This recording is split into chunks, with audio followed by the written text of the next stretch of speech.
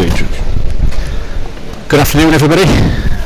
Joining us live from the 2025 Ribblesdale Classic. And after an excellent introduction from competition organiser Josh Mordew, games are now very much underway.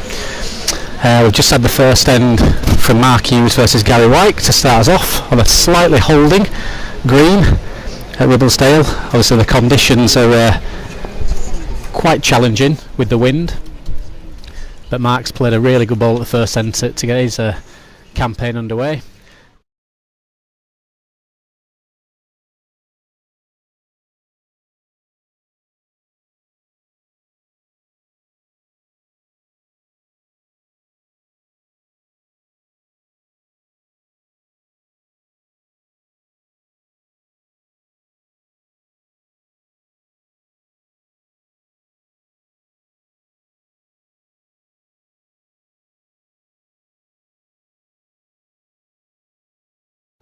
Lost a bit of sound.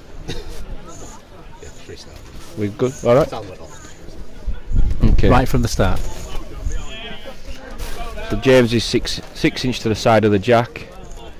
Callum announced a strike. John Edmondson, the referee, on the scene. He struck. Seems to like it. He's got it. Whoa, John with a diving save in the corner. Well, I've never seen that before from a referee, Thomas. Well, wow. I have no words. What a start.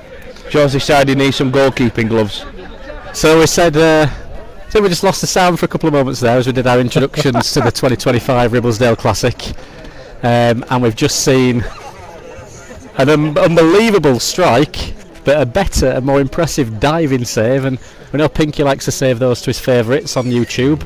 Sure, that's another one for the catalogue. That's why they're paying the big bucks, Thomas.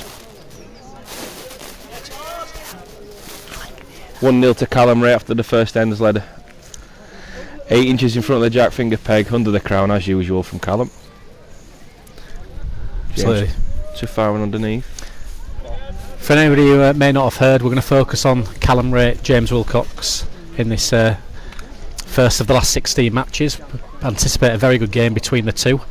I think had the green been playing like many greens have the last couple of weeks, it could have been a lot of balls going everywhere, but there's been a bit of water on it. We've had a bit of rain in the last 24 hours and it's quite difficult to see, but it's very, very windy over here on the top near Clitheroe. So good balls need to be very much appreciated. Joe Cranston's just made his way to the green against Josh Brown in the third first round game. And in the other first round game, the first block on the green, Gary White's now on the board. It's now 4-1 to Mark Hughes. Callum Wraight leading out. It'll be finger peg under the crown as per normal. Leading out 2-0. Where's he going through? I can't believe it. So what's your predictions on this game then, Kingy? How do you see it panning out? I just think Callum, if he gets going, is a bit of a machine, but James in these corners, in these conditions, will take some shifting for sure if he can actually get going in them. Callum will be doing his best to cut off the greener, but he's now played into James's hands here. If James can get in this end, he'll be firing it straight back into the hook corner, right into the opposite corner. Absolutely. I think Callum's been maybe a tad out of sorts by his what we expect of him in recent weeks. A couple of people thinking that maybe James is developing stronger and stronger as a player all the time. Got a good win earlier in the season, but I think this could go either way. This match for me, it's there's nothing in it. The bookie had Callum slight favourite at 8-11. James is an even money shot. The bookie looking right at the moment. 3-0, 3 ends in. James won't be too dissatisfied. He had one struck off the first end, running the back of Callum the second end. And Callum's just beaten about a foot and a bit ball there, so he won't be too dissatisfied at the moment, but he'll want to get him pretty soon. Absolutely, yeah. Weather this early storm, keep it to ones, try and get the block and stretch his arm out a little bit. Fourth game in the first round, just entered the green now. Jack Hargreaves playing Stephen Gilroy of Cross Gates with the rat laid a good un on the first end, one to the rat, so he leads out 1-0. Well, I'll call it early. Jack Hargreaves is my little tip today. I think he's playing well. Won a competition in Chorley recently. However big that competition is, I'm not too sure, but still any win's a big win. It'd be a marvellously good pair to qualify, Thomas, I must admit. Well, you've got the stat block, Kingy, and you could talk me through all those. I got a really good 12 against him, but less said about that the better, I think. He seems to have found his love for the game again. He's got a little bit of a spring in his step, as Jack, what I've seen of him recently, and I could see him going the distance. He has won comps before. Top draw player, Jack Hargreaves, very underrated, natural player. He'll play these little round pegs all day with Stephen, I imagine. James just laying shot here. Won't want to knock him in. Yeah, he's played short. Yeah. So he'll take the one and run on the board. Nice little settler, 3-1. I imagine a lead out into that far corner where Callum just come from, which he is doing on the finger.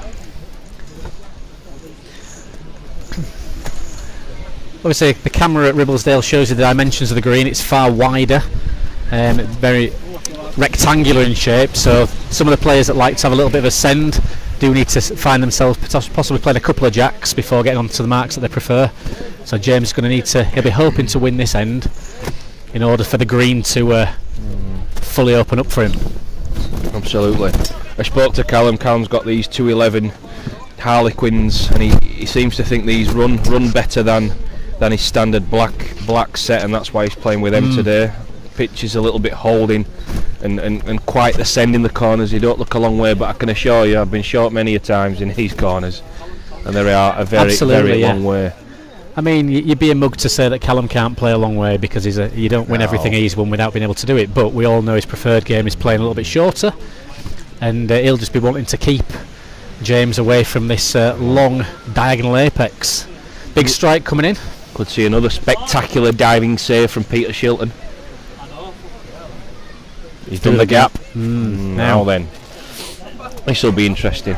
James will fire it straight into the corner of the Josh's announcement hut in the corner there near the tee hut. What do you see him coming in on the finger peg bottom side? Or finger peg under the crown it'll be. Finger peg under the crown. He won't play thumb. Thumb a little bit more difficult than it is finger. Let's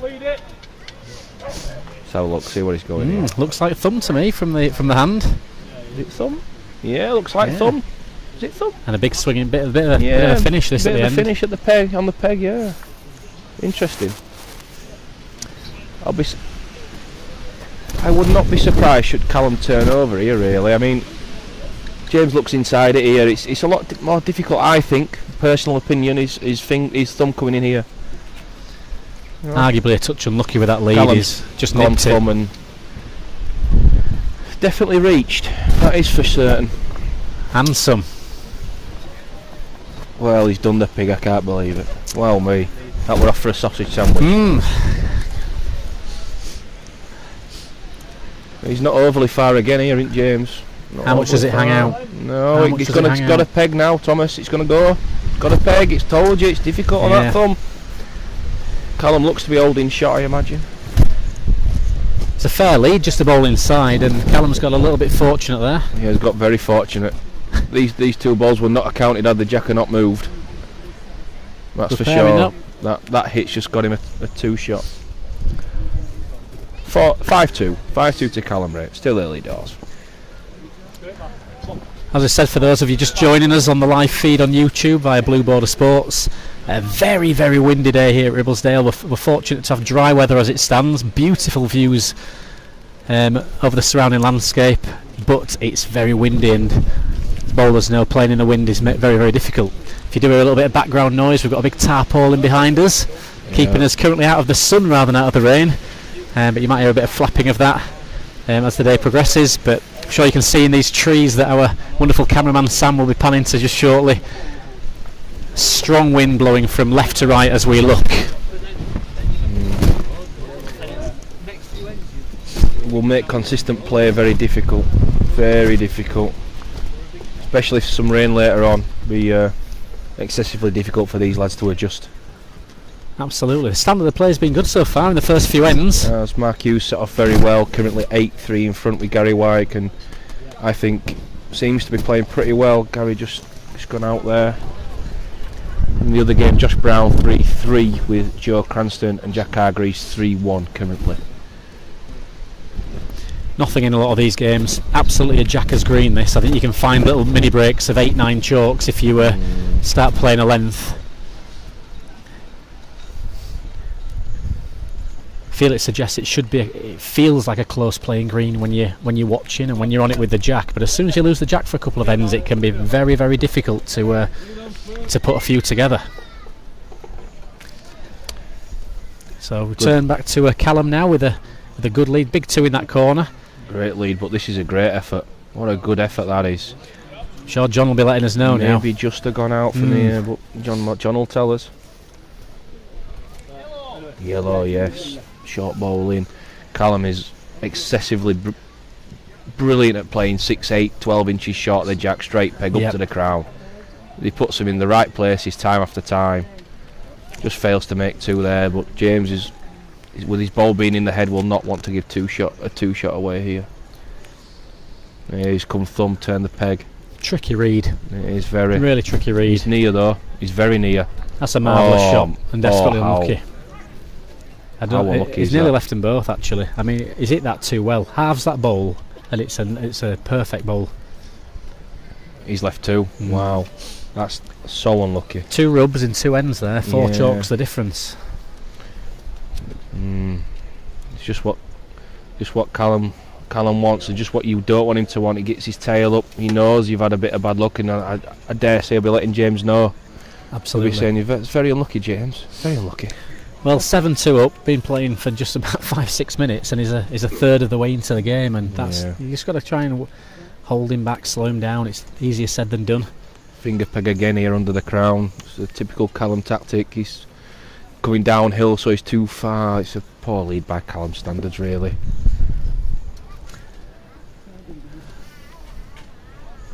So first question for you then, Juan, looking at the field today, the 16. Yep. Very, very heavy crossgates contingent. Obviously our friends from the other side of Leeds. What do you think's in that then? We know the top players, but is the green in their favour? Do you think it's personally speaking, I feel like the green is not dissimilar to crossgates in the way it sets up. It's slightly more rectangular than crossgates, but the crown seems to be similar. It's a close-ish playing green, just like crossgates, and a lot of crossgates lads play off the crown, especially when you go there and you play in the Murfield League and such like. A lot of them play off the crown, and this green definitely suits for that. There's a lot of little swinging marks where they peg 2 and 3 feet, which will suit the likes of Mark Hughes and James. Well, memory serves me right. I think Mark Hughes is a previous winner. Yeah, Mark Hughes. Gaz Lally last year, just losing in the final. Obviously, you were there for that one and commentating on that. Yeah, that's correct. Mark Hughes won it in 2022, beating Gareth Coates 21-18 in the final. So he's got the proving credentials on here, albeit may or may not be playing as well as he once were.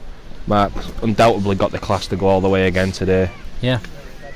And certainly one of those greens where once you get your length and you're playing a reasonable mid-distance, you can constantly put them close. But turning over's tricky, playing a runner's quite tricky. Yeah, that's why it suits, because when the crossgates men play off the crown a lot, the turnovers on here look relatively simple, but they do deviate both ways. It's not as simple as thrutching straight at it or just throwing it off the crown. They do come up, they go down. There's a lot of deviation in the turnovers. They look easy, but they're certainly not easy. James now leading out at 7-3 down. Waited to get the corner finger peg. Seems to have let this go a little light, but no, it's too far. I've got it wrong. When he started walking after that, I thought it were a little bit. Yeah. I don't think he feels like he didn't send that, but is he yard too far? Tricky that top corner. You've got to get them all the way there. You're sending, send, but there is 4 foot of trail if you do get past your pig. Yeah, there is. Especially if you get underneath. Nothing for outside. Callum will take that all day long there. It's a good ball. This looks a better length. Length ball. It's just giving up. To stop, I think. Just giving up. Is it giving up? Yeah.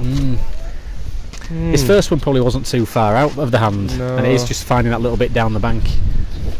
Callum playing positive. He's playing very positive. Wow, he don't want to hit the pig. Doesn't want to hit the pig. He's hit the pig. Wow, well, that's almost evened it out. From earlier on. That's for a man that's won as much as Callum has. I'm gobsmacked with that ball there. He'll be fuming. Maybe you're going for the second. You want to be there. Yeah. You don't see yourself knocking it through, but he'll be fuming there because he knows that allows James onto his mark. He knows he's going to go in the corner, and he would have been coming finger peg to a mark he's not lost on currently in this game, just over the nib of the crown there.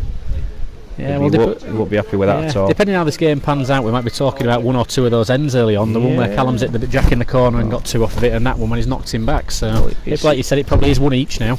Like 7-4, and there's been a couple of rubs.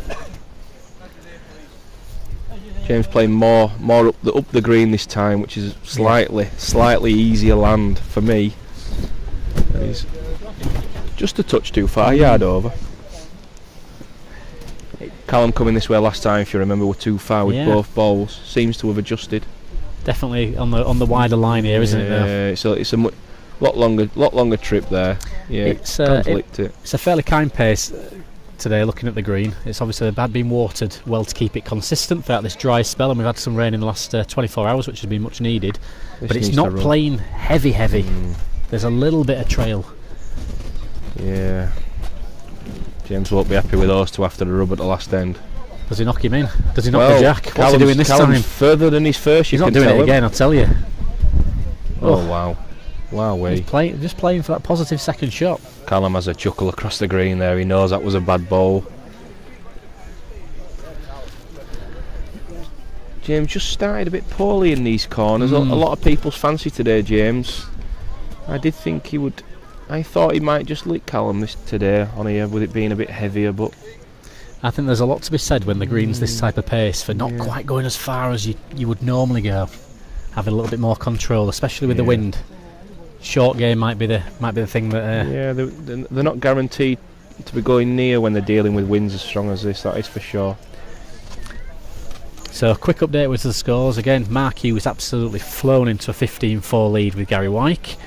Callum Wraight 8-4. That's the featured game of these first matches. We expect a tight game. Josh Brown also leading 8-4 against county colleague Joseph Cranston, and Jack Hargreaves with a very positive start too against Stephen Gilroy.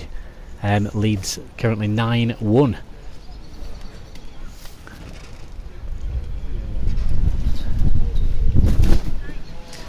A lot of players hoping to grow into the day, but you can easily get left behind in a big competition if you don't start well. You've got to get through this first round. You can get into your groove a little bit then.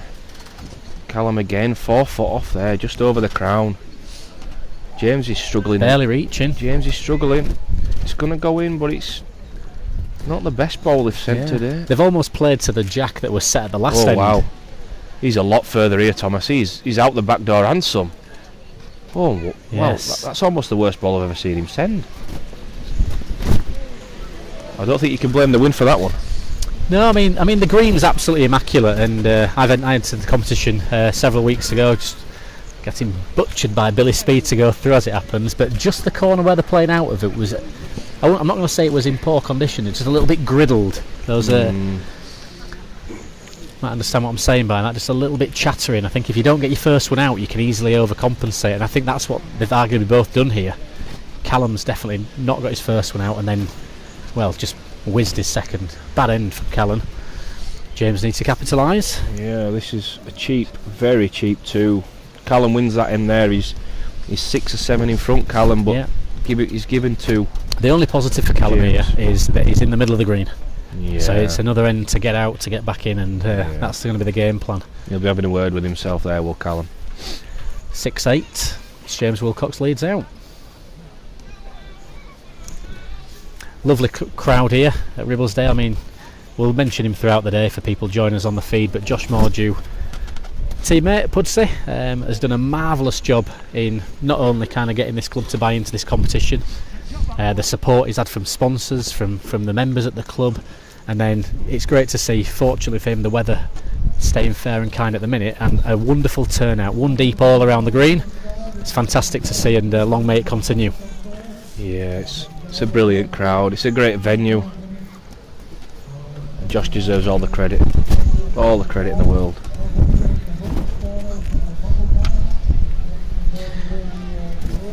Does show what can be done with the game, though, can it? With the right people involved and pushing it on in terms of effort. I mean, the unpaid hours that Josh puts in is absolutely phenomenal, and probably goes as far as saying his own form probably takes a little bit of a dip at this time of year for 3-4 weeks at least. Everybody follows online on Facebook on his write-ups. He keeps everybody well informed, and he's gone one further this year with a bit of a predictor league as well, which I think's been well backed.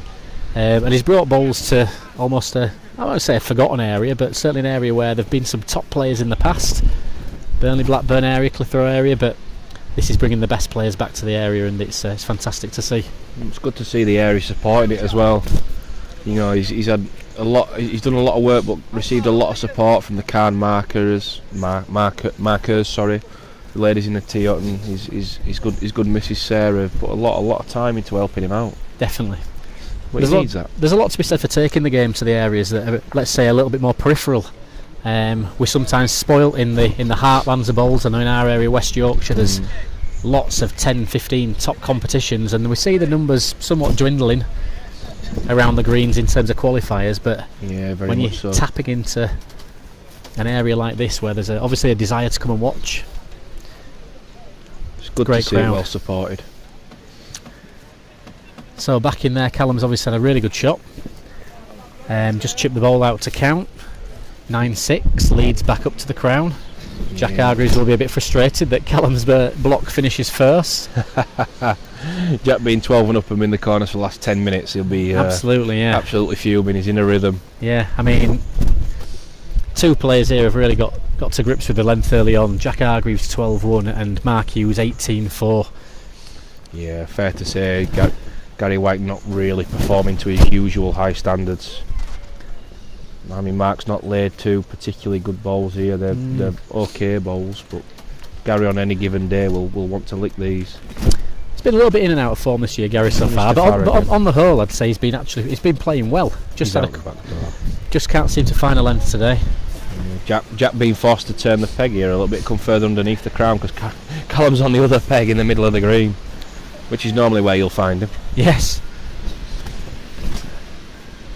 James struggling. He's struggling. He needs to run. Might just get on the tight side. Is it just getting on the tight side? Oh, he's just wobbled it's back straightened up a bowl, hasn't it? Callum chuckling to himself there. I think it's a good bowl. He's just found a bowl inside. Again, maybe a hopeful reach is what some players would have played, but he's trusted his arm, nipped it a fraction, and just found one. Callum not happy there. He thinks that should have won the end. I would tend to agree with him a little bit. What are your thoughts then, Juan, on when we think about players who are dominating an early match? Is it beneficial to likes of Mark and Jack to be so comfortable, or do you think that they'd be quite happy for their opponent to get a few and just take them around the green a little bit? It's an interesting one. I mean, Mark Hughes has played one mark all game here. He currently is 20 points to 4. He's not got a length in either of the corners, and he knows that if he were to play James Wilcox, he would be going in the corners. He has played just pretty well, marvellous shot. He's just played one mark, so maybe could have used the green, but he obviously respects Gary's ability enough to kill the game, of which he's done so there. Gary's dibbed out 21-4. That's our first result. I'm not a fan of doing that. I think you just win and then rely on your ability to adjust later down the line.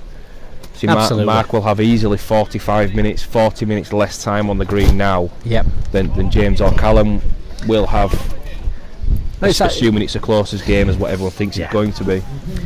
I think you ask any top player in the top 64 in the country, are you just going to get on and get off and do the job? And they say absolutely yes. And but sometimes there's a little bit in the back of your mind where you almost want your opponent to get a couple, and you're not going to give anybody any, but you want to. And meanwhile, Callum just another big strike. He's hitting well so far today. Yeah, I think also we're not playing at night. You know, if you win your second game in qualifying. You're waiting half an hour for the other game to come off, and you've won a little bit too easy. The green is changing pace all the time. We're on at 3 in the afternoon here, and he's going to be back on by 5 o'clock, I would say, maybe a bit before 5 o'clock. With him being the first game, the green's not going to change that much, I imagine. No. So you win, you get off, you do your job, you get in the bar, you have a bite to eat, and you get ready to go again the next game. And he has the ability now to watch Callum and James and see where they're playing, what marks they want to play. He'll roughly know what they're going to play, but he has that ability as well to watch what they want to do. Yeah, and he's not had to get kind of fully zoned in. I mean, he has been fully zoned in as Mark, but in terms of he's not had to really step up and get into the game. And whereas these two could have a real battle, and it takes a little bit out of you. Indeed. Mental and tactical battle for an hour. Indeed. It probably affects the two going onto the green now, two greats of the game in Graham Wilson and Tommy Johnson, more than what it would do his next game, because Graham and Tommy are going on the green now, and there's not a game close to finishing in the other three, which means they could end up being the ones that feel the detriment of that easy win more than what Mark will, really. Yeah, I know exactly what you're saying there. I think if there's two players that can cope with that, though, it's definitely these two absolute legends of the game. It's great to see Graham back playing something like again. He's had a little bit of a wobble for a couple of years, let's say, and seems to be firing on all cylinders once more. Can also confirm he's playing very, very well. Yeah, and a lot of people have been saying that who've seen him over the last few weeks. Yeah, this is a match-up between Graham and Tommy that will go back several years. I'd be very interested to know the first time they played each other. I don't know, but Tommy's definitely in his 60s now and still playing at the level he's at is remarkable, and he still remains one of the best in the game. And for me, the best running ball player I've ever seen or played against. He never seems to miss. Whereas that's the difference in the elite, and Tommy has been one of the elite for a long, long time, a former Bassmasters winner, and one of the all-time greats of the game for me is Tommy. I look at him and I think that any young player, anybody in the 20s and younger watching bowls, and don't get me wrong, there's nothing more exciting than seeing Callum bashing bowls off and running after them, and Greg's as good as anybody when he's playing well, but watching somebody a little bit more stoic like Tommy that rides the highs and the lows without just a wry smile on his face at times, and accepts sometimes that the game will go for you and sometimes the game goes against you. I think we can all learn a lot from that mentality. There's certainly times in matches when you have to ride it out, weather the storm. Absolutely. And he's definitely one of the best at that. And Graham doesn't give a lot away. There's the odd little kind of look down to his feet or tap on his thigh, but generally, again, very much in control of his own emotions. Out and out winners, but they know how to control their emotions when they're in the heat of battle.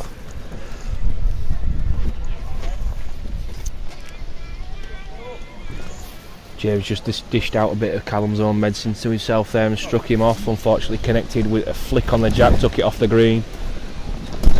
But Callum currently leading 12-7 in the game we're currently focusing on. Again, Callum back in the middle of the green, jack up call. Absolutely. I didn't quite see the outcome of that strike from James because appropriately timed to mention one of our sponsors today, Bowland Brewery. We've got a wonderful big banner in front of us, and it's just from my position behind Sam's laptop and so on, I just didn't see the outcome of that jack, but I think definitely worth mentioning some of these sponsors. I mean, the page that we've got in the booklet is phenomenal, and obviously shows Josh's efforts, but also kind of the local support from various companies. We've got Drake's Pride, Home Echo Group, Clitheroe Town Council support. I think the mayor's coming today, I believe. Oh, the local mayor will be here. Josh is in with all the hierarchy of the local council. Oh, he's greasy palms in the local council, you can tell him.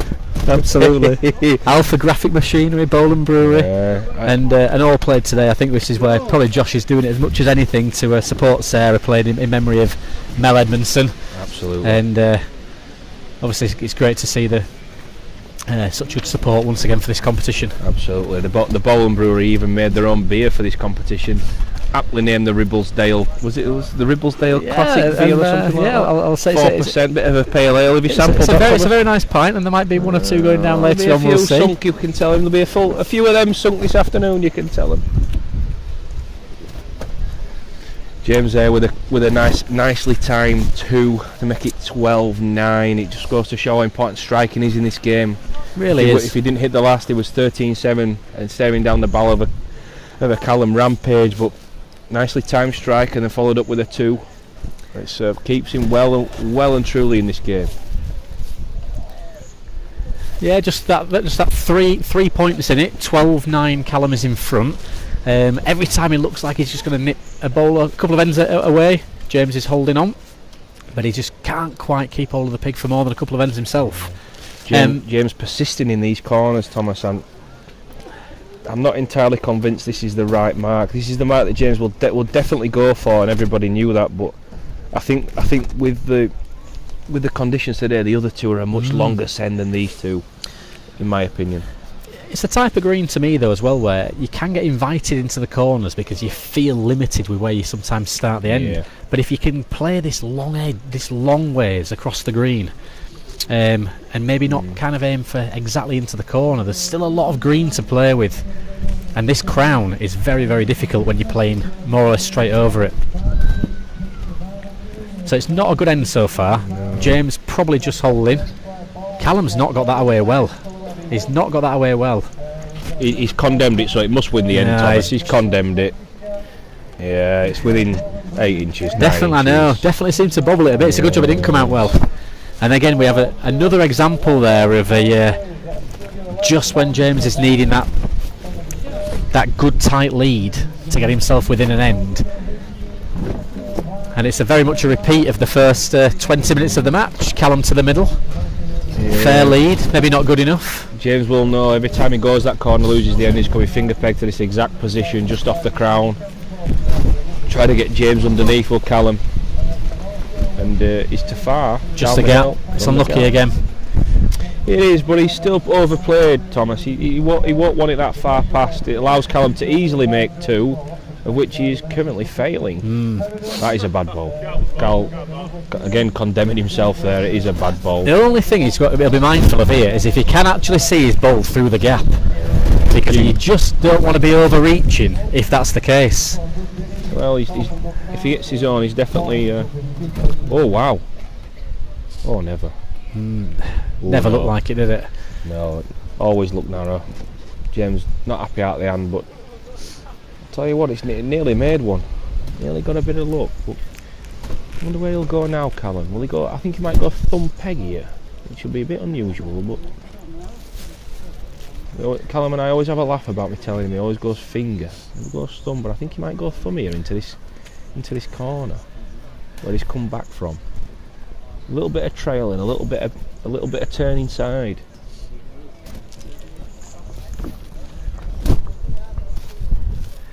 So just keep an eye on the other scores as Callum contemplates what to do next. We've got Tommy Johnson, just early days, we're against Graham Wilson, 3-1 up, playing the far edge in front of the church. Callum 14-9, that's our feature game for this first half an hour or so. Josh Brown 15-9, but Joseph's just bowled in there, so it could be 15-10. 15-10, which just 1 to Joseph there. Yep. And Jack Hargreaves very much in control, 14-6 against Steve Gilroy, and lying 1 with a second one to come in. So looking like Jack's doing what he needs to do. And going back to my early conversation, just with Stephen scoring a few, just having a chance just to feel around the green a little bit more. Yeah.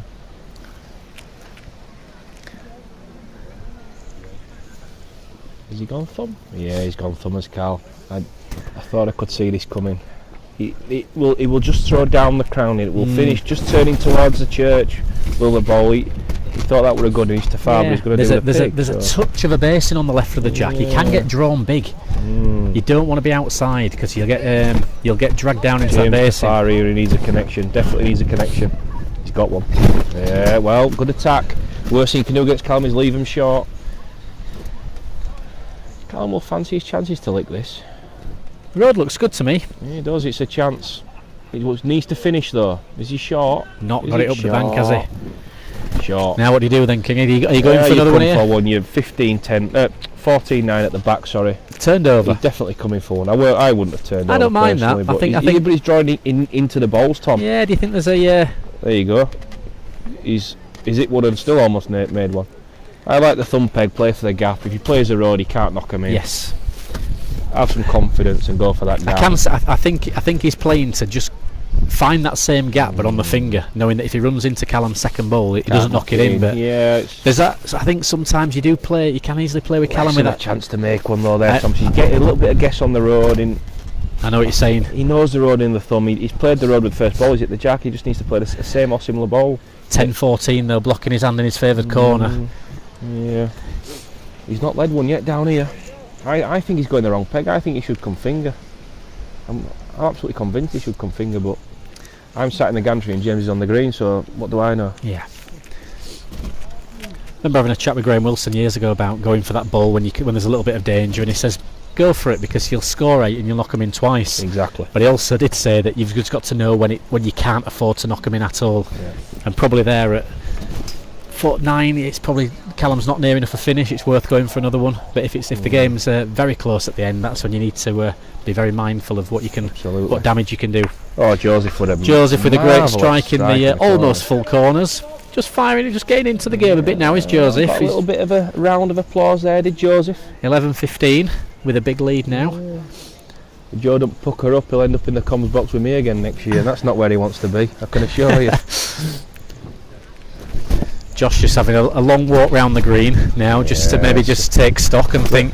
A little bit of the Griffin gamesmanship going on there, I think. I don't mind seeing that. I think it's one of those where Joe's getting his chest out and getting into the game, and I think you just want to say, just bide your time. If you're going to take over me, it's going to take you 10 minutes to do it. Oh well, EP's coming on to tell Callum who's on here, and I dare say, it could be a measure. Well, he's saying that James is on. Callum looks done. James is not having a look, he's gone. Oh, so James is off for a protein shake now. And a Mars bar. John Edmondson coming on. John's got good eyes, and more importantly here, Callum will trust him as well. One down. Well, he's an effort here, is Carl Paul. This is a really good ball for me. This is a great ball. Devilishly good ball. Great ball.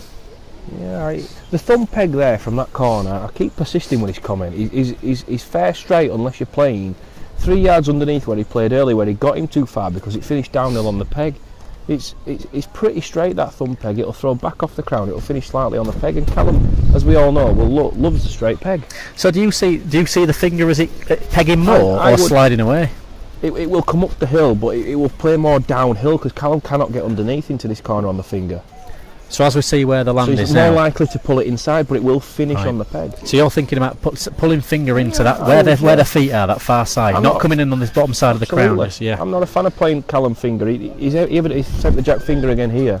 He evidently wants to play finger a hell of a lot, but I think that's the peg to play that mark corner, unless he comes shorter and plays a downhill finish on the peg, and get these big coloured balls of Callum's going downhill a little bit. But there ain't any downhill to where he stood there. What's he now? Is he 15-10? 15-10. He's every time he's got the jack, we've gone for the same mark. He's gonna, if he don't figure this out quickly, he's going to end up running out of time. I don't think either of them are particularly comfortable with how they're playing at the minute. No. Callum's not playing that well on his short marks, and James is playing all right, but just leaving a little bit of wiggle room for Callum to get in. And the game plan. I mean, Callum's going to be quite happy. Just let the game plan play out now. He's going to finish winning 21-17 if it carries on like this, or a bit better. But absolutely. James might need to do something a little bit different if he's going to give himself that chance of breaking the rhythm. Callum's laid a 4-foot ball here, and James is 5 foot off at least. It's frustrating sometimes having to wait, isn't it? Having to wait. You just want to stand on the mat. It just disrupts your rhythm, doesn't it? Of watching the ball. Either. It's not a good ball there. It's just uphill, straight peg. Either of these two playing well would put at least a bowl apiece inside that one. I know it's a better ball at 15-10 up than it is when you're 15-10 down. That's exactly right. And still, again, they're not coming out of that corner just quite as well, the bowls. A little bit of bounce on them. This is an effort at least. It's reached. And he's just limped over the top. Yeah, needle leg. I don't think these two are definitely going to have to improve to win. Absolutely, this. There's no debate about that. So Jack Hargreaves 21-7. Played well as Jack. Pretty comfortable victory for Jack. He played nothing but round pegs in the qualifier. Played a bit of that here, but seems to throw Gillers into the corners. Reiterate my comment at the start of the day. It was my little tip if I was going to go for somebody, but there's obviously top field and there's a lot of balls to be sent. Plenty of balls to go yet, Thomas. I know. I used to be collecting your don't worry. I don't give my money to Duncan. I've told him that. There's only one man goes home smiling at the end of a bowls competition. So a little bit of a break in play now as James calls a long tapes. Josh Brown gets his jack back, and we wait for Tommy to make the long walk into the far corner. I think this is a bit of a somewhat of a ambitious long take for me. It looks a mark, does this? So a little look down to there he is, the main man, Josh Mordew, welcome his father onto the green. Chris has said several times he wants Josh to take over him as number one in the family, but he just doesn't seem to want it. Chris seems to keep getting through and keep winning things. Josh has found his competition organisation admin, captain at Pudsey Bowling Club. I think he's a better organiser than player now, personally. I think it's worth mentioning though for everybody who doesn't play at the same club as Josh, he gets everything out for the Ribblesdale Classic weeks and months in advance, but can't get his team out until the couple of days before selection. When you're having tea on a Tuesday afternoon, you don't know whether you're going home away or you're going to Dodworth or Brighouse. It says a lot if Simon Metcalf and Dean Scarth are better organised than yourselves. He needs to be sacked. Oh, James short again here. Short yeah, we now, picked back up there, down. so this game is just slipping now from James. Yeah. There's been just a little bit of stop-start, and I said this could happen when Callum played that good ball in the corner. He's not got a lot of time now to have a go at something a little bit different. 18-10, and should it play out as it is, Mark Hughes, Callum Wraight, it's a very intriguing match. It is. I don't think we're going any further than 25 metres, Thomas. From what I've seen here today. I think with Mark Hughes, when he's playing well, he can put them really close. He doesn't just leave it; he stands them on top of the pig, and that's where striking obviously comes into play a little bit. But a couple more ends of this game yet to see if that's an outcome. Callum 7 inches to the side of the jack here, finger peg. Little bit of finish there, a little bit of finish on the peg as well, which is what he wants. He wants a little bit of deviation from the straight line. The usual Callum bowls a foot to 18 inches off. James has gambled here. He's gambled for the pig. He's close. He's close. No, he's missed. That's a gamble, and it's not paid off. That's 20, all but 10 now. And for me, what do you make of that shot then? Do you think? Well, I think he's 18-10 down. He's thought, well, the time is now. I think there's a bit of frustration there probably, but I'm tough not shot sure when, it's the right when shot. it's just a solo pig and you're playing on a peg as well. It's a very hard. He's playing hard read. Throwing down the crown as well, and if anything, was always going to miss big, albeit only just. Yeah, Callum, just in full show boat mode now. But he's feeling a few now. He's just feeling a few. You can smell blood. There's blood in the water here for Callum. James Tafar again here. Needs a collection, and he's flicked it into probably a worse position, but does have the back ball. That's his only option now. Callum plays so fast. I do wonder what has he stood on the mat and thought I'll play there, because he's thinking he's so quick. He's thinking he's so quick. Callum not happy with that one.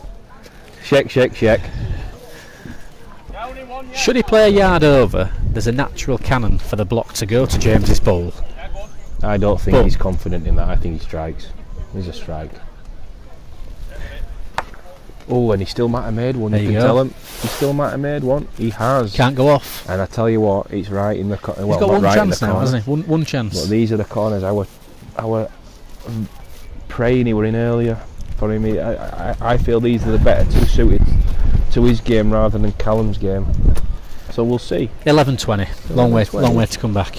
10 chalks on here. It's been done before, but meanwhile, if we just drift over to Tommy Johnson, just quietly ramming him on, playing 3/4. He's varied the length with Graham last couple of ends. I've been watching out the corner of my eyes. We focused on Callum and James, but he's played a little bit longer, a little bit shorter. Just got Graham playing a bit of a reach there, but Tommy Johnson goes 10-2 in front. Yeah, you'll always find Tommy with his sambas on somewhere near the corners. Yeah, just shuffling away. Absolutely. Top class player, top draw player. I mean, speaking of, I can't speak on behalf of Tommy and Chris Mordew and so, but having chats with them, so they'll be quite happy with the pace of the green today.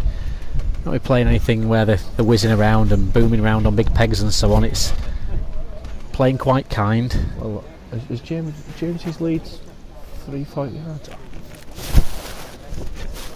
You see, playing these corners, it allows him to play on the thumb. It allows him to play on the thumb peg, and it allows him to move the jack round. So back to James and Callum. So James's first bowl's a good 2, nearly 3 yards to the side of the jack. Callum's thrown his first off. Good second from James. Callum's not short again. Taking a little bit out. Does it hold shot in the back door? It looks a good ball to me, and it's fallen in, and it's kicked in. Game over. Game over. It's probably didn't quite have the fireworks we were hoping for that game. It was both players playing maybe not where they needed to be. Callum's certainly happier to progress. Yeah, James won't be happy with that. James knows he's better. He's a better player than that, and I think Callum will also suggest, or will certainly think there's plenty more left in the tank there for him. Absolutely. Final score: Callum Wraight 21, James Wilcox 11.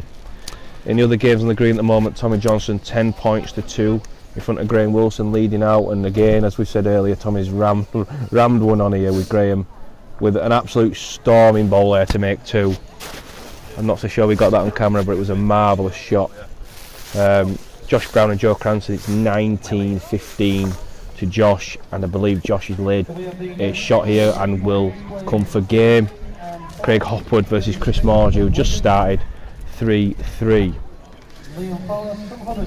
Yeah, look at that ball there from Graham Wilson. Absolute class. And Tommy's had a great start. 10-2. Lane one. Willie's just short. And then a perfect yard over. Old school ball. Props it out. 4-10. Yeah. And backs it up with a lead. Suddenly this game's looking... And it was a yard over, Thomas. It was, a lot of people when they say they're going to play a yard ended up playing 3 and 4 yards. That just nudged it 18 inches, far enough to make 2. Marvellous ball. So Graham's let out his thumb along the long edge. Slight falling mark. A little bit of a length needed. Good ball from Tommy. Just tickles the jack. Tommy looks in the zone today for sure. Yeah. We've not had much coverage of this game, but Thomas and I can definitely confirm he's playing very near at most ends. Is Thomas? He is. I'd love to be in Willie's ear there and just say to him, what's he thinking behind this mark, Graham? Because Cal, out of 10. How do you play there, Cal?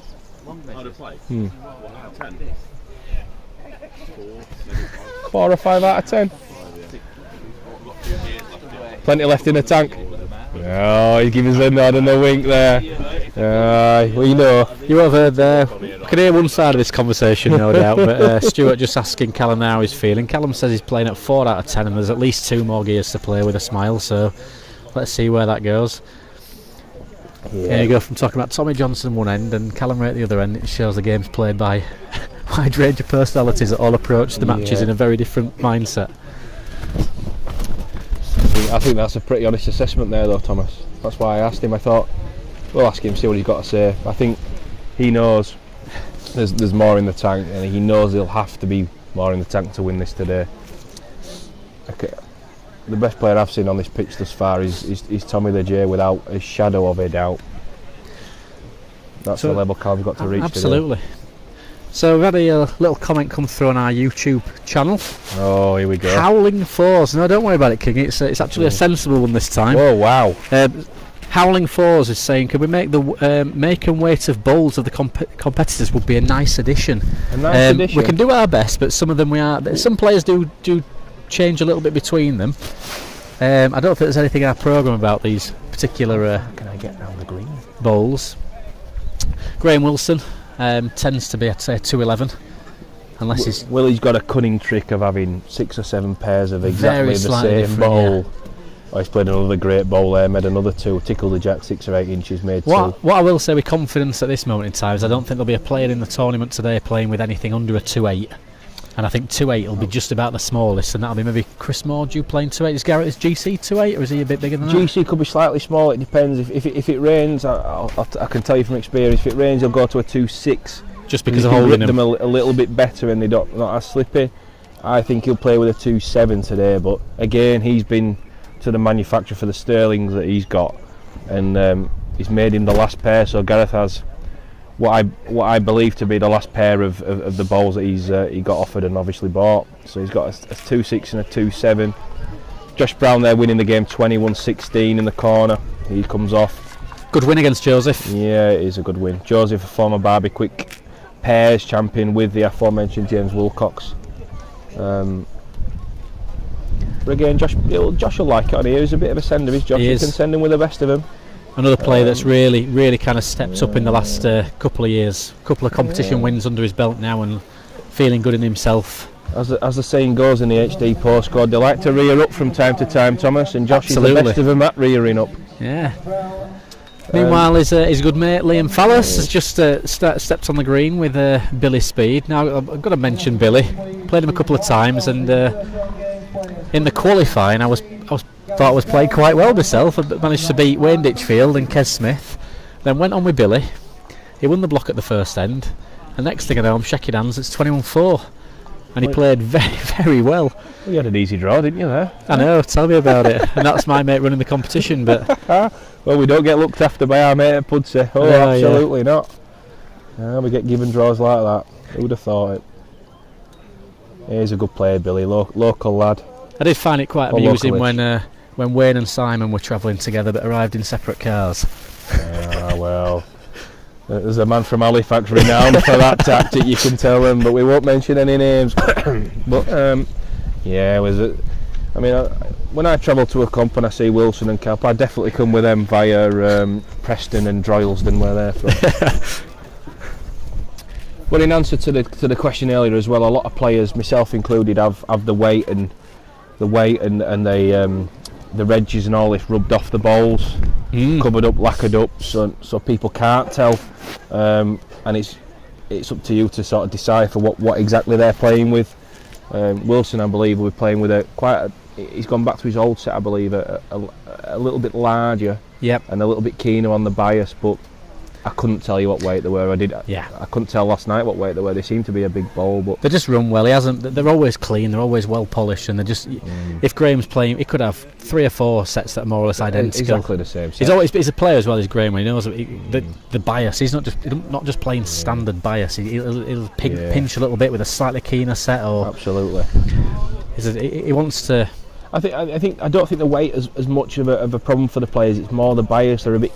They're a little bit keener on sorting that side of things out. I mean, Callum plays with a 211 yellow Harlequin, like you've just seen, and he's got them for the running, which is unusual because the rest of the guys, Simon Calps, Graham Wilsons of this world, they have multiple sets of the same ball with a different bias in.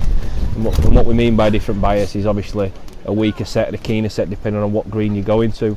This will probably suit a slightly keener ball. That's my excuse for never winning on here anyway. You want to ride that steepness of the crown in the middle of the green. Absolutely. And you'll see there from when Callum played James, he was playing him under the crown or slightly across the crown, and there was always a little finish with a touch of bias in, and he got James consistently underneath a touch there. But I think one thing you will tend to see though, those players that do swap between a couple of sets, they're often very similar, often the same brand. So if it's Drake's Pride, Taylor's, but there is one man who's an exception, and that's just who's in front of us now, Chris Mordew, he can go from a 2.6 Taylor's to a 2.9 Drake's. He just had to build an extension, hasn't he, for the amount of sets absolutely. I know. He almost. I've spoken to him several times. He says actually when he's going through, he sends a lot of balls. He plays a lot of league balls, a lot of competitions. He says sometimes he just does it to tune himself in a little bit more, get himself thinking a bit more about what he needs to do, rather than going through the motions and just sending balls for the sake of it. It gives him that extra little dimension that he has to concentrate, and it's probably about as successful as anybody can be in the game is Chris, and just adjusts his bowls and plays with different sets, and he's also got a marvellous memory for knowing what everybody plays with. He knows everybody's set. He'd be the ideal man to have up here with us if you want to talk about what bowls people are playing with. If we can get down later on, we can go and have a word with a couple of players, and we can get a bit of insight for you guys if you like. Let us know in the comments if that's what you'd like for us to do, and I'll see what we can do. John with another diving save in the corner. Someone get this man in goal for England, or rather Man United, because they don't have a goalkeeper. It's not often a referee from bowls is going to go on with grass stains on his knees, is it? You know what I mean? No, I mean, well, it'd be better on this cricket outfield. I've seen some of the fielding out there today, and it's questionable at best. Pink, if they're watching these cricketers out the window, which one or two of them are, they might be signing him up. Yeah, it's no one yet to play consistently well. Tommy the J definitely playing the best I've seen so far. Absolutely. But Craig Hopwood and Chris have started pretty darn well, really. Yeah, Mark Hughes was marvellous, but you would say that Gary underperformed and didn't compete. Sure. Gary won't be happy. Whereas Tom is playing very well, and Graham is playing something like. Absolutely. We'll be interested to see how Gareth Coates and Ryan Clark start as well, because Gareth's obviously in the spell of his career so far over the last 18 months, 2 years, he's become a prolific competition winner. Seems to be winning something once a fortnight now at least. They're big competitions. They are, the Yorkshire Merit is as prestigious as it gets for any Yorkshireman, and then they followed that with Isle of Man wins and Autumn Waterloo wins, which, as we all know, is pretty much, bar the champs and the All England, is pretty much the triple crown for the bowling fraternity, really. Those comps. Gareth is playing an astronomical amount of bowls now, and he's reaping the rewards of that. So Tommy Johnson 15-6 with Graham Wilson.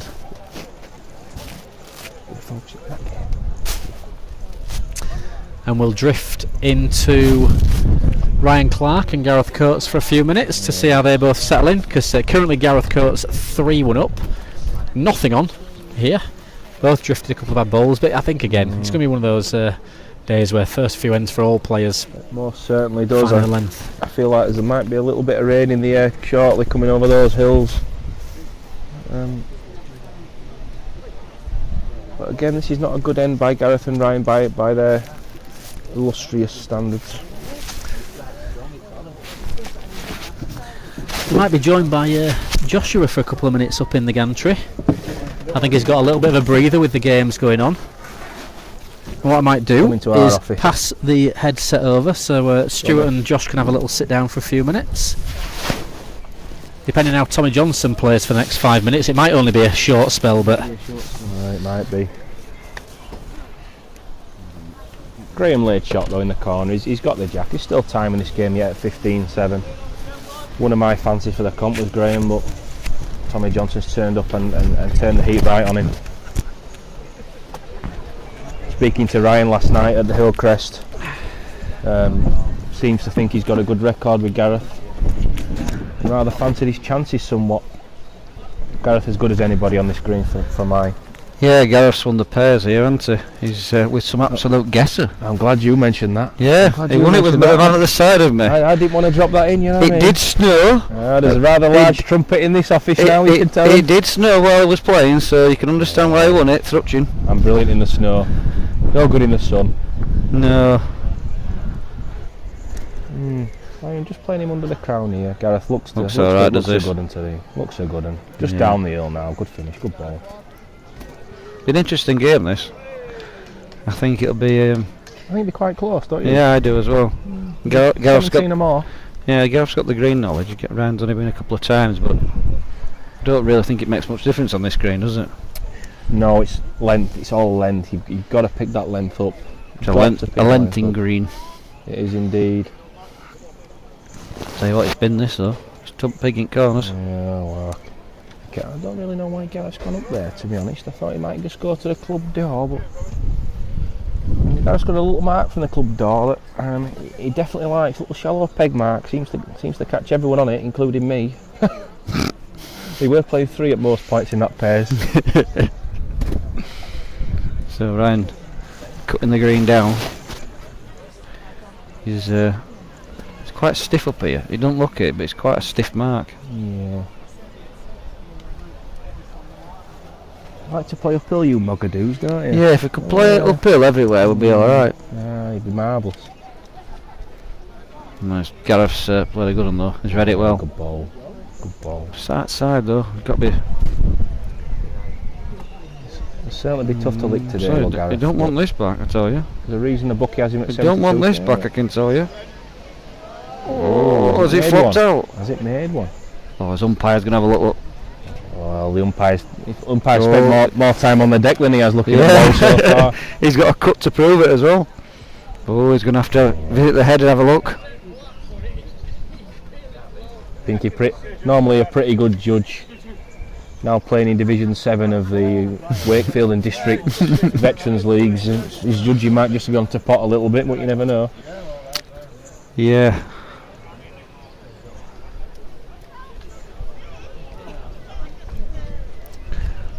Well, there's a good crowd on, Stuart, isn't there? Yeah, we've mentioned the crowd. It's we've got people here from all over the show come here to watch, and it's brilliant to see. It's a credit to yourself and all those involved.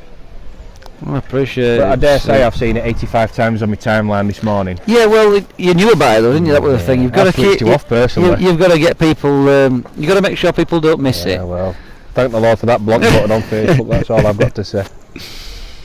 Well, don't worry, I'll get to you somehow. WhatsApp, Instagram, Facebook, email, you name it. You've got a message from me.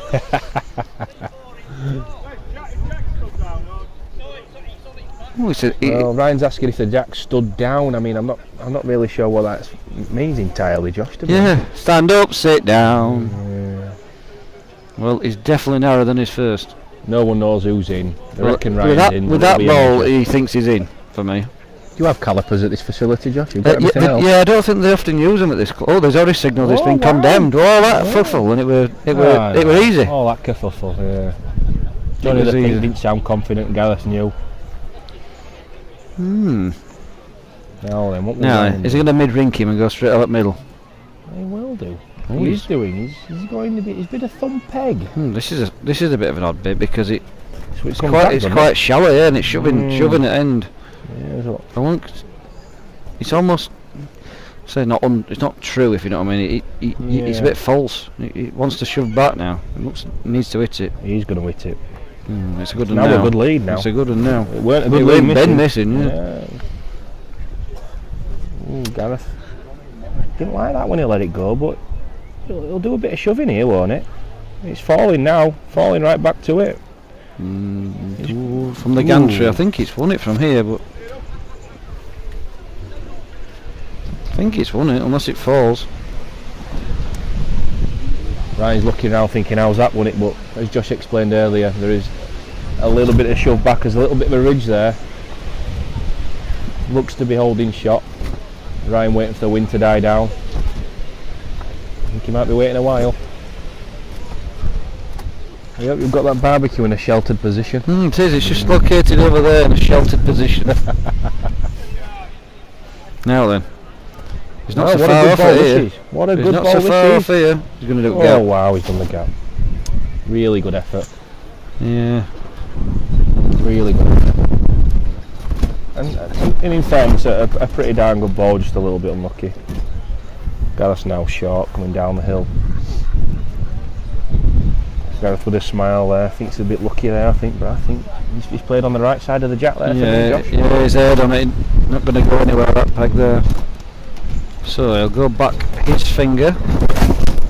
He's getting blustery and they're all scuffling over here. Oh, it's a bit wobbly, we can tell him. It's not as dangerous as last year when it was thundering and lightning, but... Where's the blame? There's a claim, Josh? Well, we'll all go down in one if it does go down. Anyway, interesting he's gone to this side towards... Well, what did I tell you earlier? Yeah, you did. This again is quite a shallow mark. He just go through that bit of a trolley and it looks like it's going to peg a mile and then it doesn't. He just napped him short here.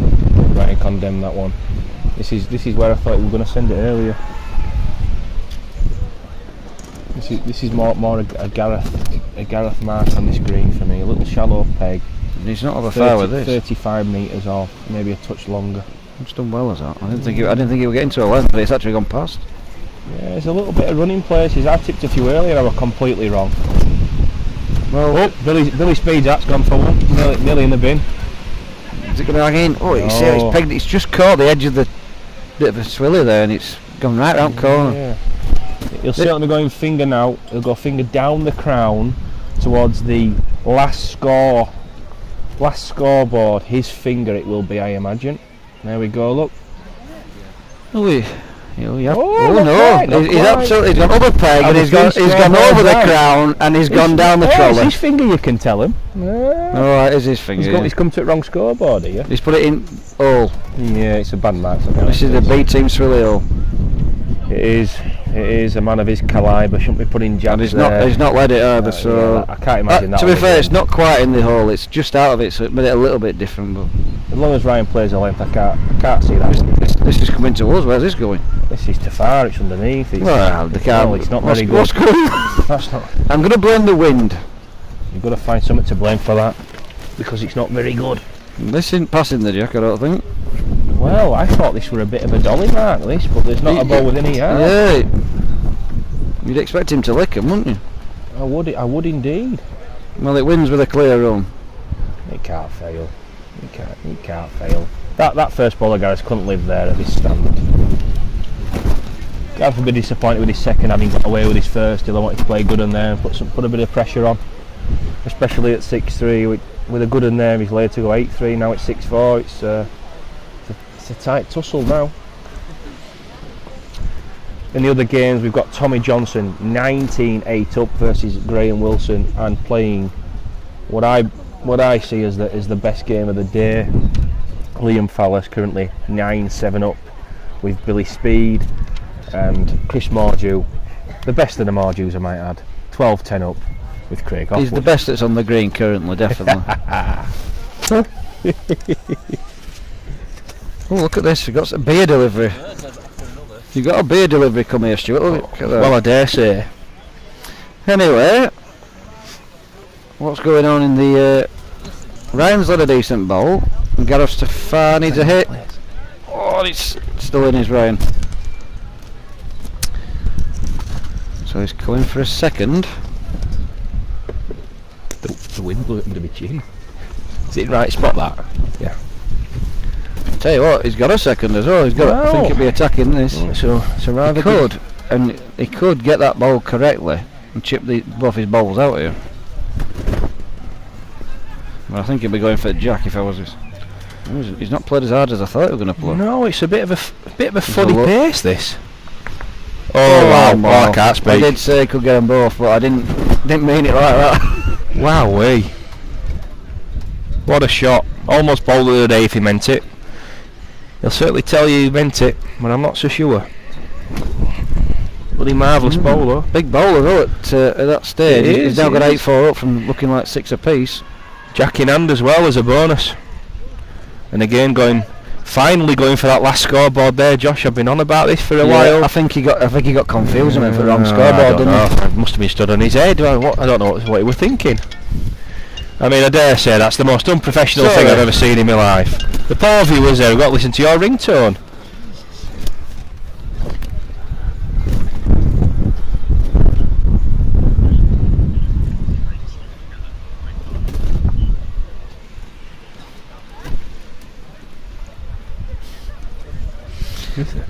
Well, did you get a phone call there from Callum Wraight while I'm on the commentary? It's not very professional, but you know, these things I had to do sign language. I had to do sign language. Courtesy led out to where I thought we were going to play about 15 minutes ago. It's a good jack because he's landed it. Yeah. He's indeed a good jack, and he looks to have a decent ball. Is it going to stay on? Is it going to stay on? It's a good ball now. It's actually a bit of an uphill finish there, so you can't. If you do know, you can just about. It's a good ball for me. I'm just going to say it's not reaching, but it won't win it. It won't win it. It just saves. Right, I'm going to leave you all. I'm going to hand you back over to Thomas. Let's get some professionalism back in this commentary shed, please, if we don't mind. So I'll see you all later. Bye bye.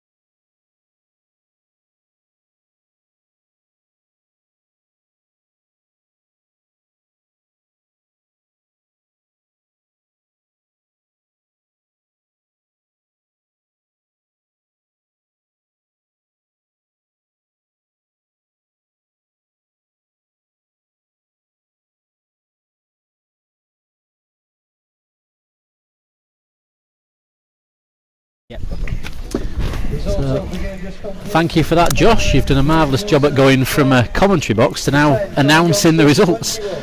So Tommy Johnson, well, convincing there against Graham Wilson, 21-10 I believe it was. Turn me off.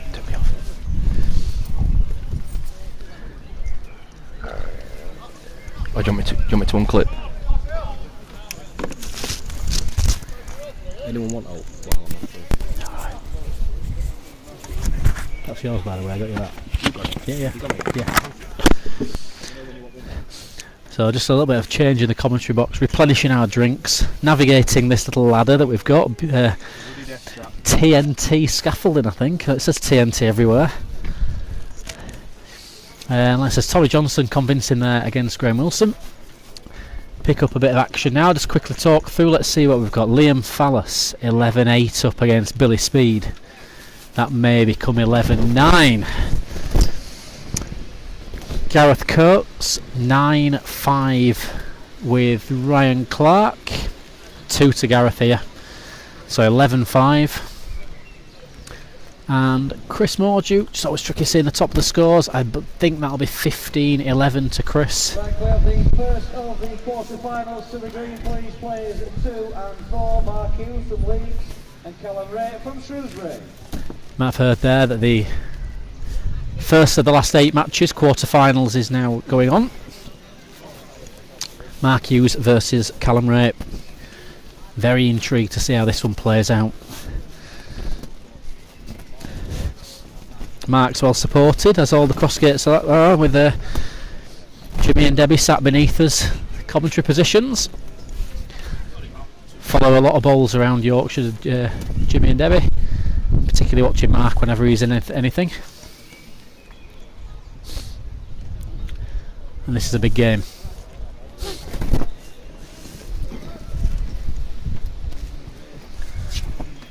The wind hasn't settled. Trees near the churchyard still rustling very much, and it's making it difficult for players. I've just had a little chat with Dave Scott inside, and he says, well, to be honest, he wasn't impressed by the quality of bowling. I says, I don't know if you watch a different competition to me, Dave, but they seem to be playing quite well considering the conditions. He'll be obviously wanting Graham to do well, good friend, teammate for many, many years at Lower Hopton.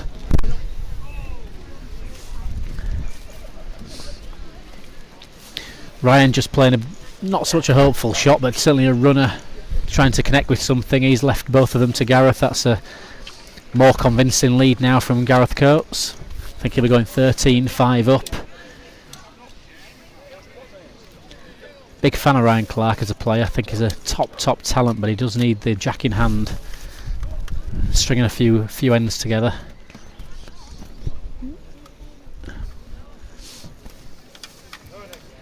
Just a reminder that losers in the last 16 will receive £175, and those who reach the quarter-finals will be guaranteed £325. The semis then get £550, with the runner taking £1,000, and the winner taking on the trophy and £1,600, as well as a place in the champion of the champions. So as the play continues, we're going to take a little opportunity to have a little breather from commentary. Feel free to leave your channels running on your TVs, on your screens, iPads, phones and devices, because we're not going anywhere. Take a short breather and we'll pick up the commentary in 2 or 3 minutes.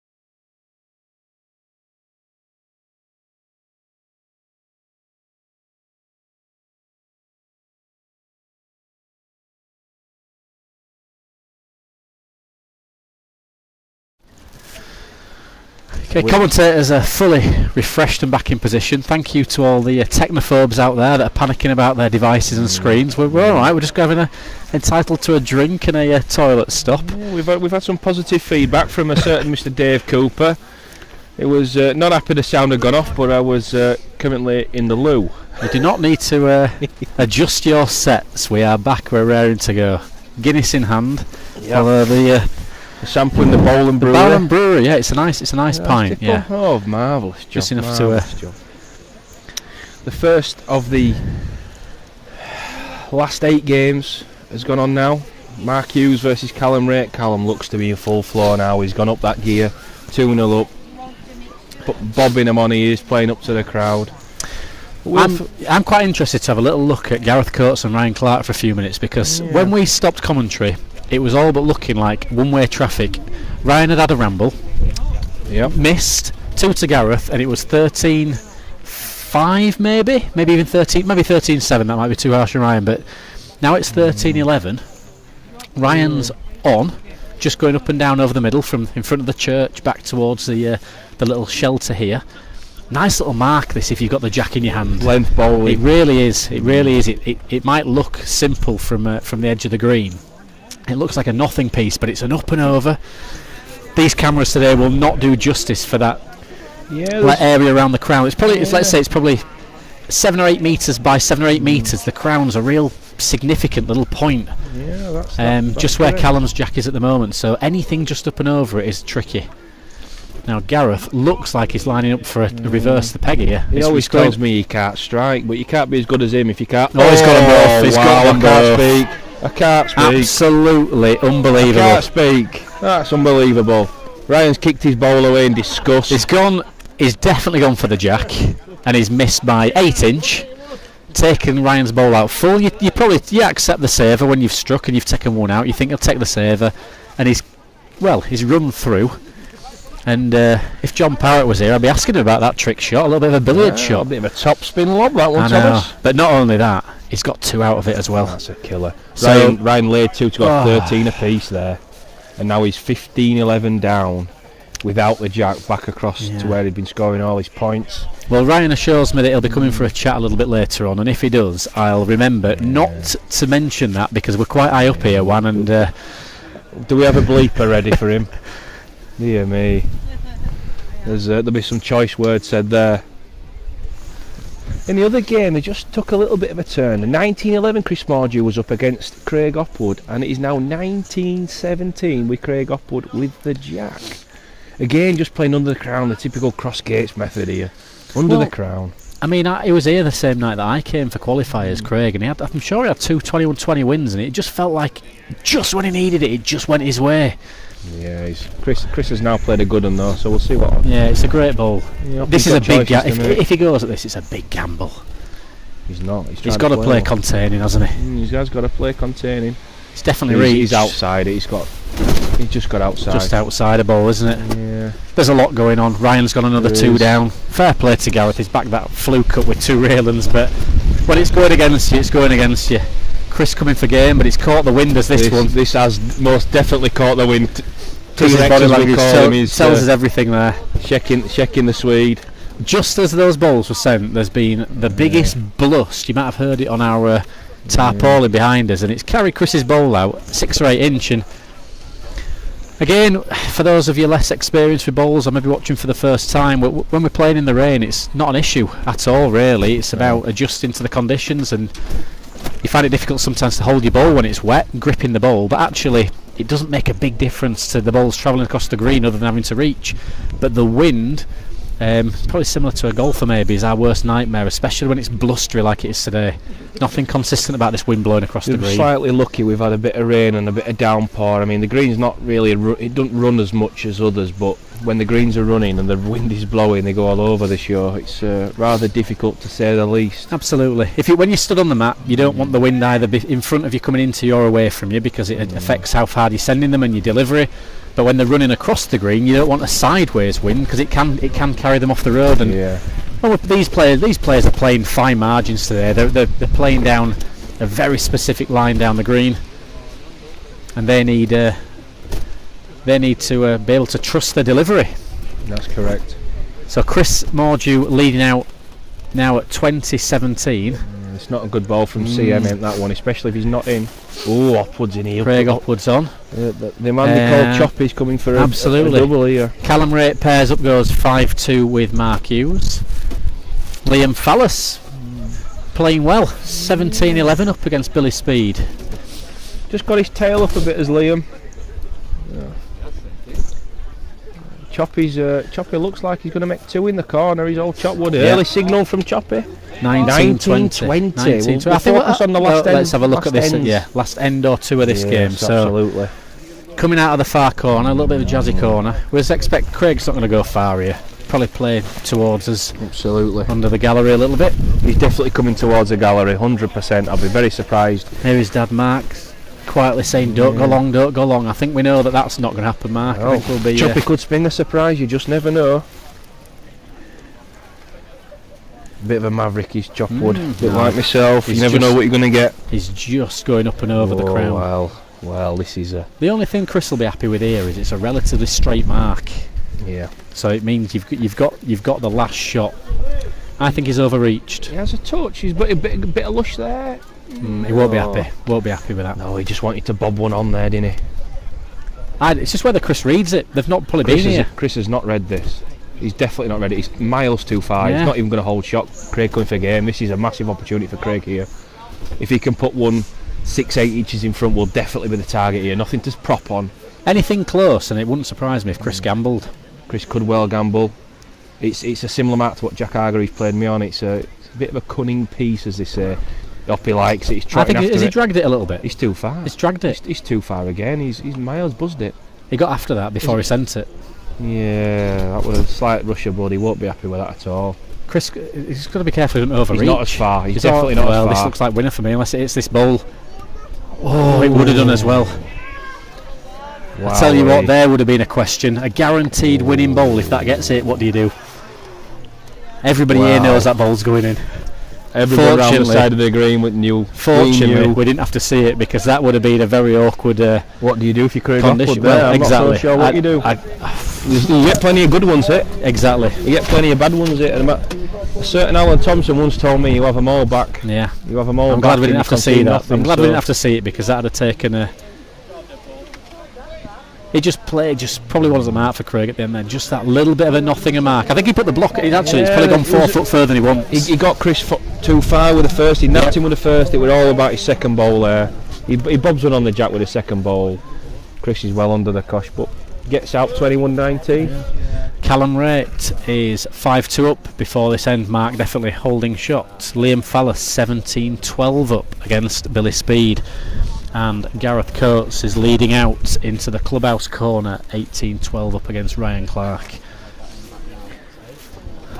The GC, as we call him, plays to 2 very specific areas on this green. He plays in front of the scoreboards and he plays in front of the entrance to the bar from various different angles. But I always find myself going where Gareth either tells me or takes me. He's in charge. He knows the green a lot better than I do, and the two very specific areas that he plays towards. Ryan's bowl coming up here now. Ryan asked who was on, but I don't know if anybody said anything, if he just sent it. It looks to be in though. Because if he pairs them here, 14-18 with Jack in hand. He's game on. Again, he's very capable, is Ryan. Very capable. One of those players don't quite. I don't know if it's his demeanour or something, but it just doesn't appear to know how good he is. And Ryan he plays number 1 for South Yorkshire in the county. You know, he's their leading light, so to speak. And quite frankly, I firmly believe he's a top draw player. He really is. He really is. And a good character at that. Josh Brown and Jack Hargreaves having a little chat with each other. Wonder what they're working out between them before this game. There'll be some sums going on there, Thomas. Who's asking him? Absolutely. Ooh, I don't know. Good match this. Josh Brown, Jack Hargreaves about to go on the green. I think we'll see out a couple of these last matches and then we'll probably be picking that up after a few ends in. Meanwhile, a very good ball by Billy Speed. Keeps himself in the game. 14-18. That is a humongous ball there from Billy Speed. It really is. and I will imagine Speedy will lash this into the corners here. It's the mark he played you on, isn't it? He did. Quite far into that corner. Well, it was actually a bit of a nothing three-quarter, bit of a three-quarter mark. This is exactly what he was playing, wasn't it? Absolutely. I seem to remember watching the live stream there. Yeah, I think there was I went through a gap 17 times, I remember, in that game. Wow, Coates gambled here. Oh my word. So we're jumping round a bit, there's a lot going on. There's a hell of a lot going on. We're trying to keep everyone updated with every game. That's a strange shot from that for me is a shot from Gareth where in his head he's almost like, I've won the game. That's a poor ball from Gareth for me. That very lucky. Ryan will be quite happy having a bit of a chat with Gareth here and taking his eye off it a little bit. We've seen this before from Ryland. He'll go across the crown again. We'll have a little conversation, hard lines, a bit of a smile. What were you playing for there, Gareth, will be the question. And he'll be, well, that's unlucky.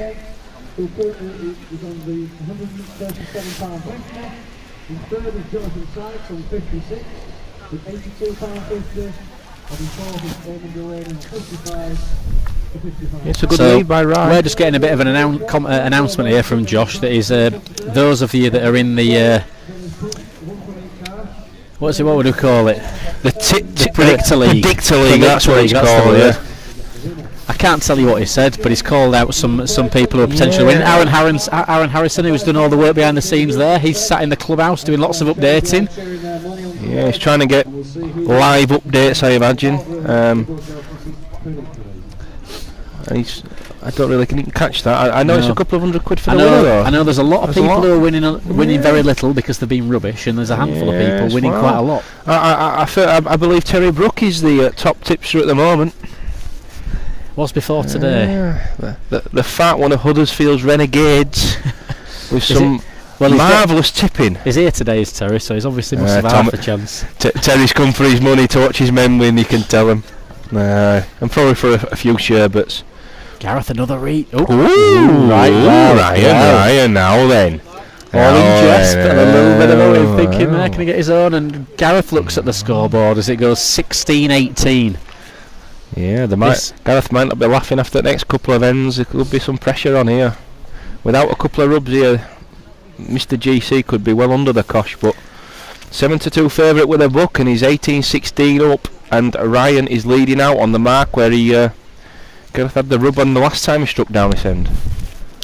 We've had a question here, Stuart, from somebody who's not been playing too long, a chap called Richard Hodgson. Wowee. He's asking, he says, could you tell us who your toughest opponent in the game is? Well, who's your toughest opponent in the game? Oof. Currently or past? Will we do both? Or? You can do any, just however you interpret that. Oof. That's a good question, Richard, Stanley Park's finest. I would suggest, and we had this discussion in the car on the way in this morning, I think Simon Kalp is almost the most difficult man to shift, in my opinion. The other guys, are all fantastic players in the current age. You know, you got your Greg Smith, your Callum Wraights, Graham Wilsons of this world. But for me, Simon Kalp is very, very tough to beat, 100%. I know exactly what you mean. It's like you play at the level where you can access these competitions and get yourself in the mix, and when you're coming across those that are right at the top end. I mean, I've only played Greg 2 or 3 times, but he's an absolute animal when he's on. He is relentless. Marvellous player. I used to half laugh about the fact that a bogeyman for me for lots of years as I was growing up and trying to become a player was Graham Wilson. He was obviously in his pomp and he was just far supreme, and I remember getting battering after battering, and he was just he'd just smile every time he I'll tell you one person I can't beat for the life in me, and that's Tommy Johnson, funnily enough, who I think's played the best of anyone today, and I just can't beat him. He's just one of those players you just can't seem to beat. But for mine, consistency-wise, Simon Kalp is up there. Before him, Gary Ellis were almost unbeatable. I think if Greg had circumstances similar to a couple of those boys we've just mentioned, I think the answer may be different. But I think Greg sometimes he's got other things going off, and he's got a career and all this other stuff to worry about. But for mine, that's your mindset. Has your mindset changed towards players having beat them or when they've thrown a bad game against you? Does that? Not particularly. I mean, you turn up on any given day and anyone can beat anybody at this game. That is for sure. I mean, you know, you look at Graham Wilson this weekend. He lost to Keith Atser to qualify in the Yorkshire Merit, then turns up at Hillcrest and beats Simon Kalp 25, then beats me 21, and that's the best performance I've seen this year by an absolute streak. So anyone can beat anyone at this game, and everyone's capable in some regard, and it's all on conditions, greens. Like, you got external conditions like today. It looks a little bit bleak. The wind's blowing. Certain players will certainly revel in tougher conditions. You know, quicker greens, especially. Certain people like them. Have you got a bogeyman? Anybody that people expect you to beat, but you've had maybe a slightly poorer record with? Oh, good question. I reckon my brain with that. I'm giving you secrets away here, Thomas. Well, you don't have to say anything. You got to have a few more gears to give my secrets away. It's easy to say Graham Wilson and Greg Smith, isn't it? And Gary Ellis and Simon Cowell. All them boys they've dished me up, and I've beat them on the odd occasion. So I'm trying to think of someone I've got a bad record with. I don't seem to beat. Sometimes you find yourself playing players a few times, but I like I'm the same. It's when you get to this level, some people very much do have a bogeyman, don't they? Somebody that they can for love nor money. They just can't shift them. They cannot beat them. They just can't shift them. And I tell you what, going back to the game here, it's 19-18 to Ryan, and he's led 6 inches behind, and Coates is zooming here. Ryan's going to come for game. He's certainly going to make game. He's more than capable of beating that. You were sidestepped that question very nicely there and put it back on there. Let's focus on the ball. You don't work for the government for nothing, Thomas. Absolutely. You know. So, what's he doing here? He's all right. Where's he going? He's all right. He's all right. No, I mean, he's too near. No, he's all right. You'd rather have him than lick him. Oh, he would, but it's a strike now. This is a strike. I think this is awkward. Because his line game. His line game, but of course he doesn't have to think about his shot here. He's got one shot, which is a strike. Oh, he's come away bad. Oh, Ryan there. He's got out 21-18. I did say. It's it turned into a bit of a friendly game at one point there, Thomas. We just saw it, didn't we? It may not have quite come across on with us moving around the camera and so on, but there's just a little spell where I think that Gareth was just far enough in front, and maybe, I wouldn't say lose his focus, that's unfair on him. He's a top player, he's a top competition player, but just played a few loose balls and a few more attacking shots when he had a little bit of room, and then Ryan just made the most of it. And that's the thing, we spoke about it earlier, didn't we, saying that do you change your mark, do you change anything you're doing, and that's exactly why you don't. You stick to it and you try and stay tuned in. Well, I don't think there was any reason for him to change. I mean, the last time he came down here when he lost the jack, of course he struck, took both balls out with a bit of a topspin lob, rather lucky some may say. So he goes to the well again, and Ryan just uses gamesmanship there. We're just jumping here, King, here, because at the same time as this, Liam Fallas 19 apiece with Billy Speed, and I think Billy Speed's lying game here. Billy's laid game, but Bear has announced a strike here, and I think he's got a shot for game. Yeah, but it's a tough shot. Yeah, but this isn't a. If he hits this is a right. No, he hasn't. I mean, the shout from the crowd, again, Billy boy. Billy Speed has almost replicated Ryan Clark there. He has indeed. They were both 6 at least behind.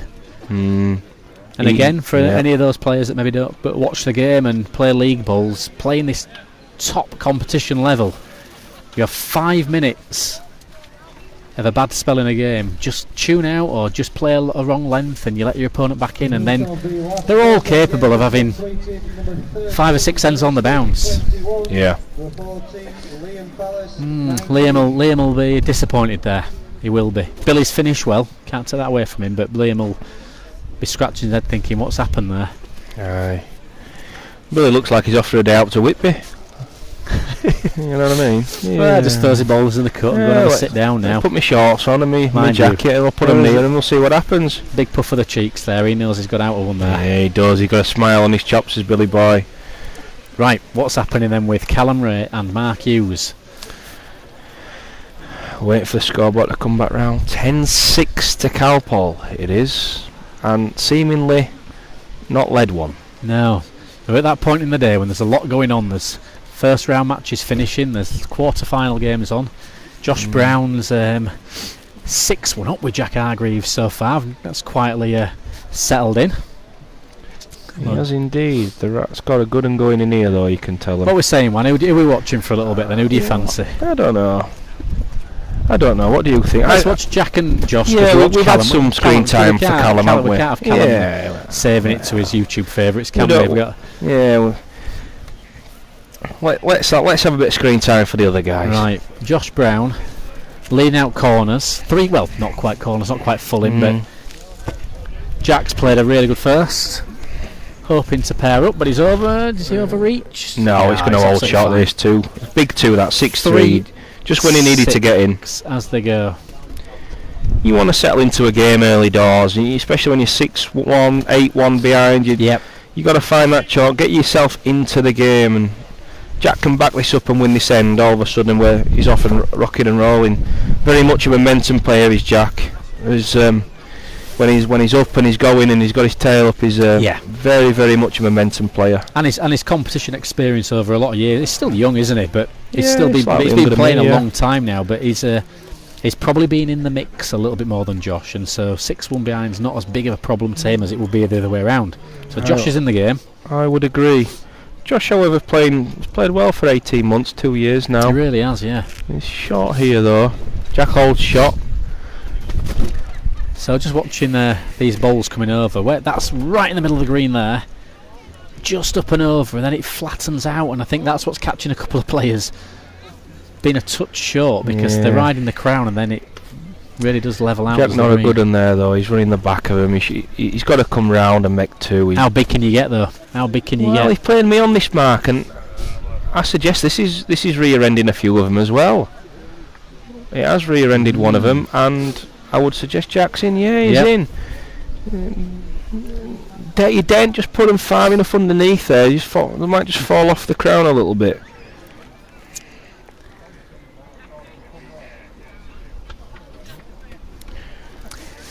That rain has kept off so far. Glorious sunshine, a cool breeze.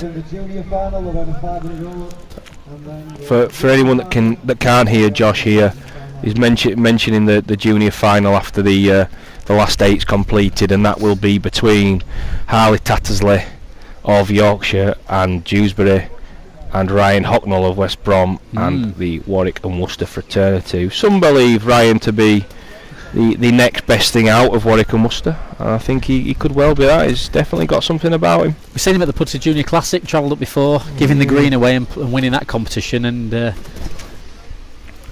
was speaking to Chris Chris Mordew before the match, watching a few of them, and it's absolutely brilliant to see, for example, the likes of Seb last year that'll have been 9 years old, and lots of these younger juniors coming through. But I think to give the lads who are the next generation coming through at 17, 18 this platform to play on in a real match. They're both no doubt playing bowls at a top level. They'll be both in search of maybe a senior county shirt in time to come. Absolutely. And it's just all experience. I mean, Harley's playing top division Murfield bowls our way. More than holding his own. He's had a great start to the season, and he suddenly looks like he's got that belief that he's now ready to come out of the juniors and compete at a senior level. He's a good competitor. He really is. That'll be a good game to watch, that, and I think it wouldn't be amiss to seeing that match in and amongst all these other games today. There won't be too much difference, I can assure you. Absolutely not. Just looking at Josh Brown's last season, he's won both the Sandal and the Marsh last year in 2024, and that's Josh Brown peaking. Yeah. He went deep somewhere as well. Was it the Royal maybe? He just dipped out in the final, didn't he? I can't remember who he lost now. I think he beat Callum in the semi. Did he lose to Nathan Haig in the final? Nathan Haig won the Royal. No, it wasn't. That was... No, I don't think it was that one. So? Somebody will tell us on the... yeah, I'm sure they will. On the feed or in the chat. Somewhere where bowls can improve a lot, and I think is some sort of database record and the like. Oh, marvellous. Well, we've had another one. I mean, the shot itself from Callum, that we might not pick that up there, but Callum's played an absolutely top-level strike. Chipped both bowls out. Just, I think, Sam's given me the thumbs up, says, we've absolutely got it. And then Pinky's definitely been in his backyard, practising these goalkeeping saves. It's Mrs. Pinky's been firing the football at him for a week, you can tell him. I know, yeah. He's got his Peter Shiltons on. Fair play, I've seen his backyard, it's full of gravel as well. Yeah, well. Apparently he's been cut today doing this. I mean, it's a dangerous job, this referee malarkey at bowls. Whoever thought it was a sedate game got that drastically wrong, Thomas. Absolutely. Well, that was a mild run-off by Callum's standards, to be fair. Yeah. So Callum 11-8. Jack Hargreaves is on 4. Josh Brown's on 8. Chris Mordew's gone 2-0 up against Tommy Johnson, although he's let the water in here. And Billy Speed, Ryan Clark is yet to commence. They're both having a breather after their epic comebacks. Yeah, I've got it. Ryan might just have his tail up after the last game, for absolute sure. Just seemed to get the engines going a bit there, did Ryan. Josh Brown and Jack Hargreaves just playing finger peg up the edge here, which is a Jack Hargreaves type of mark, but he's not beat a 4-foot lead there, hasn't Jack? Josh has punished it with a good ball, about 8 to 10 inches behind the Jack. Ooh. Is there a little bit of action over by the bookie at the minute? A few people having a look at the bets, and Duncan, as always, does a marvellous job for bowls, as Duncan Reeves over years. I know he's a close friend of mine now, and he lives we live a back garden away from each other. Absolutely, yeah, we do it. That's happened a couple of times in recent weeks, but I think what Duncan offers to the game is very much appreciated by those that like a bet. I think he draws the crowds in. He's very fair. He does his best to kind of give a little bit out where he can. And popular today. So looking on that side there, we've probably got Liam just seen having a look at. Now he's not in anymore.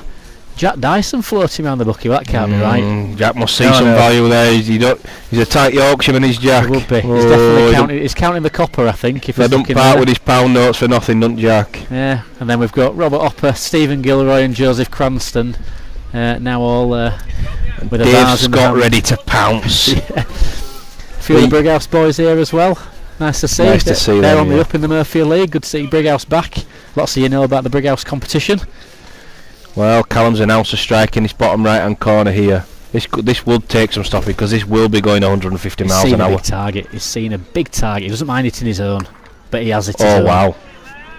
He has hit his own, spun round the other. The last of today's quarterfinals, players 13 and 16, Billy Speed from Wigan and Ryan Clark from Sheffield. That's where the difference is in shots. I mean, Callum's striking well and he's gone for that. My shot there is a yard, 2 yards over. Maybe a bit more forceful than that, but trying to move him about and keep it on there. But Callum's just thinks, knock it off, kill the end, reset. He wants the Jack, you see. His game is about the Jack. Yes. He needs a Jack, and if he's got control of that Jack, he dictates where you can play from, and that's a big difference. He'd rather kill the end than play a fanciful shot and try to score, try to make 2. I've had this conversation with him on several occasions, and you have to play with your own instincts and what you're happy with as well. And what sometimes I think we get lured into playing the shot that we think other people think we should play, rather than the one that we're most comfortable playing. Absolutely. Callum's striking's as good as anybody, and especially over 22 metres like that. Is it really? But just a poor outcome. Absolutely.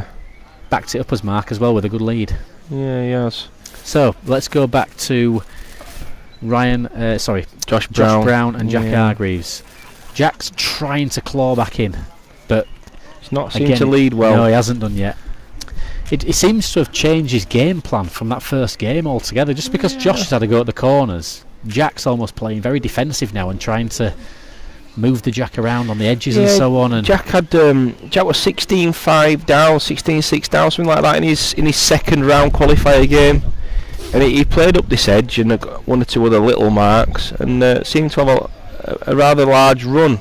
I mean, get out from 16-5. He must have played it fairly well, but you can't get away with. No.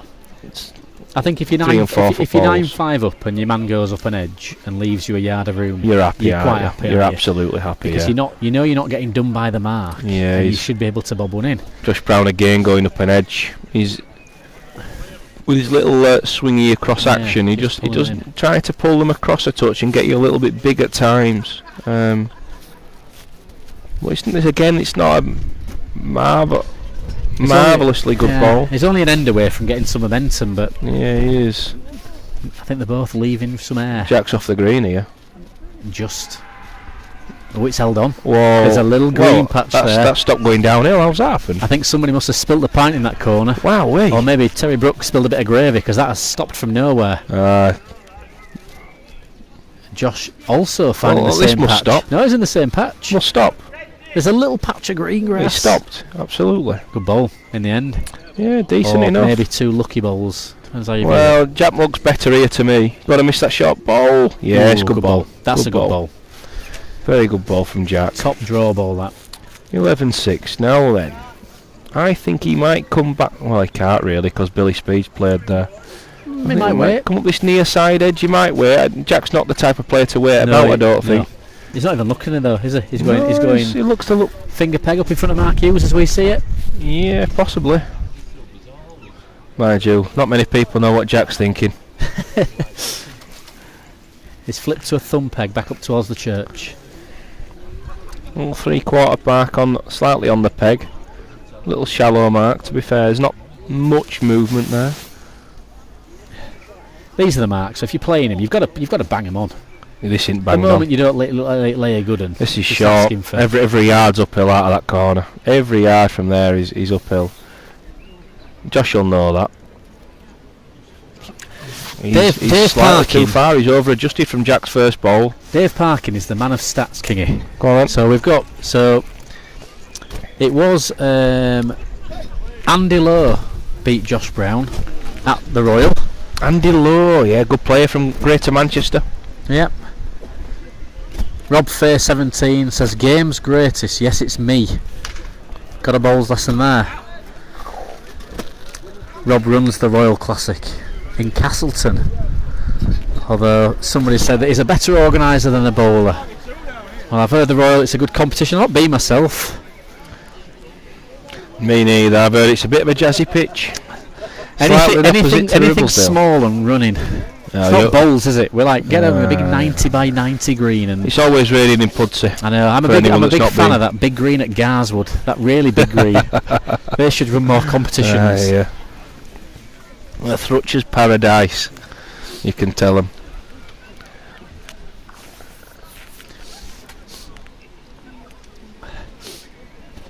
What's the way forward for competitions then, Kingy? Because there's a few that have been struggling to fill recently. Well, this is the prototype, I suggest. I can't, having never run a comp, you know, it's difficult to criticise or make suggestions, but this has got to be the prototype. Josh and his merry men of helpers here.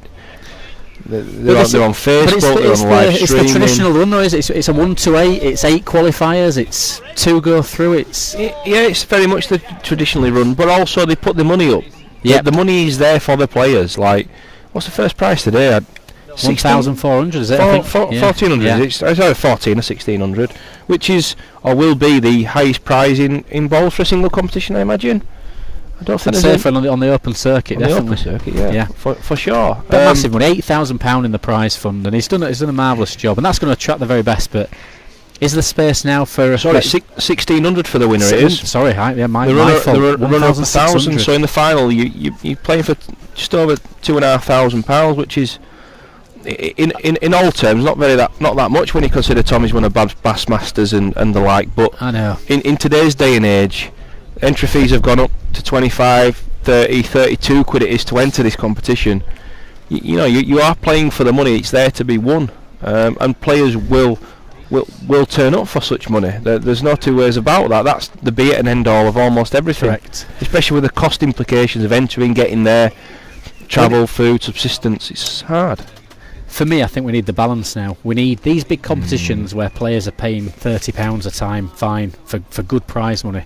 But we also need to see a few more, maybe 64s at £10 a man. You still need a bit of sponsorship because you've got to fill them. You've got to have a bit of the best. You can't. The problem is that there's so many comps in the game that play the same way.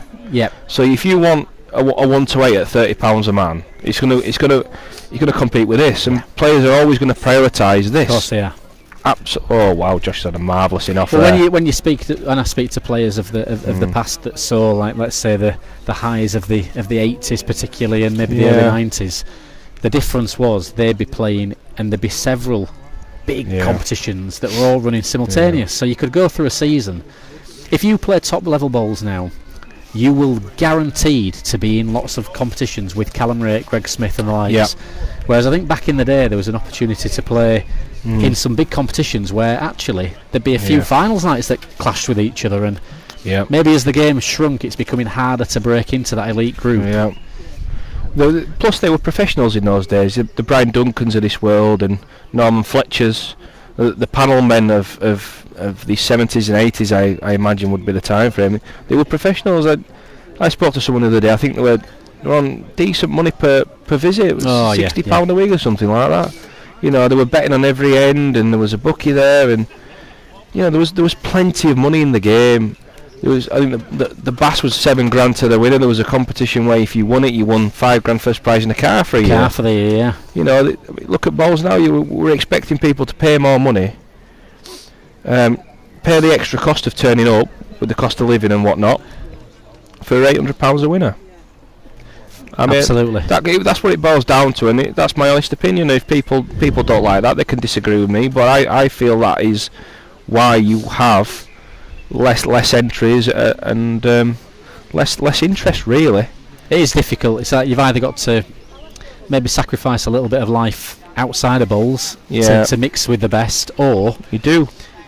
But the question is, Thomas, when Chris Morger in his pomp, winning Spring Waterloos and all this, Duncan's, Tommy Johnson in his pomp, it was worth sacrificing that with the kids and that, because it was almost professional in those days. In today's day and age, it can't be anywhere near that. I was going to say, if you're taking home a big purse every couple of weeks, it makes it a little bit easy, doesn't it? Exactly, that's exactly right. I mean, you've got almost what I would consider possibly the only professional in the sport, Callum Wraight, on the green at the moment, and you know he does so much travelling with the family to play. Absolutely. He's almost the closest thing we've got to professional. I was speaking to I think it was Mark Burdett a couple of years back, and he was saying that Callum should be taking a proper wage from the game with everything he does, and I disagreed at first, and I had a bit of a reflection on it. I thought, actually, you're right, he travels up and down the length of every motorway, puts more than anybody else, he entertains, everybody wants to see him through. He should be able to earn a wage from it. He should be able to but he's probably having to give a hell of a lot to get somewhere near to earning something to top up and support it family-wise, and that's the challenge. I mean, if Callum was performing on the stage back in the heyday, well, he'd be probably quite comfortable, no doubt. Yeah, there's many people that's then got houses and cars and whatever else out of it back in the day, and he would have been, I've no doubt it would have suited him to the ground, the big crowds at the Waterloos and the Leightons of this world. That would have suited him right down to the ground. He would have been a better player for it.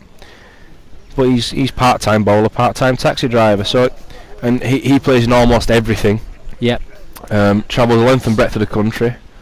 You know, quite often I would imagine stays in hotel because he'll double up, treble up on weekends up in the north. Well, he doesn't mind driving, actually. I've known he quite often drives back at midnight. And I think going back to the original point though, that Callum can nearly play in everything. And therefore there's not that maybe the diversity of players across competitions now. So going back to that original point about some competitions struggling to fill places, is the incentive there just for a good league player to go and play in a competition and maybe get the name on something? Because to qualify is magnificent, but to get your name on a trophy, however big or small it might be, is a remarkable achievement. And maybe the game's shrunk enough now where we don't have enough variety of comps that are maybe competing with each other because the entries aren't there across. Absolutely. But the sponsorship's not there either. We can criticise comps and not having enough prize money and so forth, but are the sponsors there? Possibly not. No, I mean, Josh has got an unlimited supply of sponsors here, and he's brought bowls though to a bit of an untapped area. I think that's huge. That is quite big. I think it's he's got support of local councils, local breweries, and all this sort of. The local community have really bought into it. Absolutely. And it's almost got that, I suppose, like festival feel to it, where it's a big event, and the crowd here is testament to that. You also have other comps such as the Elland and the Linthwaites of this world that are only, are they 64s? I think they're 64s, aren't the Linthwaite and Ellands? 64s down, 16s for the final day, and they're almost paying £1,000 the winner, and you've got half the field, therefore half the entries. You know, and I know for a fact that Linthwaite does not necessarily have a sponsor, and it's the members that stump up the money and sponsor beer and they do all sorts of other things. That money goes back into the comp, and they're the comps, you know, people should be supporting, myself included. Absolutely. So as Josh Brown lies 2 to go 16-7 up with Jack Hargreaves, we are joining Mark Hughes and Callum Wraight, because this game's now 16 apiece, and it'll be a very interesting next 5 minutes. So I think it'll be an intriguing game. This is quietly gone about it. Yeah. We maybe got distracted by talking about other things. Yeah, back to the bowls. Yeah, let's have a look then. So Mark Hughes leads out back to Josh's competition hut, 4 foot on a finger peg. Callum's nearly joining in by body language, but he's always caught the pig. Is it the Jack again in that corner? It's not going out missing. It's not, but it's not as good as it lays now. No, exactly. That is for sure. This has got a bit of a wobble on it when Mark sent this. I Just thought it was a bit short on time. Round the corner. Oh, Yeah, Gal Paul going for 2. That's a killer. Head drops there. That's a killer, you know. You got to turn the screw, Jack in hand, 16 overreach apiece. for me. He has again. Was he going to do his own? He's done his own again. Well, 2 penneth. Again, Wowee. you might look at that 7 on the side and think a bit of fortune, but he's played a road, he's matched his first, he's far enough. All hits are his. 18-16. There's no such thing as a bad hit.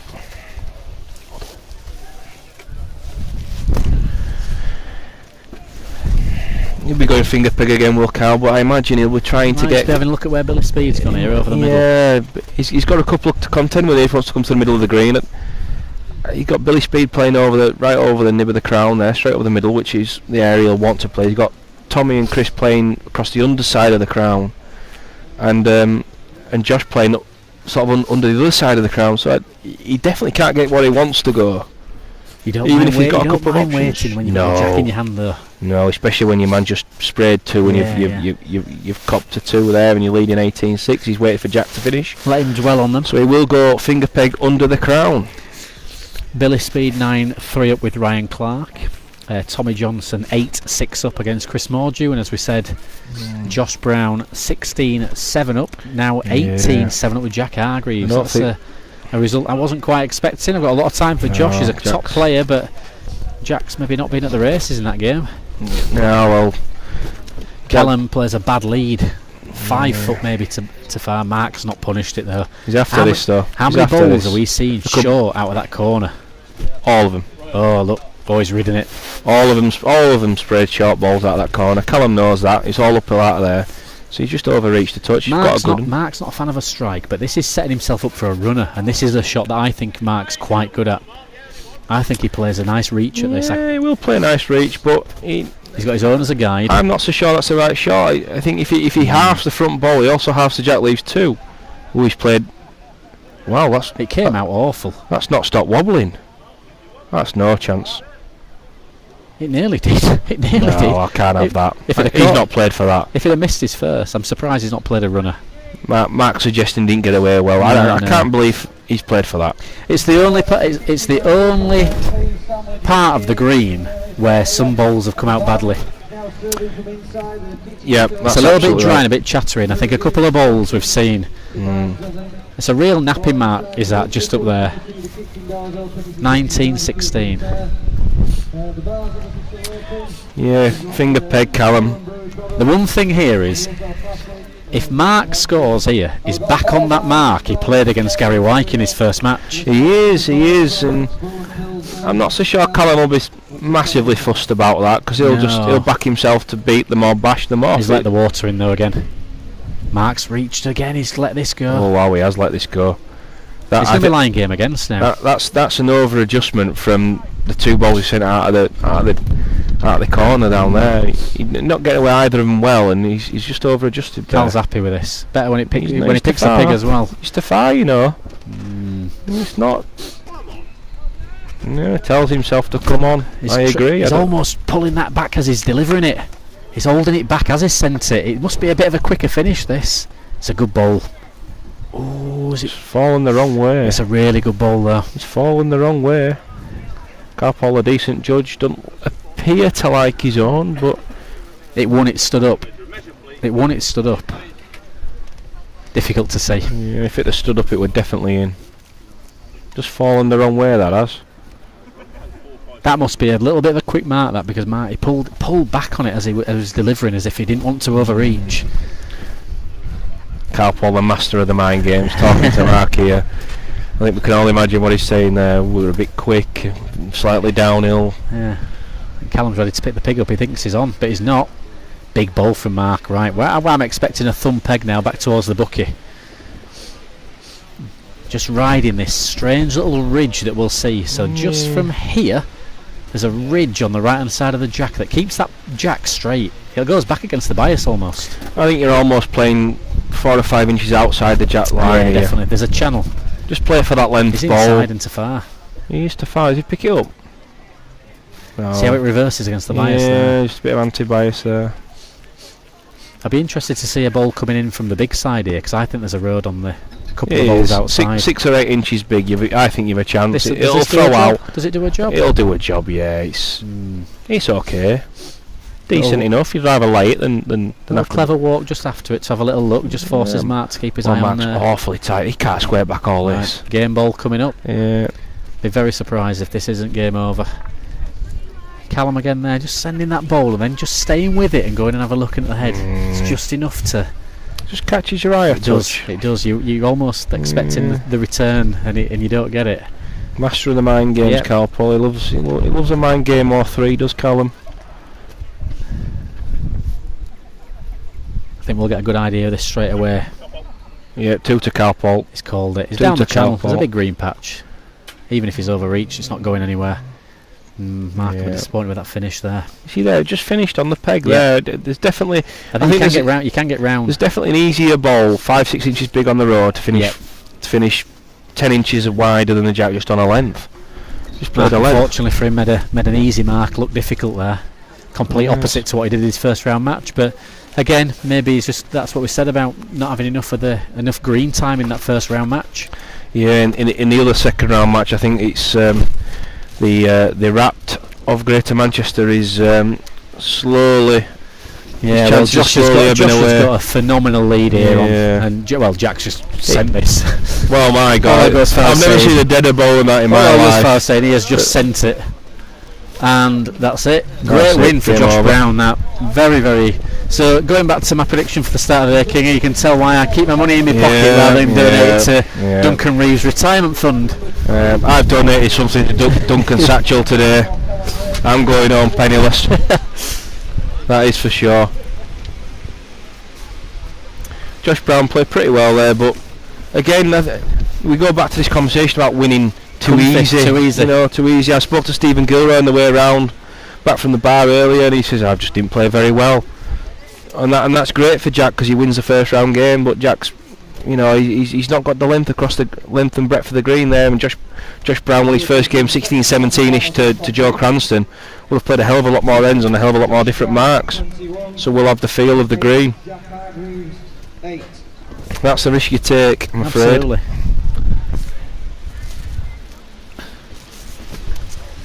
Right, I think with the games at 12-5 to Billy Speed against Ryan Clark and Chris Mordew, Tommy Johnson 9 apiece, we're just going to take a quick 5 minutes in the commentary, let you watch some of the footage. You don't need to email and send text messages in though saying the sound's gone off. We are going to take a little short break to nip to the loo, replenish our glasses, and we'll join you for the end of these matches in a couple of minutes.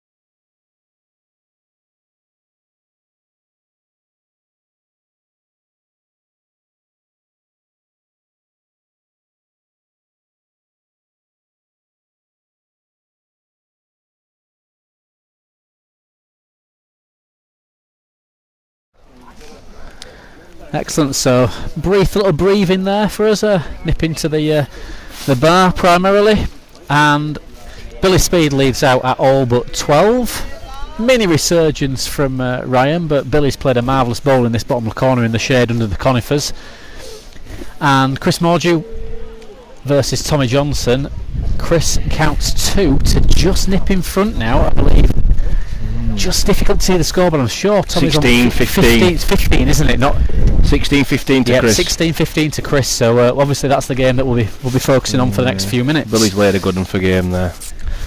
Just to keep everybody up to date with what's happening, there'll be a short interval bowling wise after these matches, and there'll be 10 minutes practice for the juniors ahead of their final.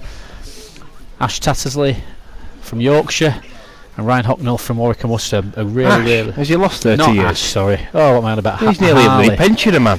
Harley Tattersley. I know. Sorry, Harley. I take it all back. Harley Tattersley from Yorkshire versus Ryan Hocknell from Warwick and Worcester. So that's going to be 10 minutes of practice. Then we're going to have a little chat with Lynn Pritchett, who's travelled up to watch today, and all about her charity work and everything that's going on the bowling circuit to promote Mel Evans' charity work that she does.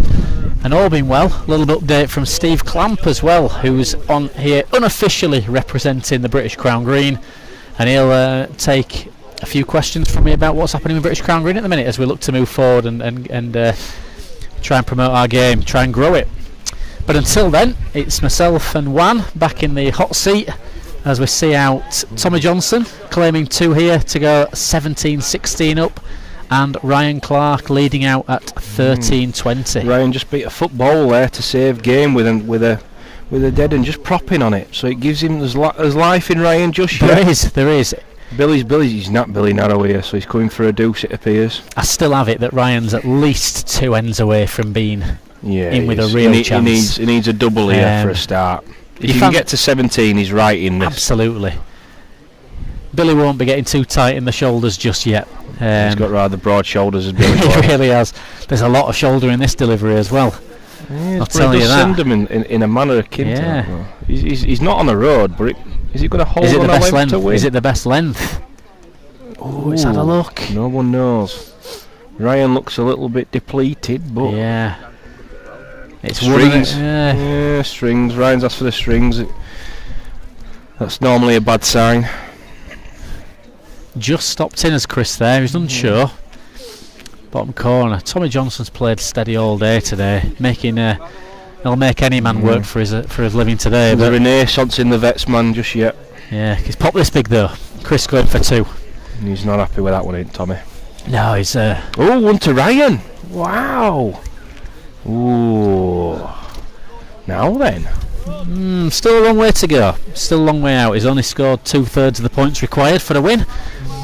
And you'd still fancy Billy finding something before Ryan can catch him.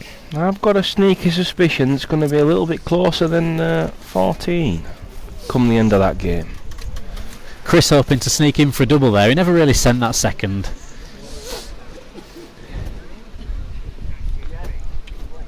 I think Ryan sent that with his eyes shut. It's a poor ball from Ryan. He certainly won't be happy with that. Winner coming in from Billy. Yeah, it is, but this a fair ball. This might just put the game to bed. It's a reeler. Yeah, good ball that.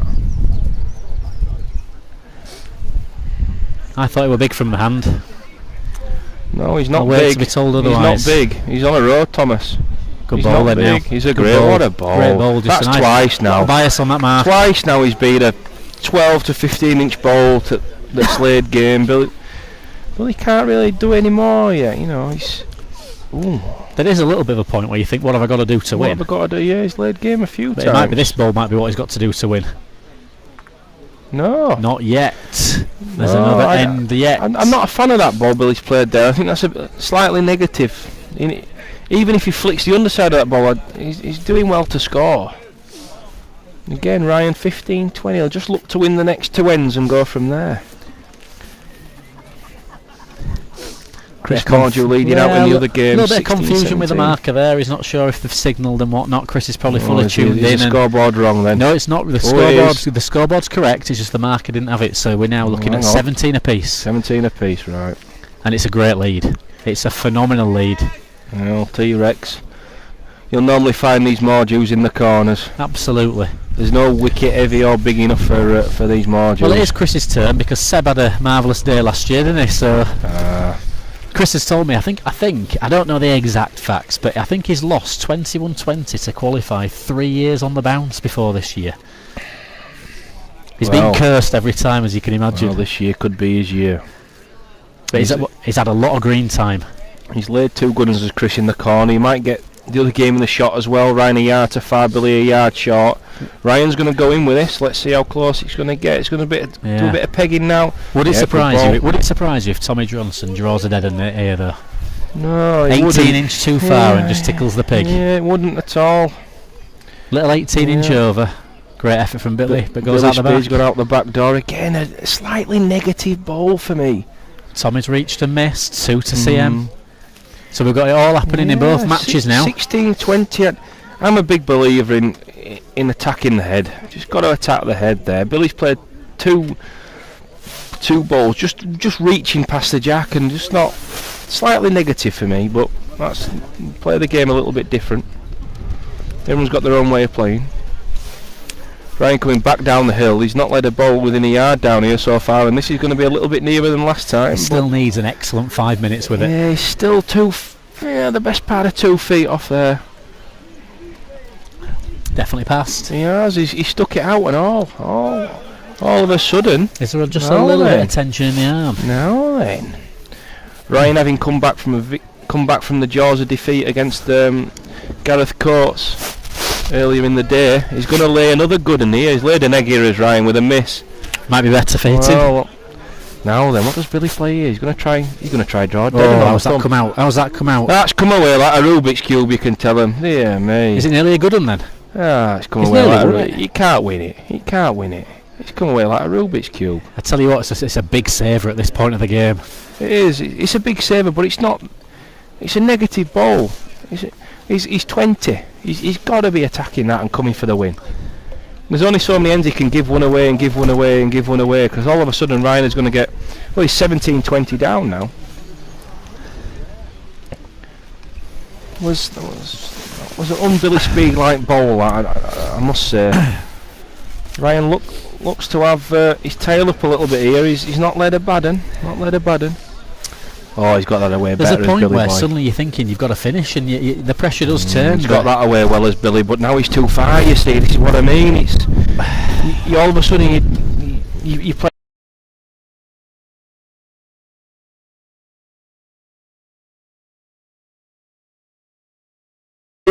He's going to lay 2 to South Yorkshire man now. Then it makes him play. Well, he's trying to draw another dead end. He's I can't understand this. Another dead end. I can't understand this ball one. He's narrow. He can't win it. It's a great saver. Again, he's just. He can't. He's 20. He's all but. Has been all but for the last 4 ends, and for mine, the last 4 ends, he's not tried to win the game. His first ball's not been particularly brilliant, granted, but he's never tried to win the game, Thomas. Does it go to that idea though, keeping the game really tight and saying he won't score 7 ones against me?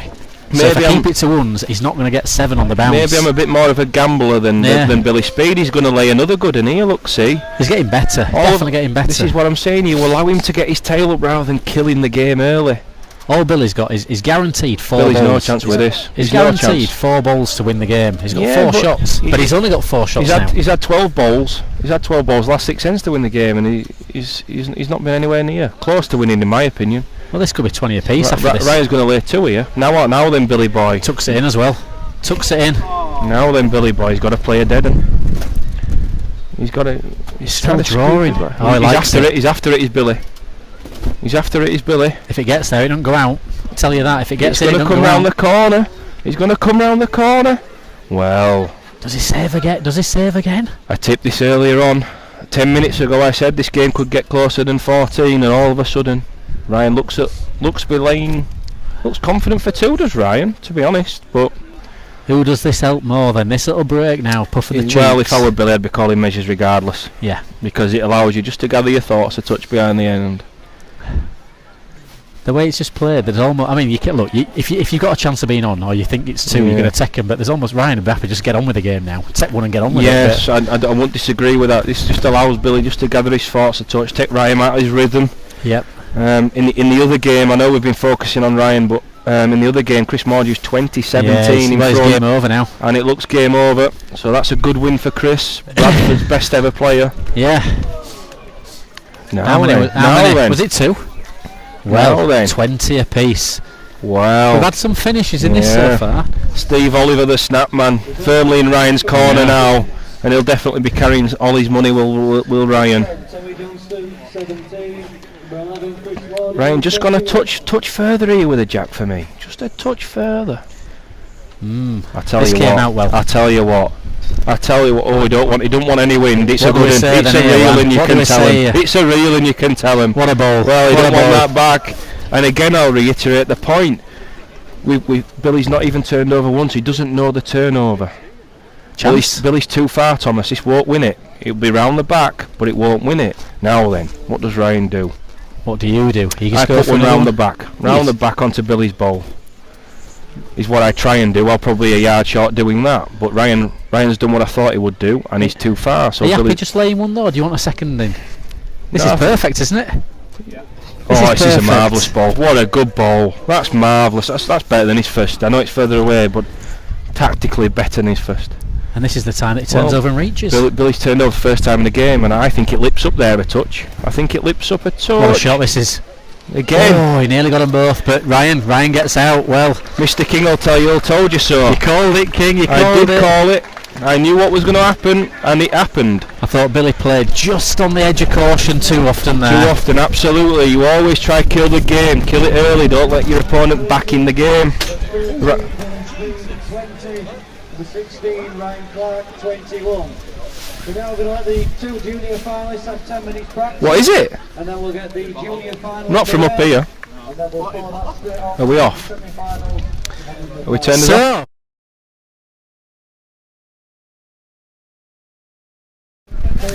So just before we get the juniors underway, there's going to be 10 minutes of junior practice, so on your screens for the next few minutes you might see a little bit of footage, but it's not the game.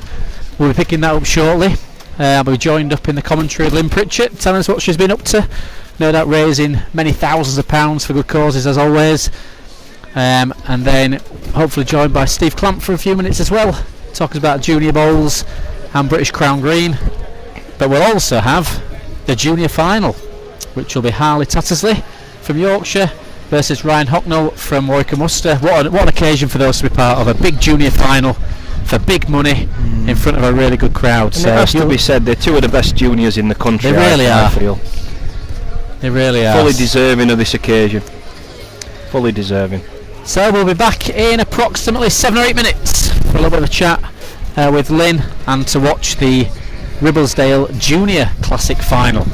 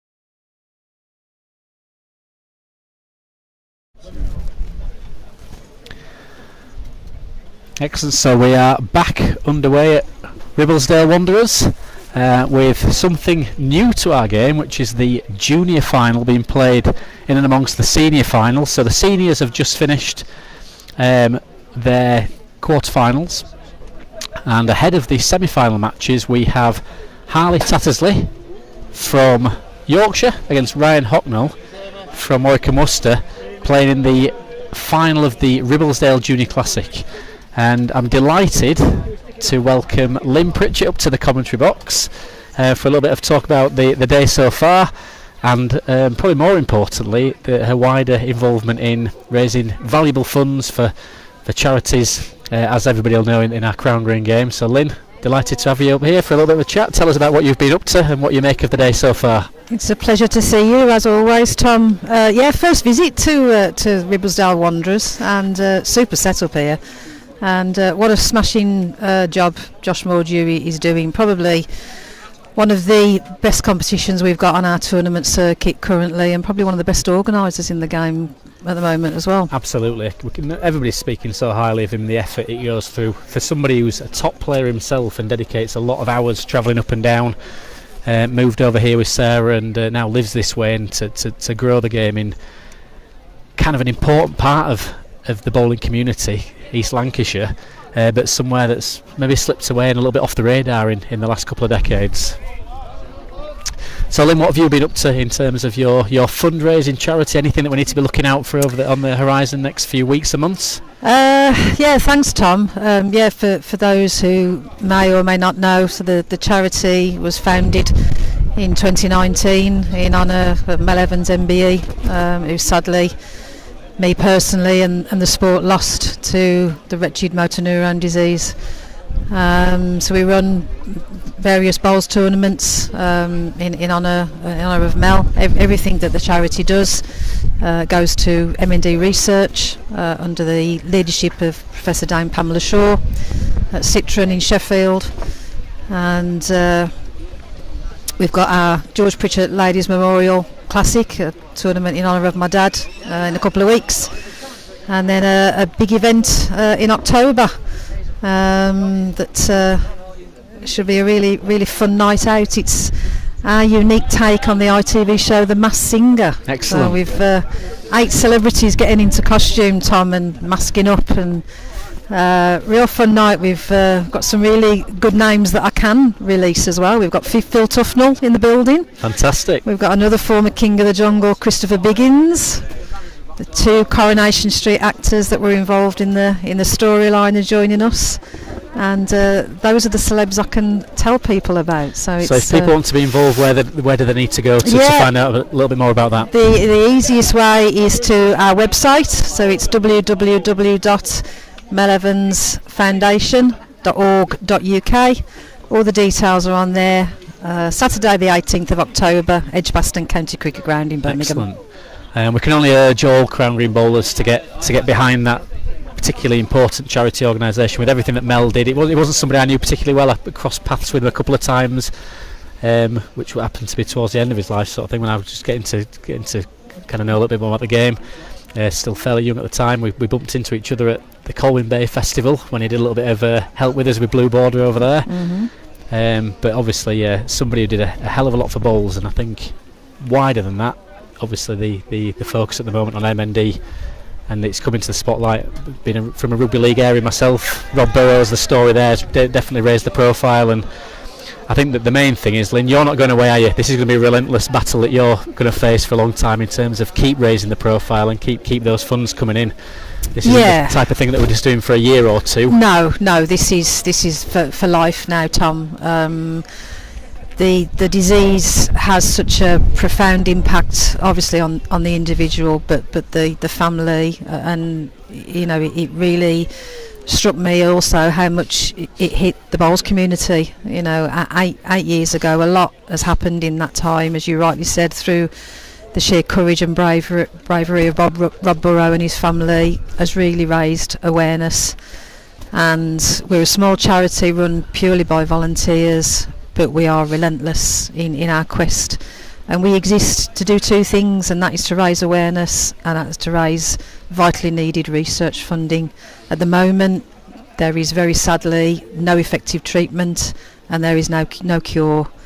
So an MND diagnosis is a death sentence.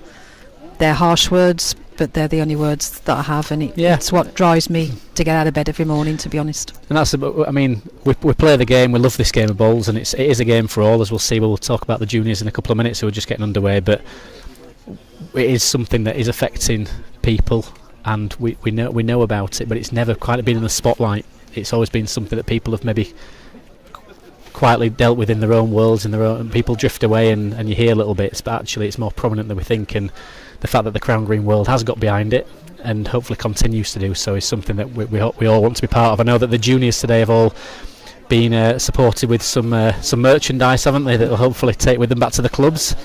Yeah, absolutely. It's just, Mel was very much about development of the sport as a whole, but particularly keen on future generations as well. And so, as you said, Tom, all 8 finalists today are sporting Foundation branded shirts that, as you say, hopefully they'll go back and people will say, oh, what does that place do? And they'll look at the website, and it just spreads word out there. Absolutely. And every little helps. Absolutely. And so we've got a couple of juniors on now. Well, juniors, but almost young men, I dare say, with them approaching the latter ages of their junior careers. Harley Tattersley and Ryan Hocknell just underway. I think this is going to be a really, really good match. 2 players that, like I said, they're coming to the end of the junior careers, both won a variety of competitions, now mixing it on the senior circuit, and no doubt are probably starting to think about maybe a senior county shirt more than the junior shirt they've worn for several years. You won't necessarily know much about Harley, but Ryan's a bit closer to home for you. He is, yeah. And I've watched these 2 lads this morning when they played in their earlier rounds, and both equally impressive. So yeah, I know obviously Harley has a very good Yorkshire pedigree behind him, yep. But yeah, do know more about Ryan. Obviously, Dad Matt, Kevin, his uncle, both top players. But yeah, it's good to see. It's good to see the next generation, and as you rightly say, they're half an eye out of the juniors, but coming to play in with the big boys, and why not? Absolutely. And they're playing. I think it's just that level of confidence they play with, that they just absolute belief. Both looking confident on the green in their earlier matches, and this is just a really good matchup. Carly just goes in front now, 4-2. Yeah, it's going to be a close contest, I think. If the previous rounds is anything to go by, there's not going to be much in this game at all. So lovely crowd here, Lynn, today.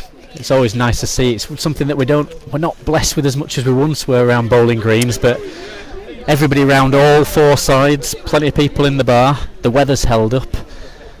What are your thoughts about in terms of kind of how we get a bit more of this going on in the Crown Green world? Yeah, it is great to see, as you've said, Tom. I think I'd struggle to remember going to a final day where we've had this number of spectators come, so all credit to Josh and his team here, and we need more days like this. We're approaching, I think, quite a pivotal moment in the future development of our sport, certainly at British Crown Green level, and I know you're going to be touching on that subject in a little while,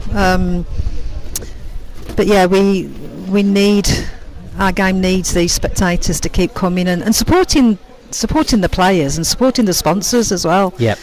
From a sponsor's point of view, to see one man and his dog around a bowling green isn't a good advert for our game. We do need the people to come and support as much as they can. But great turnout today. Absolutely, yeah. It's I think we are. You're right. From an observer, if you like, and actively involved at maybe a more local level, that we are at a pivotal point. There's still a junior involvement. Sons and daughters of bowlers are still playing. There's still plenty of people coming into the game. And I think what's sometimes forgotten with Crown Green bowls is the number of people that do come to a game at an older age, either after retirement or as they come to the end of another sport. I think there is an opportunity to keep growing it, because I've never met a single person in my time of playing who hasn't gone on a bowling green, had a go and thought, that's good. That's really good. Yeah. And we just need to keep raising the profile, getting it out there, getting friends to bring a friend. And I think it is. I mean, this has fallen on the Big Bowls weekend, hasn't it? Which, am I right in thinking that's a flat green initiative originally that we've got involved with? That's right. So I know there'll be many events up and down the country where clubs are trying to attract one or two new players or people maybe haven't been before. And that's all we can keep doing, isn't it? Keep attracting. Absolutely, Tom. And one of the other things that it has been a good development in the last couple of years, indeed instigated by our charity, and you've been involved in it the last 2 years, is also getting people who probably their first sport was a contact sport, and I'm about to talk specifically about rugby league. Yep. But possibly their active involvement in that sport's coming to an end, but still want to do something competitive. And the last 2 years, August Bank Holiday Monday at Brighouse, we've had some of our top Crown Green bowlers team up with stars of rugby league, and we've had 2 brilliant days the last 2 years, haven't we? Yeah, really, really good. And we have something similar potentially on the horizon for next season with football as well, that I'm working on with the Derby Rimmer Foundation, another MND charity, and that can only be good for our game. Yeah, absolutely. We're quite a close sport. We don't have contacts outside, and we need to bring more people in to get a little bit of sense of it. And there's a lot of bowling greens next to cricket pitches. There's a lot of bowling greens next to rugby pitches and football pitches, and it says bringing those people in. Yeah. Just watching Ryan leading out on this bottom edge, long pegging mark that he's played, 5-4 in front. A little bit of a tricky view from where we're sat. Might just catch a glimpse of our patron there, John Parrott, walking in. Yeah, obviously our viewers may or may not know that John had a real passion for bowls before he found his passion for snooker. Absolutely, I've had a chat with him a couple of times because he's now best friends with Josh Mordew. I think Josh goes to many a snooker event and just he does. I think the crowd's apart and thinking, who's this lad walking through? It's just Josh and John's best friend. But good to see Josh, and I believe the mayor of Clitheroe's here as well. That's right. So it's not. I mean, it really is being supported. And again, I can't speak highly enough of what Josh. I play with him, county colleague and a teammate, and I've known him since he was a young lad. I've known Chris for a lot of years, my absolute bowling hero and idol. But for somebody of Josh's kind of character within the game, a competition player, somebody with as much potential to do as well as he can do, for him to run this competition and not only just run simply a 1-8, but run a junior competition and get the funds in and get the names involved, it is phenomenal, and it really is a breath of fresh air. And if there was one Josh Mordew in every county, the game would be in a far better place than maybe some would say it is right now. Oh yeah, absolutely. Couldn't agree with you more, Tom. The amount of effort that he puts in is phenomenal. Whilst working, whilst having a busy playing calendar himself. Josh came down to our Easter Monday invitation, the Les Evans Invitation Classic Easter Monday this year for the first time. It was great to host him and Sarah, and played brilliant on a green he'd never seen before. Just lost to Dan Petcher in the final, but he deserves every success that comes his way, Josh, because he, a fantastic young man who's doing brilliant for our sport. Yeah, it's my shout out to anybody out there saying get involved. We expect the game to be there for us. People expect their clubs to be there after the winter. People expect competitions to still be running, but I'd love if more bowlers just had a little look at what they were offering, and we can all do that little bit. Just at any level, that little bit of support, because we are a grassroots sport. We do need to grow it from within, and a bit more involvement at that level would really help. Yeah, absolutely. I mean, we all love playing. We all love turning up with our bowls week in, week out. But I think, as you've just rightly, very eloquently, if I might say, Tom, have just said, there's an awful lot that goes behind the scenes to enable that to happen. And hopefully, if players can just maybe stop and have a think, is there something they could do, that could help and raise the profile, then that's it's only going to be a positive.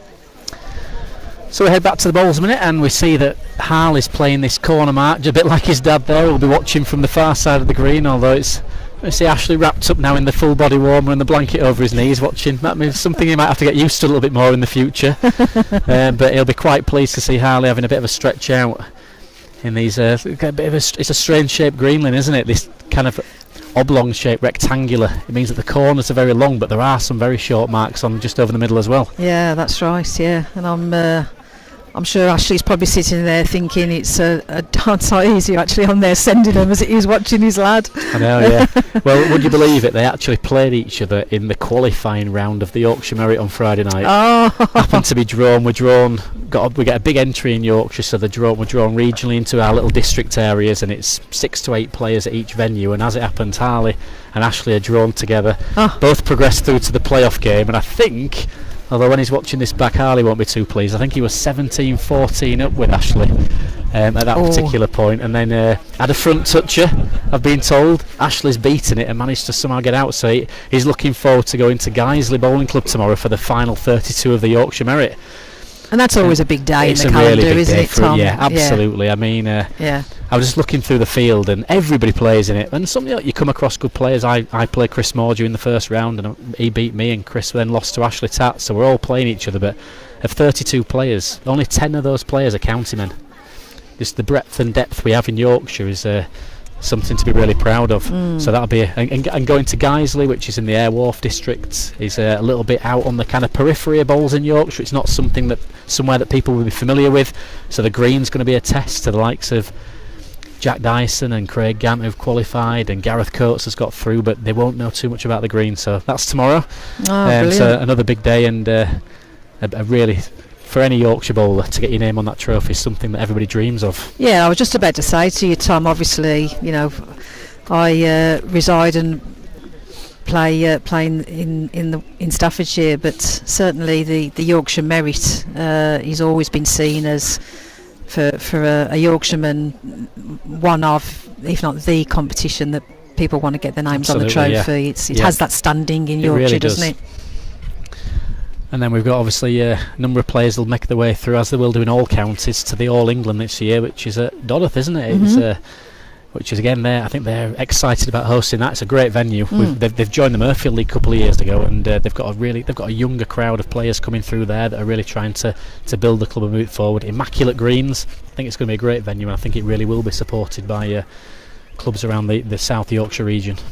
Yeah, they are a really good venue, and they know how to put an event on of that stature. So that promises to be a really, really good day. So again, would encourage people to get there if they can and witness some real top class bowling. Yeah, I think Tom Marsland's promised me cheap beer, and he'll be the first to the bar. So that's an incentive to anybody who's headed out that way.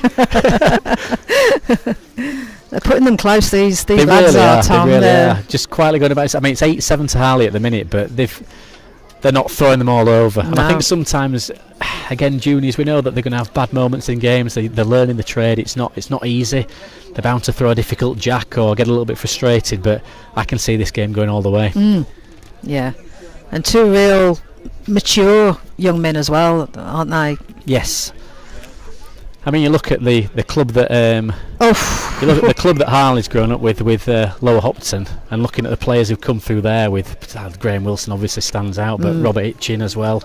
Even he'll have been in the B team for a few years under the stewardship of Alan Thompson, one of Yorkshire's finest. And even though he's nowhere near, and Harley's never seen him play at that level, what you learn from those players and the input that they have, and then obviously Ryan's, I mean, who's he looking at? Greg Smith. Wow. Yeah. What a model Greg is. Yeah, absolutely. And they've travelled up together, and fair play to Greg as well. He's got every right to just play his own game and focus on his own thing. But when they've come up to Pudsey, he's given him support. He's talked him through the green. He's supported him in that final game. He qualified at our place. He won the junior classic and qualified in the seniors, and really kind of taken to, I think, Greg's approach and go in with confidence and believe that you're going to win. Yeah, absolutely. So just touching on what you said, just Tom, though, about Harley being surrounded by some of the best our sport has produced. You know, Mel always drummed it into me, and he's absolutely right. You can learn so much by watching as well as playing. You can, and particularly surrounded from those players. You do. It's taken a bit about everybody. There was a point today where I'm watching, I'm thinking you've got Tommy Johnson and Graham Wilson playing in one corner, and then you've got Callum Wraight dominating the jack in the middle of the green. and it's the very, very different players in how they play the game, but all maximise their own ability, and it's finding your own way. And I know at a younger age it's easy to think that you want to have the big strike every time and you want to be playing 19 metres and standing them on top of the jack, but actually learning from those older ends that maybe play a little bit further, slightly harder marks, is you can take a little bit of it for everybody. So all being well, these lads will watch back, and some of the other juniors that are here today and some of the others that can't make it are thinking, I don't always have to be playing 90 metres straight and bowling a touch, or I can play a slightly harder mark. Maybe I don't always have to strike or play a runner and play the glory shot. There's something to be learnt from turning up to events, watching the best players, and seeing how they go about negotiating. We've seen, a couple of games today in the senior with Ryan Clark coming back there, I think from all but maybe 14 down, 15 down with Billy Speed and working his way through. And Billy Speed did it in the first game with Liam Fallis, came back from nowhere. So you're never out of the game. While you're on the green, you're never out of it. No, absolutely not. So a slightly weaker second bowl from Harley there. Probably only leaves one, and the strike comes out. Might act as a guide, that short bowl. Yeah, he's going to do well just to pass it, I think. But he's launched it. Yeah, he just delivers. And he's watching it. Well, it's a great shot. It's a great shot. He'll actually be disappointed with that, because he's hit what he's going for, and he's happened to just cannon the jack as well, so he gives Harley the jack back, and Harley probably breathes out thinking, well, I've not laid two there, so I'll take that, and puff of the cheeks, bit of a smile. Young men, but a mutual respect between the two of them. They know they're in a game here. Yeah, absolutely, and just as it should be, and playing the game in exactly the right spirit. I was playing in a league game on Monday night in the Air Wharf League at Ilkley Bowling Club, and it was Andrew Sykes versus David Scott. And I said to Scotty, when was the first time you played each other? And I think it was before black and white television. And I said many years yeah, since exactly. Tom. So they were talking about like games gone by and years gone by, and you look at Harley and Ryan now will probably know each other for many years to come, and no doubt they'll have many a battle in various competitions and county matches. Yeah, absolutely. As we've seen with Greg and Callum, we've seen those two lads, haven't we? That epic game on the Waterloo that everybody always talks about. If ever there was an advert for our sport, it really is. Yeah. That's one of the games to watch, isn't it? Show the sponsors a game. That's the game. Yeah. Great effort from Harley, just a bit big, and just playing positive, but maybe a little bit too positive. Tough to pair him, to be fair. Looks a good length though. Yeah, I think he's no danger. He's going to. Oh, it's pulled up quickly. Oh no, stopped. Yeah. Well, we were promised a little bit of rain, and we can just hear it on the tarp above us now. There's a little splash of showers, and we've been spoilt so far. It was expected to be bad weather this weekend, and we are actually getting the first spots of rain coming through. Yeah, it's gone a little bit dark, hasn't it, Tom? Yeah. So, but hopefully it doesn't dampen the spirits of this crowd. Probably couple of 100, 250 here, Tom, would you say? It's really good. And again, it's just a bit unlucky as Josh with the weather 2 years. Look, it's not rain today, but there's been that threat of it in the air. Pendle Hill in the distance looking ominously now over with the grey clouds over it, but hopefully the wind will blow it over and it's just a passing drops. Yeah. Serial watchers Brian and Sandra Scarf at the far side of the green with their putting the waterproof rug around the legs. That's what the game needs, though, people turning up and watching. Absolutely. Oh, there's Ryan. Ryan just played a sloppy end by the standards he'll be holding himself to there. Harley should be looking at doubling up here. 13-8 with these two, and a little bit of breathing space now. But we've seen it in the seniors so far that 5, 7, 10 chalks isn't enough to necessarily guarantee you a win. No, there's been some good games in the senior tournament, hasn't there, Tom? Yeah, I think they've tried to get the green to a suitable condition as well. The weather we've had up here, the weather we've had everywhere for the last 6 weeks. It hasn't rained, has it, for 6 weeks? No. And I think there was a risk of the greens being, I'm not going to say unplayable, but certainly for a competition you want the players to be happy beating bowls. Yeah. And obviously for spectators it drags it out for another 2 or 3 hours potentially, so I think they've had a little bit of water on the green, they've made it playable, and it's inviting closer play than otherwise might have been the case. Yeah. And there's nothing freakish about this Ribblesdale green, is there, Tom? No, there isn't. It's a good plain bowling green that you can get them close on. There's nothing daft about it. Absolutely. I think there's a few subtle marks, like this one's a really shallow peg coming in on the finger, and anything a few balls outside the line does hang out. But generally you feel comfortable playing a reasonable length, and they stay true. Play a road, they stay true. It's probably their worst end, these two lads, really isn't it, Tom? There's some close ends, but playing into the wind, and that's a big two. It's a big two.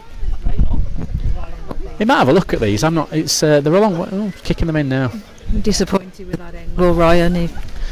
He might have been seeing the trees in the distance again as the wind's really picked up. They might have been both playing into a bit of a breeze there.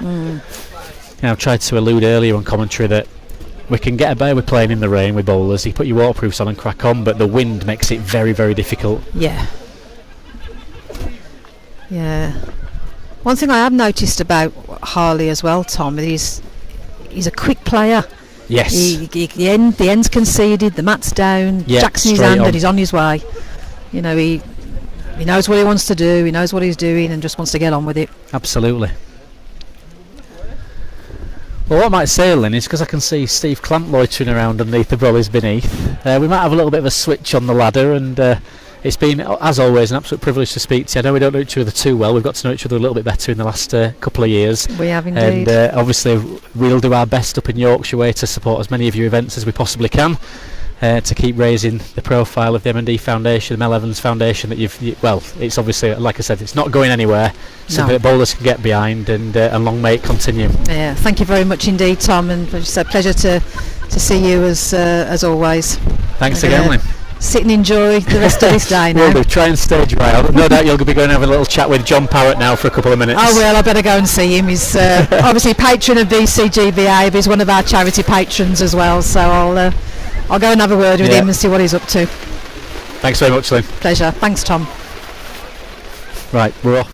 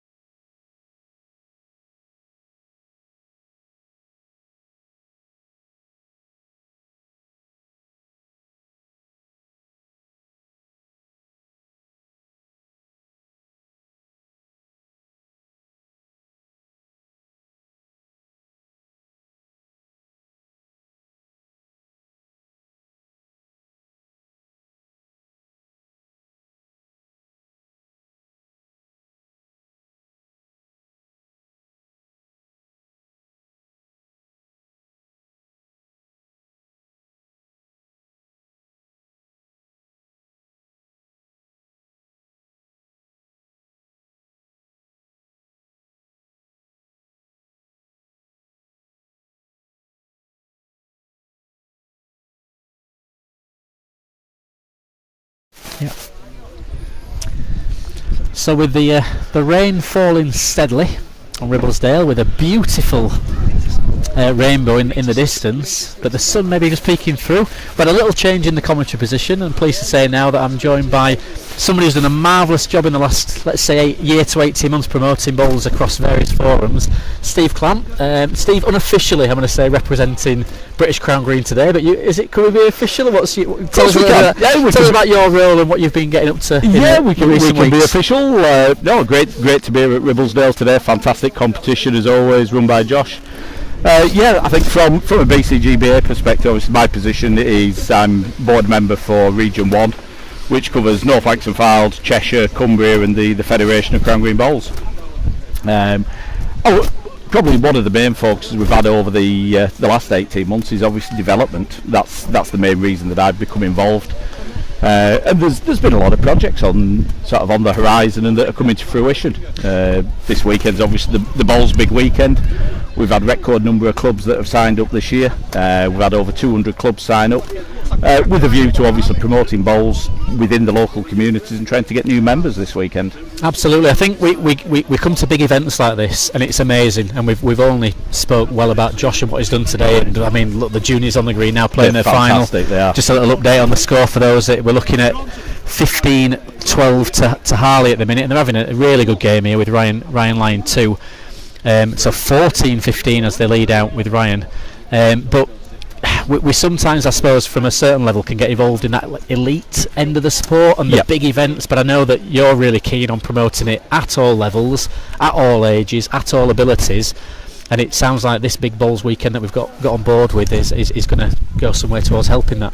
It is, yeah. Again, it's good to see that lots and lots of clubs are looking right now. One of the main focuses of the BCGBA, we need to change from, as you say, the elite aspect, having a look at grassroots clubs. The grassroots clubs are the bread and butter of the game, and that's where the bulk of participation is. So I think events like the Bowls Big Weekend, we can really get behind it from a marketing perspective, help to support the clubs, and again drive the membership. It's a sport that we all know from the level playing. We all know it's fully inclusive, and it's communicating that out to try and encourage people that are, be it coming to the end of playing football, cricket, rugby, getting into bowls. So you've still got that competitive nature, but in a slightly more sedate sport than what the body might be used to. Yeah, although these two they're playing at the high level here, they're having a fantastic game. Ryan's been a little bit unlucky there. He's running to the back of Harley. Harley's paired him up, and it's just a little bit of probably a breathe out there from Harley. Yeah, but I think this is what we want to see, isn't it? Young players coming through. It's attractive to. I mean, Josh, we keep talking about sponsors. What a marvellous effort he's done in raising it. There are people out there that will back. And they will back the communities, they will back the clubs, and it's maybe just approaching that in the right way. 100%. It is. It's a different aspect to the sport. Again, it's breaking that stigma down that it's an old man's game. It's bringing the youth into it. Again, you look at the way that all the juniors have played today. They could very easily embrace the adult competition. Yeah. Absolutely, I think no doubt both of these two will have been. I said that Harley just dipped out 21-20 to Craig Opwood, I think, in qualifiers, but they're both looking at the senior, let's call it the tour if you like now, starting to get involved at that level, and both very capable in terms of ability. We know with this game that it takes you, unless you're an exception, which there have been a few and they're still sticking around. We mentioned Callum's and Greg's, but people come to probably the peak of the careers a little bit later than they would do in other sports. It takes a few years of earning that experience and working hard at it. You can still be playing at a top level at 40 years, 50 years old even. If I mention a couple of names today, 60 and a little bit. There's been some great players today. Yeah, and it's always, I've championed with friends and people I know, like that accessibility of our game, that you can be anybody and having a go. And I said to Lynn just a few moments ago, I've not met anybody who hasn't just walked on that green for the first time, had a roll for 10 minutes and thought, you know what, we can do this. I can do it. That's it. It is a game that, as we say, it's fully inclusive. It's open to all ages, all abilities, and again, it's down to that individual. They come onto a green, they have fun while they're doing it, and again, they take to it like literally a duck to water as we find ourselves getting wet. We are finding ourselves getting a little bit wet here. There's a bit of a hole in the tarp just above our heads. It's not us getting wet that we're worried about, it's actually more the electrics and everything like that. Yeah, don't touch the scaffolding. Yeah, I mean the club that I play at Pudsey, we've got a running club and a table tennis club that have kind of joined forces with us in the last couple of decades, really.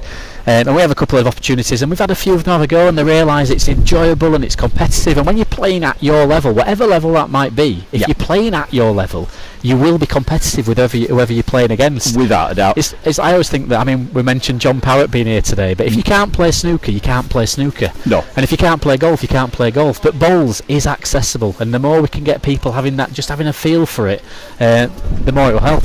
Without a doubt, and it's the social aspect of it as well. You look at it. There's been probably 300-400 people around the green today, all having a good bit of fun, all having a good laugh, bit of banter between the spectators and the bowlers. And it's a good social sport as well. And we saw that when I was talking to Lynn then about the Mel Evans Foundation, that idea of community, and everybody, we do rally round each other. You're never that far away from a bowler, and we do generally get on very, very well. There's always exceptions to those rules, but generally we are a community where you can walk into any green anywhere in the country and get a decent reception, and people have a respect for each other. That's it. At all levels. So just tell us a bit more about the Bowls Buddies then, for anybody not familiar. I mean, because that's something that some people might have heard. Many people would have heard of Bowls Buddies, but there might be some people watching today that think Bowls Buddies. What we're talking about? Yeah, so Bowls Buddies, a concept that myself and Ian Gill, who's the Lancashire Development Officer, came up with about 4 years since. Great strike there from Ryan. We came up with it again, predominantly from a frustration aspect that we've both been coaching juniors for a lot of years, and not having a product that we could actually take away from a bowling green into sort of a school environment, a sports centre environment. So we created the Bowls Buddies, which were a polymer rubber bowl. They're fully biased, just like a normal crown green bowl, but they can be used on any surface. So again, they work equally as well out on a bowling green or in a school sports hall, a sports centre, community centre, and it gives that realism to the a youth being able to start playing the sport, but also a way of having fun. So it's again the concept's based around targets, scoring wedges, things like that. Just a short format of the game, just getting children starting to play and enjoying the sport. But very realistic in many ways as well. It's not like the old kind of plastic bulls you used to get on a beach. That's it, completely. So as I say, the way that they're actually manufactured, they are moulded just like a normal bowl would, so they have a bias. The bias is actually a little bit stronger than we'd traditionally find on a crown green bowl, so that way when you're working with children, it's a lot easier for them to actually see the bias that the bowl takes. And if anybody's interested in kind of having a look at those and maybe possibly thinking about them for their club, for beginners, for children and so on, again they can contact either myself or Ian, or again just have a look on the website www.bowlsbuddies.com, and again we're very active on Facebook and social media. Yeah, they're really good. I've seen them. I've had a little go with them, and so anybody who's not familiar, I describe them as like a firm foam, bit of a mouthful. They kind of, there's a little bit of softness to them. They're not really soft, are they? There's still a bit of a weight in the hand. That's it, and the reasoning behind that is because they've got that little bit. They're like a firm stress ball, for want of a better description. I agree. But by having that little bit of flex in them, again, certainly if you're using them on an indoor surface, it just helps the ball to stop. So again, there's nothing worse than if children are playing in an indoor setting, sending a ball and it just constantly running. There's got to be an aspect of control with it. Absolutely. And these two have probably learnt their trade with a pair of 2-4s, 2-6s. That's it. On real greens. They've learnt it very well. Watching how they're doing. Great ball here from Ryan. I mean, we've been saying all the way through this match, and that it's going to go the distance. Ryan's just sticking out. It's 16-18 now, and he's got one thing: he wants to get in these corners, and he knows that he can beat Ryan in the corners, and that's his primary aim. Ryan's had a couple of good strikes. Yeah. This is a big lead though now. Whatever your opponent's not on a finish, you're in the game, aren't you? Exactly. That's it. Ryan's going to go down the edge of the green here. If he can get a good lead up again, it puts the pressure back on Harley.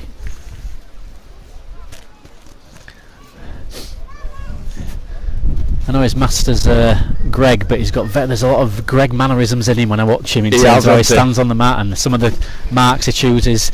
He's probably going to be frustrated with the lead again. Yeah, chance for Harley to step in here. I think over the two of them throughout the match, Ryan's probably just not quite led well enough. No, and that's should he not quite make it, that'll be what he gets frustrated with. However, Harley's left a little bit of room here. He has. Ryan's got the opportunity to step in with a good second ball. A lot of short balls coming out of that corner. That's not a good one for him. That's an unfortunate ball. Harley needs to capitalise on this. You don't think about that stuff on the mat. You don't. He's not even looking at that ball. No. He's playing. He just thinks playing round it, getting up to a length. It's left an easy 2 for Harley. Yeah, and that's the difference. Yeah, it is. Big lead now coming up for Harley. Could we be looking at the 2025 winner? I think it's been a competitive game. They've both been respectful of each other. They've both played some really top balls. There've been some good striking. Yeah, good temperaments all round. They have. They've been a credit to the game. The difference will, for me, just be that I think Harley's been a little bit tighter in his leading. Yeah. And it's just kept him that 3 or 4 chalks in front throughout basically the full match. He's always had that little bit of a lead. Ryan's always been slightly on the back foot. Again, though, slight opportunity. It's not a great lead from Harley. He's not stepped in though, hasn't Ryan? Hasn't. Again, just left it that little bit short. Big ball from Harley here. There's maybe just a little bit of naivety in the game with the rain that's just fallen. I think they have actually lost the length in the last 15 minutes. I think they're both they're searching for a length. It's a decent ball. That's a good lead there. Asking if it's only 1 because I think he'll want to play a run a bit. It looks like 2. 2. So here we go. It's a now or never ball. It's a now or never ball. Might just be underneath. Just underneath. Just underneath. It's a great performance from Harley Tattersley. Really competitive match between the two of them. They're very tidy. They've quietly got on with it. No antics. Ryan will clearly be disappointed with a couple of slacker balls, if you like, looser balls at the end. But he's done himself proud, and he'll still take up a nice little pay packet at the end of the day. Exactly, that's it. No, it's they've both performed really well. They have. But no, Harley just that little bit more experience, a little bit more composure on the day. They've both done really well. I think what we're seeing with Harley is he's just stepping up inside. He's playing top division Murfield bowls now, and he's just stepping up in his own game. You can see he'll be beating players that he's looked up to in the past. He'll be starting to play players on a regular basis in leagues that he thinks, I can beat them. And then your mindset changes when you start playing junior bowls. That's it, exactly. He's gaining that adult experience now, as you say, playing at that higher level.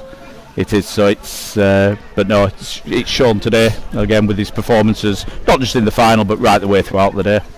So before you go then, Steve, British Crown Green wise, what are we looking out for? What's on the horizon? What are the big events coming up, or the big initiatives that we need to all be involved with? Yeah, so one of the biggest ones that we've just announced it on social media last week, but it formally gets released the 11th of June. We've been working about the last 15 months with the other codes of bowls and the Youth Sport Trust.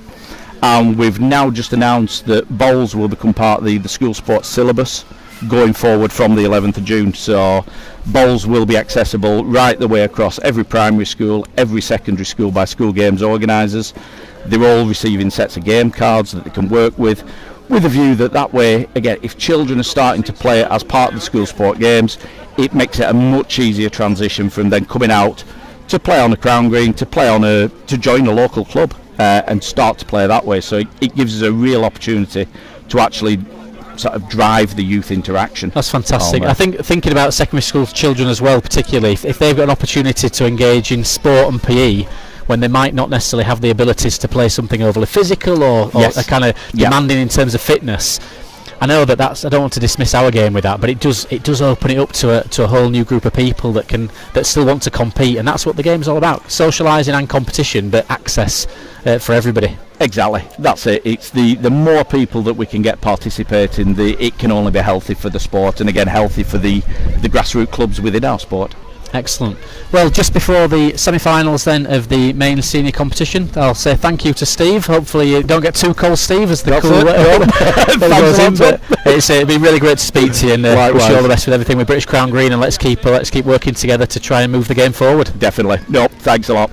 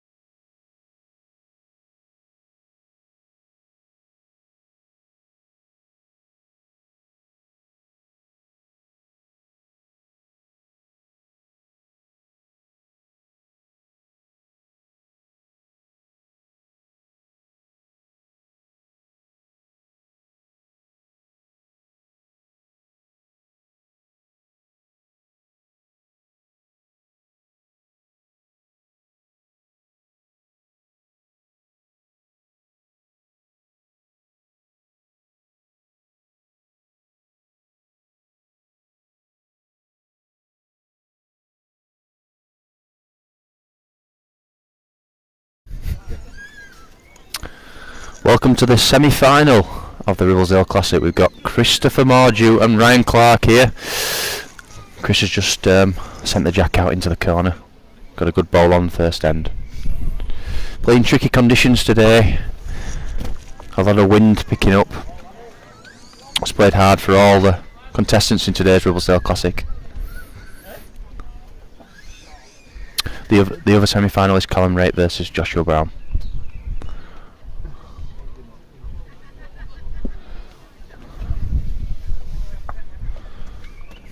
Chris with the one there.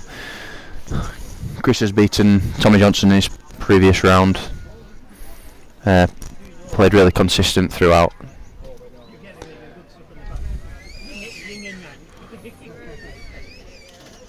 Down to his favourite corner where he played in the previous game.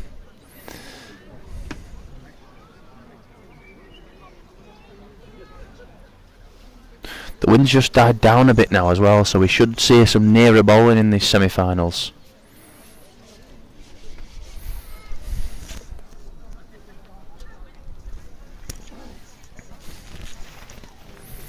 We have done the draw for the programme for £50, and it's programme number 326. If you've got programme 326, come and see me in the hut, you won £50.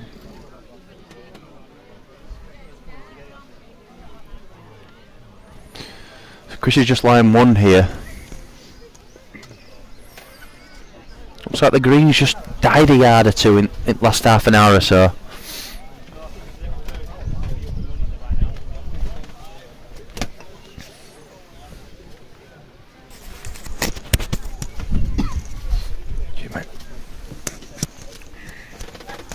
Sure, Chris will be going back into his favoured corner here.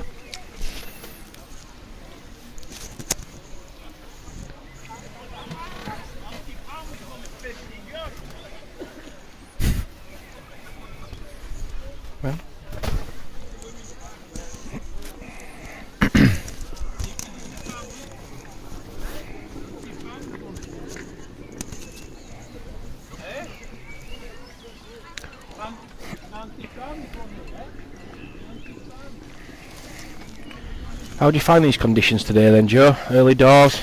Very tricky. Came up? Very, very tricky.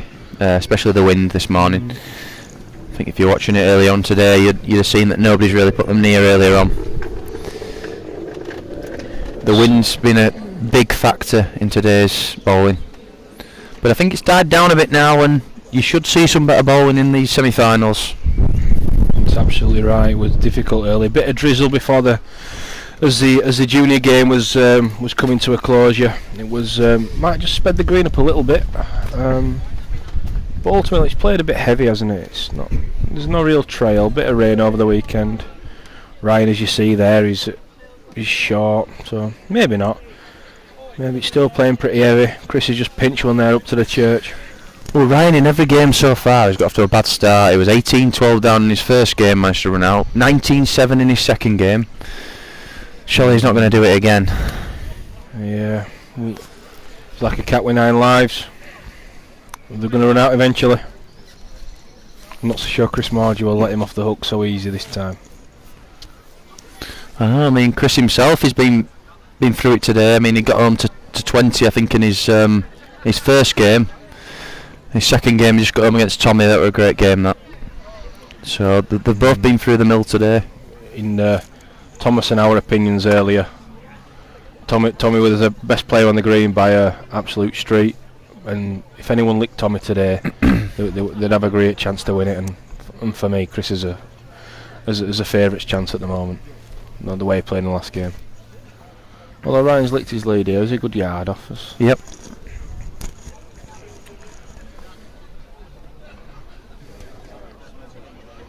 Chris trying here, just going to skate underneath, I think.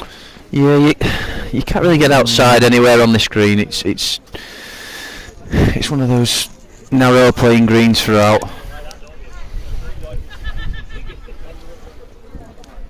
There's a lot of pace involved though, Joe.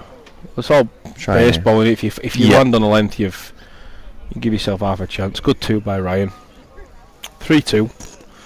Or 2-3 as I should say. Ryan leading out.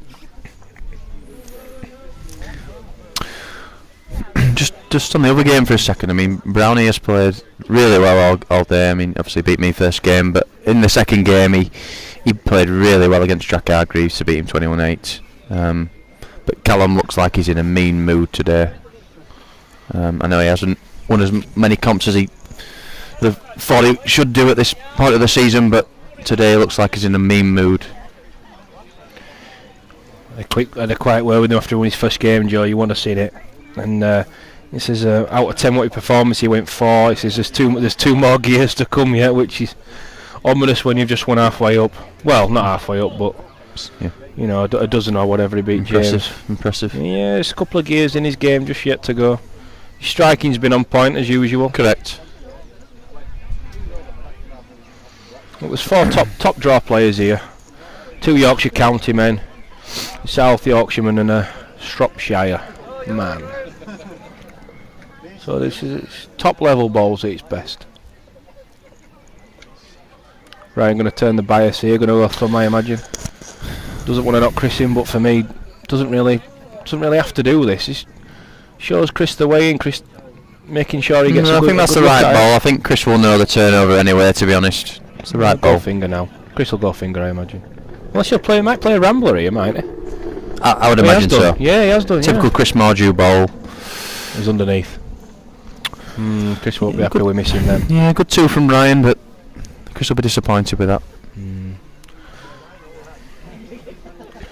Must be the first time Ryan's been in front before halfway. I think it is actually. 4-3. Yeah. Might be a bad omen, that. Oof, well, you never know. Still a good crowd given the bad hour or so weather we had. At least it hasn't rained though. Remember last year we stood under here. We have got to let everyone know, we have got a roof this year for the commentary. You'll be pleased to know. Last year we were stood outside, thunder and lightning. I'm not so sure they'd be pleased to know, Joe. We're definitely pleased to know. Yeah, we're definitely pleased to know.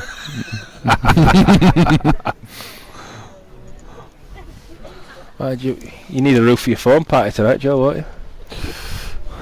Well, it depends how messy it gets, Stuart. Joe, you know. Ryan with a good length bowl there on a mark similar to what Billy Speed played against him earlier. Chris just napped short a touch there up that hill, going away from where we are here in the gantry. It's definitely uphill, still up and over, but uphill to the crown. Ryan, 2 good ones. Yeah, good bowls. Oh, that's a good one now. That is a good one. Yeah, Chris's first bowl was in the way of that yard over sort of bowl here. He's going to have to try and draw one here, really. He likes it a little bit. He's not a million miles away. He likes it, you can tell him. What a just good forced ball. him into That drawing is a it. Ball. Forced him into drawing it, but it's a real ball from Chris. That's a T-Rex special, that is. Yeah, prehistoric balls from Chris. Yeah, dear me. You don't win the Bradford Merit 7 times not being able to lick balls like that, Joseph. Well, Pete Simpson did win it twice. Marvellous ball. Marvellous ball.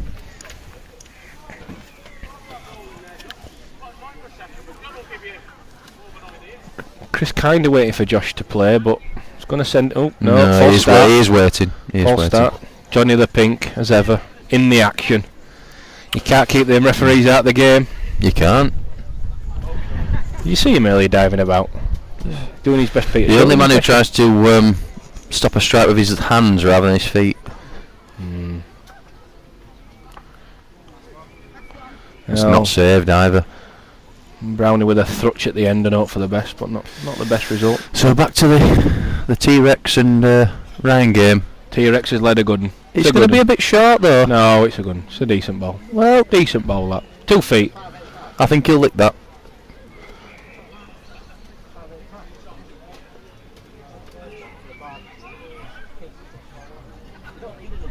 I don't know, I think it's just gone out. Kingy. Yes, Joe, it's definitely gone out. Strong stuff, that Bowling Brewery. This sponsors the Ribblesdale Classic. Chris plays 2. Just going to hold shot for 2, but I thought he might improve on that first bowl there. Just failed to beat that. So Ryan beats one, he'll probably beat them both. Yes. Is he there though? Well, he's not as far as his first, Joe. Is he there? No, he's short. It's potting mate. Potting mate. 2. Potting mate. He's left them both, hasn't he? 2, so Left them both. we're 6-4 now. That's a poor ball. Both games by Ryan. 6-4 on the mats. You're supporting your man, Ryan. Your Sheffield compatriot. Well, I'm a neutral commentator, Kingy. No such thing as a neutral, Joe. What flag are you flying here?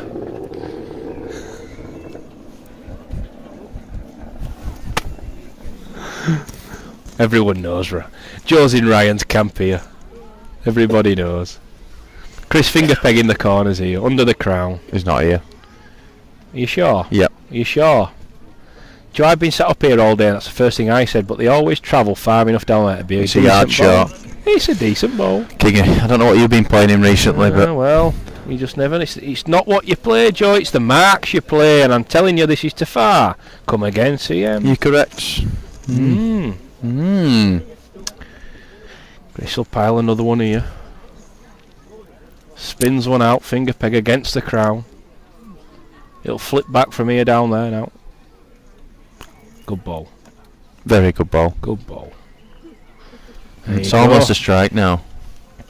Yeah. Yeah, it's almost a strike now, because, it's hard enough to save here. Don't know. Is he gonna gamble?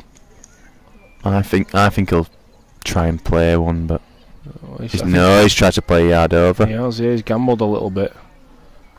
Oh, almost. Almost chipped off the inside. 2 to CM. I keep saying it, but just going to the other game now. Callum looks in a mean mood here. A nasty mean mood. Mean machine. Kingy's just falling through shelter. Ambulance for Kingy. It probably won't be a bad thing, to be fair. Nay, dash. I know you don't like us pudsey men that much, Joe, but come on now. Throw me off a scaffold.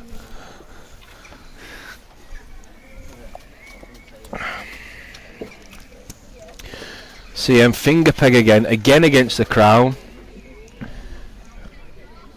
And he looks to have a fair enough ball here. It might be a touch short, but it's not going to be a bad one.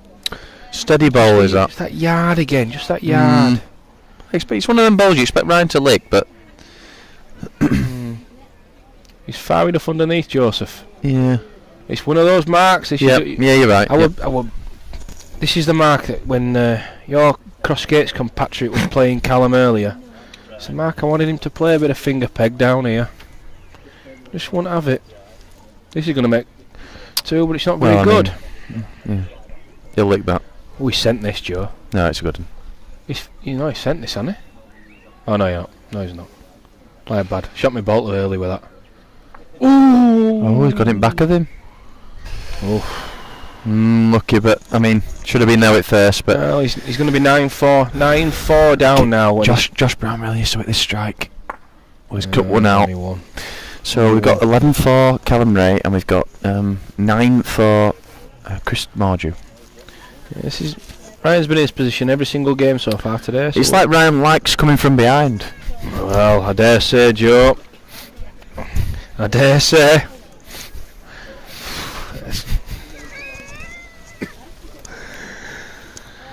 I've never been to Isle of Man with him, Joe, but you have. I hadn't shared a room with him. Thank God for that. Again, a yard off from CM, a yard too far. Strong stuff, that Bowling Brewery. It is. It is. Just a good ball by Ryan. Yeah, decent ball, gone in. Good ball, that. Yep, good ball.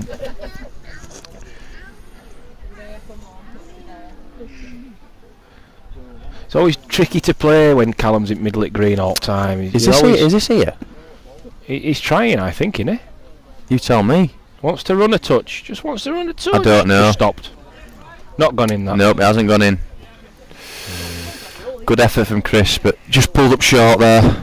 The tricky corner is that. Harley tats over the far side having a celebratory pint of Madry. Well,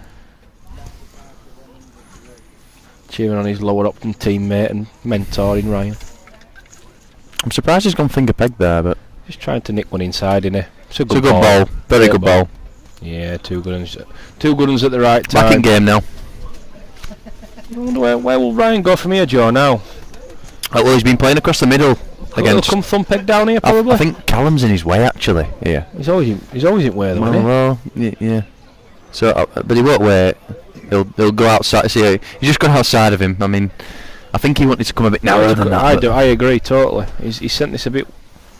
He wanted to be about 4 or 5 yards further towards the camera than where the jack is now for me. I don't think he's here. No, he's not here. It's downhill, but it's not today. No, not today. There's no run down there today.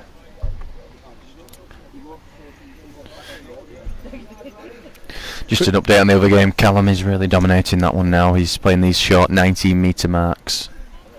They're not good bowls though. I mean, are they even 19 metres? Is that 19 metres? I don't know, but this is miles so far. Oh, Another wow. 2 to Callum. He's trying here though, is Ryan. Here. He's trying like mad here. He just keeps pulling one out. Oh, bit of a stamp.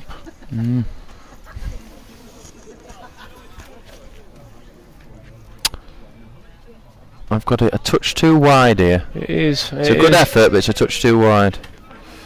Not sure that was fast enough, really, actually. Bit of a sensible ball from Chris. Don't Yeah. want to be too attacking, but Josh Brown's not going to be happy with some of these balls he's sending in the other game. For absolute sure, he's not. Callum's not playing much of a mark here. It's literally down a channel with square backs as well, which is what you would think Browntown would be right up his alley, but. Good ball. Yeah, that's a good lead. He's called the tapes. The last time was shot on that one, wasn't it? Yes, it was, yeah. I think this is a mark. Well, refreshments have arrived in the form of a Guinness. Oh, I'm afraid my refreshments haven't really arrived, so been in touch with my contacts. Well, Joe, at Bowling Brewery. You've not been freezing up in this gantry all day, have you? You've been attempting to play bowls. Well, I did try my best, Kingy. They've sold out. Wow, they've sold out a Bowling Brewery. It must be good stuff. Not in the Have fridge. you drank it all? No, not in the fridge, they aren't. Not in the fridge. Oh dear me. It's a sold out venue with a sold out beer.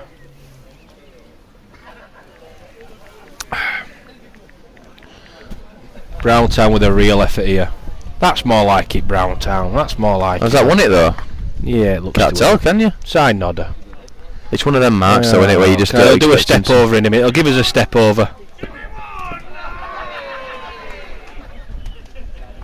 Now then. He's absolutely no chance of licking these fingers, has he? Can't lick them finger, I can he? don't even think he can even lick it from. What does he do here? Just thrutching up? Has he turned over? He's whipped the peg, hasn't he? He's going to go above it. That's ended up in a beautiful spot for Cal Paul there. Unbelievable spot.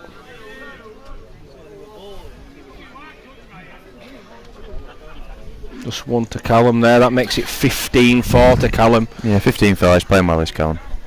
And in full groove is Callum at the moment.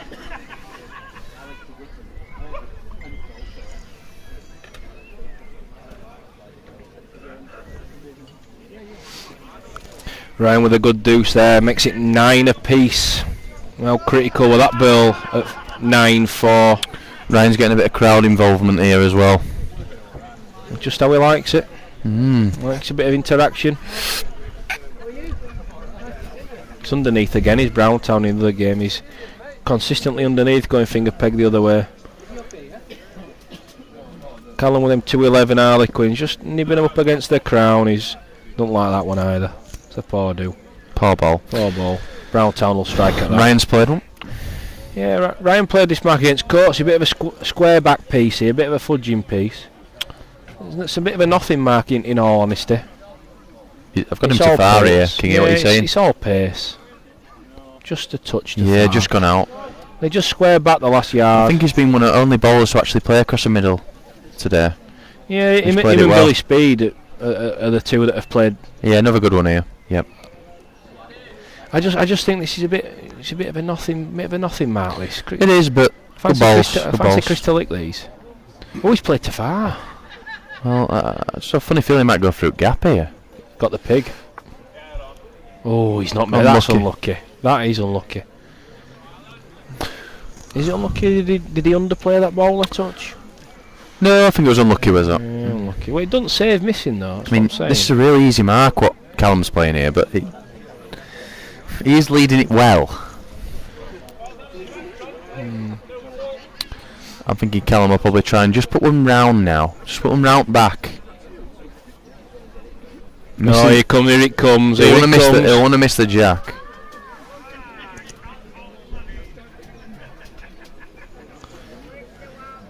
I think even me and you could step over him on this mark, Joe, couldn't we? We could. Outside, it's just balls that he would have been hitting earlier when he was playing hard over. He's missing now. Yeah, that's right. Well, under the cosh, he's putting it lightly at 18-4, but it's not looking very good for him at the moment for Browntown. Many people thought he were the one to challenge, but he just seems to have gone off the boil a little bit. He's letting Paul dominate a touch, and everyone knows if Paul dominates, it's an uphill task from there. In the other game, Ryan's got pretty much a front toucher on. Chris just ran in the back of it. He's short, only made one. Chris will play through. Come out nicely. That did come out Great nicely. Effort. It's just tight. It's gonna be unlucky, Tight. Just tight off the crown. Yes, I think he's at 7 on the trot now as Rye. He's not there again, Callum. No. But I mean, Josh is missing his yard overs this game. He's had a couple of chances last few ends. If you don't hit 1 or 2, it's time to different. It's got to be different. He's missed again. He's still got his own here. That's a poor ball. It happens sometimes though. When you've been missing your first few, it happens. Would you not strike though, Joe? Would you not change tactic, strike and see what happens? Change the mark if you hit the jack. Possibly, yeah. Callum can't play the same length consistently then. This is a good ball by Ryan started to lead now. You see the wind's died down and you see a lot better bowling in the semi-finals. If you were watching earlier on in the last 16 and quarters, it was very hard with the wind.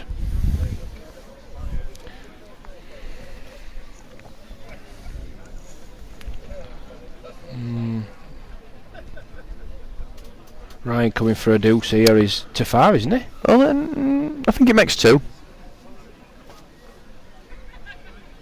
Ooh, just nipped up there, yeah, 2 Peneth. Is Brownie here? Yeah, makes 1. Yeah, but it's one of them marks you expect Callum to lick it though. It's too wide, I think, Chris here. Chris can't win it on this road, I don't think. Might save, but it definitely won't win it.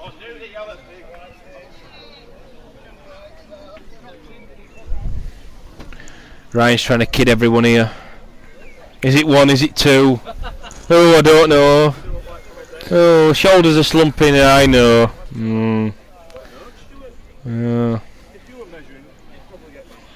I know someone that would get you in. In the other game, it's good night Vienna for Josh Brown. Yep. 21-4. 21-4. It's a bit of a soulless place on a bowling green when you're up against that.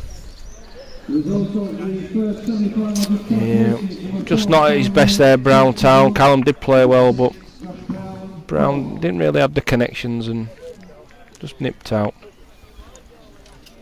1 to Ryan, 12-9 this other game.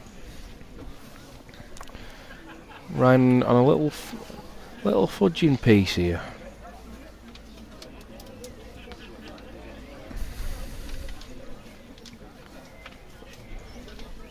Funnily enough, Callum Wraight were playing this earlier in the day. Actually, they've both been playing very similar marks all day. They have. They absolutely I mean, Ryan have. a touch further, I would say, than Callum, but I think they had a measure earlier, long tapes. It was 19.2 for Callum. Chris just overreached here. Yeah, I'm amazed by how many players just have been failing to get a length up that hill.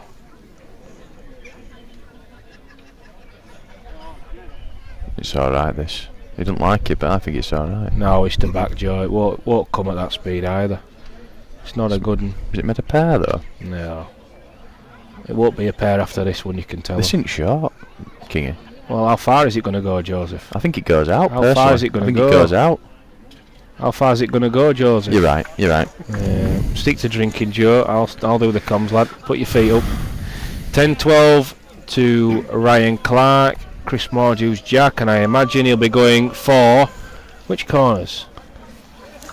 Does he go down the will tee he up? change? He's gone consistently down into the bottom right corner As we look where at the it, DJ booth is, but I think he's going to change it up here. Yeah, he's changed it up. Bit of a changing tactic from CM. I like to see this. Just trying to potentially nick a couple of chalks off Ryan here. Nice to see that Santa Claus has turned up as well behind Ryan. Well, I never. It's a bit early for him. Yeah. Just a ball narrow, Chris, on a good length. Winner. Well, it's stopping. It's doing a lot of stopping. Just gone in. Won it, yeah. He has won it. I've got these balls of Ryan's weak. I mean, what does he play with, Joe? Ryan, what does he play with? RG lorries they are. They're not weak. No, they're not weak. What are they? RG what? Lorries? RG lorries, yeah. Never heard of them. What are they? That's what they are, yeah. RG Can't lorries. tell you any more than that. Dear me. Well, he's played 2 good ones here. Ooh. Yeah, gone in. I don't know if it is 2. Is it 2? Looks Close.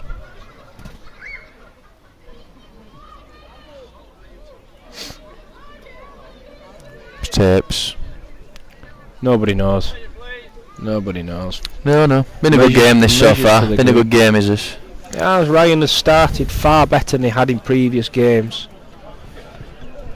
Ryan knows he can't keep coming back from all but 13 and what was he against Coates? 18-13? 18-12. 18-12. 18-12 and 19-7. Yeah, he can't keep coming back from the abyss against top draw players. 1 to Ryan there. 13-10.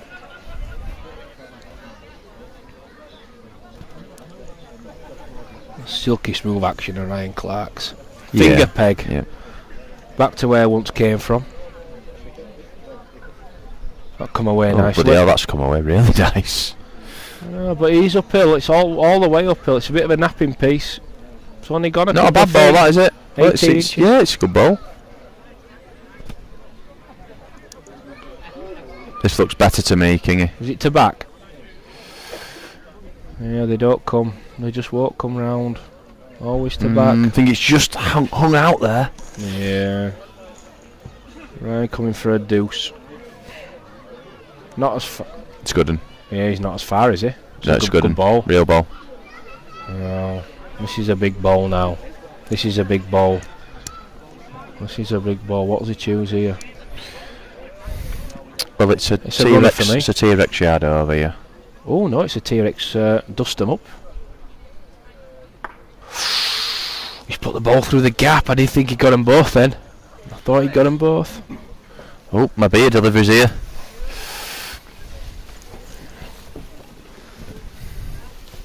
Thank you. We'll do like a warm bottle of beer. So do I.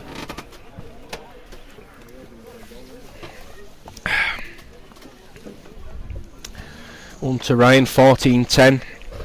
Back on his little fudging piece, thumb peg. Bit of square back here, just as it hits the crest of the hill now.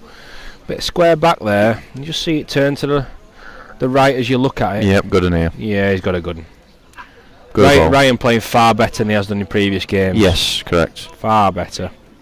I think Ryan also knows that as well. He's after his balls a little bit more now. So far is this? He is, but what's he eating, Joe? Nothing.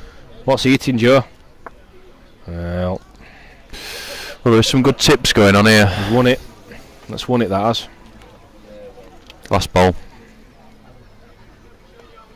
Oh, we'll ping it. Yep.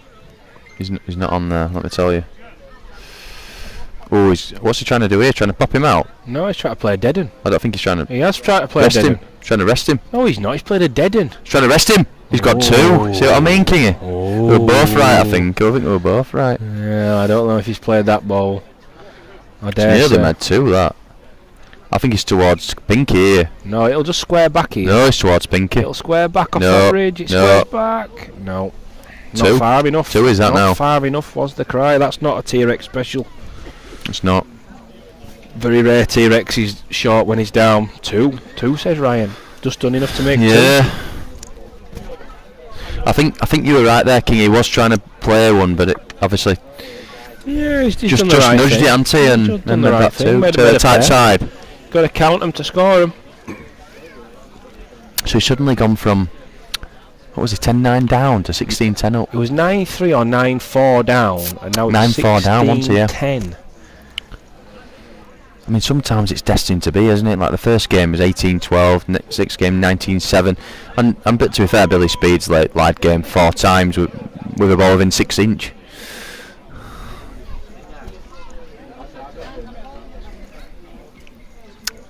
Well, I This thought is a good one. Well, I thought it were too far, to be honest. Good ball. It's all uphill. He'll beat that. Winner. Good road, isn't it? Winner. Is it? Winner. Just throwing out a bit. Yeah, good Winner. road. Ooh. This is a massive one now. Chris could pair up here. 12-16, jack in hand.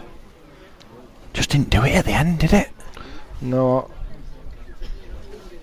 Is he there? Chris is a good road again here. Just going to get there for a deuce. Just going to get... Just, yep, two. two. Kenneth. Good double. I think Chris's supporters tried to G him up a little bit. He's a Yeah, bit the crowd's following getting a him. little bit rowdy here now, around the green. Oh, cheering for the money. We've had some brollies flown over the clubhouse earlier, Joe, with a gust of wind. You've broke a brolly. The wind's now completely died down. Brand new brolly that as well. Yeah, if anyone wants to donate a brolly, please do so to Joe Cranston at Crossgates. Thank you very much, yeah. And hopefully it's not a Slazenger's brolly as well. Chris finger pegging to the corner. He's played into all day here. Short. He's going to be short, but it's not going to be a Sure, bad. but it's a good ball. As we know, Kingy, that's a good ball It's there. not bad. It's not bad at all. Ryan thinks he's too far from hand, but there's a bit of stopping up He's here. trying. There's a wee bit of stopping up here. No. Oh, gone. Now then, CM. We Can he knew pile we some knew pressure we on? knew Chris's was a good ball there. Yeah. Well, he's not No. off the pitch. Well, all Chris is going to... He's very sensible. He's not going to throw it off, is he? So He's not off the wicket. Bit big there. Ryan's going to risk it. Ryan's too Ryan far. reckons he's too far again here. It's not far off being too far. It's Yeah, a big bowl. A big bowl in the context of the game, that. I don't think Ryan thought it was too far. I think he was kidding everyone around the green, to be I'm honest not with so you. sure. He's only inches off going off the green there. Good ball. He's a kidder. He's a kidder. He's 100% a kidder. He knows what he's doing. I know he's telling Chris, can't believe how that stayed on. I know. Him and Callum cut from the same cloth, some may say.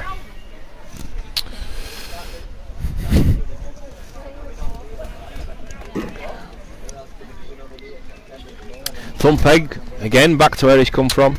Ryan will just keep cutting the green off. He's in front, he's protecting that lead. Albeit only 5 chalks, it's a lead to protect. He knows Chris wants to go for the corner, so just keep cutting the green off. Bowling towards Santa again. Wonder if he's got any presents that are gift wrapped for Ryan in this corner. I know he's already laying one here, but He's not his hair cut the local Turkish barbers, has he, Joe?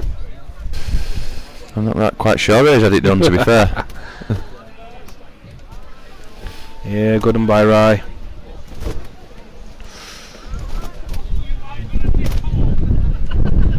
Chris will try to play a saver here, I imagine.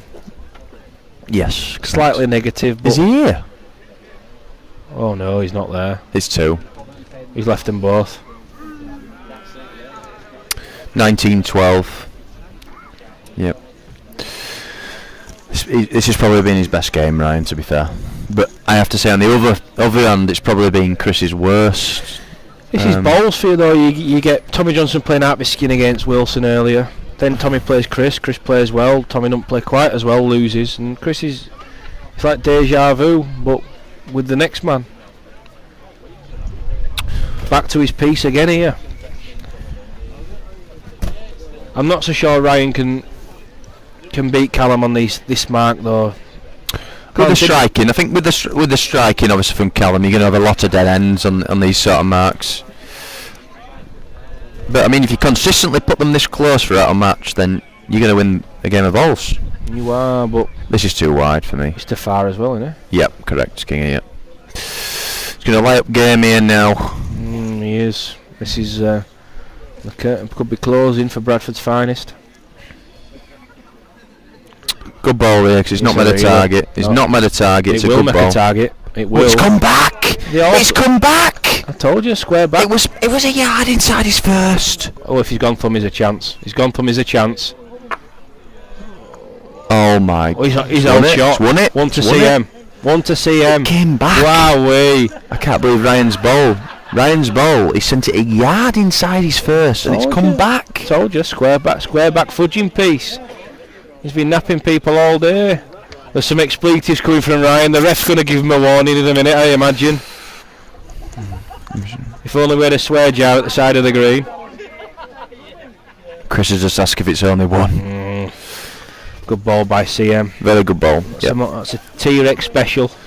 But I don't know how Ryan's ball didn't peg. It just didn't peg, did it? Well, Chris is now in the position Ryan was in his previous two games. Can he replicate to the man that dug himself out of an hole twice over? He's gone for the corners again as Chris, and it won't be a bad one. Good ball. It's not so bad. Ryan just seems to be on it this game though, Joe. Yeah, he seems does. to be on it. He's trying here again. Is it short? A slab short. Short. But he's been on a Good decent road. track more or less every end Yeah, this good game. road. Chris just snapped in short there.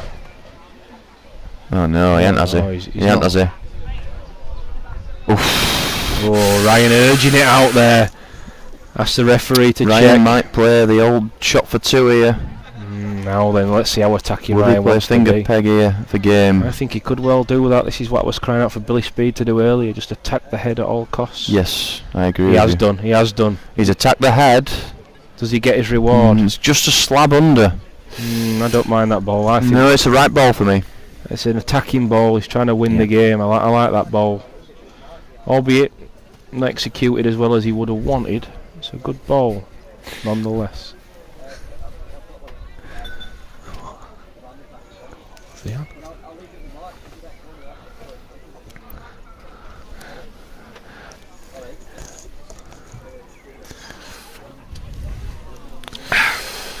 Just to let you know, after this game, we will be doing autograph signing 5 minutes after this game is finished, but just let us get down the stairs first before you start asking us. T-Rex finger peg. Good lead here. What? I'm out. I don't know what's going on here. Joe's had far too many bowling breweries. T-Rex led a good one, but not quite in the corner, so it allows Ryan a chance. No, it's a Is he good ball gonna by get T-Rex. there? Nope, not going to get there. T-Rex is in. Length ball. There's an all of a sudden shout from Harley. Yeah. That's a teammate as well. Oh, can you believe it? I can't Wow, speak. I can't speak. 2 to T-Rex. Well, it's 2 to T-Rex. He could only lay him up and see what happens. Let's see how aggressive he is here. They sat together. You might see a strike here.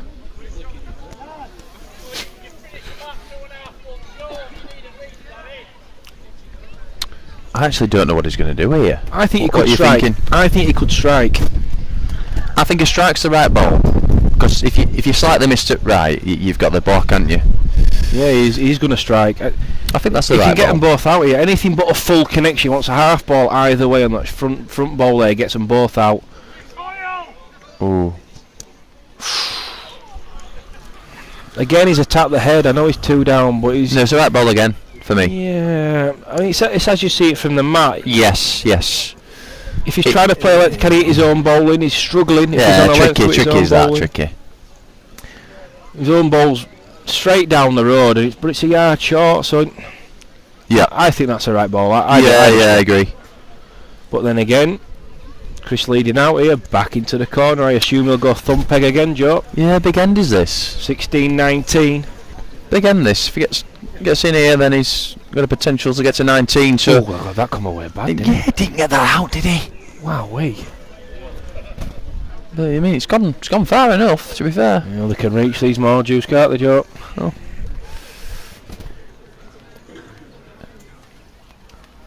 I'm wondering if Chris has adjusted with a ball. This the looks jack come away slightly so tight bad. to me. It's tight and short. It's not a good. Yeah, that's- it's that's not what he's you're looking for. gifted Ryan a real opportunity here. This looks further to me. It is further. Kingy. Just slightly round the corner. No, but it's not a good one. It's not a good one, Kingy. oh, it's not. It's Where's not this going? further either. Wow. Wow, I can't believe that. That to looked get further away. out the hand. It looked nice. Got it out. With a bit of drizzle, Chris skipping that jack out might just have caught them both out there. This is miles too far. What's the collection on the jack? Oh, is it it? has Is it it? Is it it? He's still a yard off though. That's still a yard better than it were going to be. Oh, Ryan's false had a bit of a start. false predicament there. There's a little bit of drizzle coming down now. Chris might have just napped them both there. We're just juddering jack out. Might just skipped across a bit. He sent it. It looks like the winner to me. Can't fail, can it? No, winner all week. So we've got 2016 now. I mean, Ryan's definitely been the best player in this game, but Chris has sort of digged in with some good balls at the back end. Chris has done his usual digging, never give up. I've still got a chance, you know. He never gives up, don't Chris? It's always Ryan's tough to probably- shift. Ryan's saying no one. He's just comes up Yeah. with any excuses, Ryan. Just that rain might just be taking an effect now. Now Chris is coming off. Look, do you know what? I mean, don't they know we want to get to barking here? It's just. Oh, it's a bit friendly this. Even Ryan's getting him a cap and a... Oh, you wear cap my and a top cloth. and I'll wear yours. Oh, dearie me. We'd have none of this, Joe, me and you. No. I'd be We telling wouldn't. you to get your own bloody rag in your cap. Dear me. Yeah, I'd leave it on the floor for Oh, you. he's far too friendly for my liking. Yeah, We like a bit of needle. we do. We've had some needling past, haven't we? Oh, have we?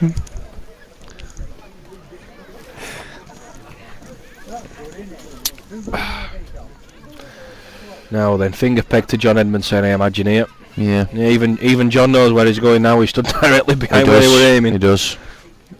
I think his strategy's known by all.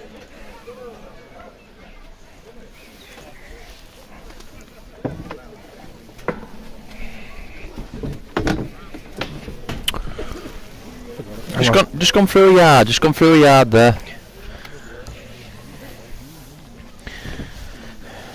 I hope it's a strong scaffold, this. There's some big bodies up here now. What's T-Rex doing? Oh, is it the jack? I don't know. I think that's stayed in. I think that's... I'm going to go out on the wee me. I agree with you. I agree with you, Kingy. I agree with you.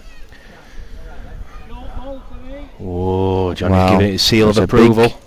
Big shout is that? Could he strike here, Joe? No, yard over. Could he strike? No, it's not a strike. I think he could strike. This is not a strike.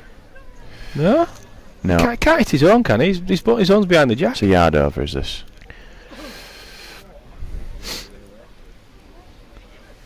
This is the right ball. Is it up gap? This is the right ball, and he's got it. That was the right That's a ball. great ball. What a good ball. Yep, good Great ball.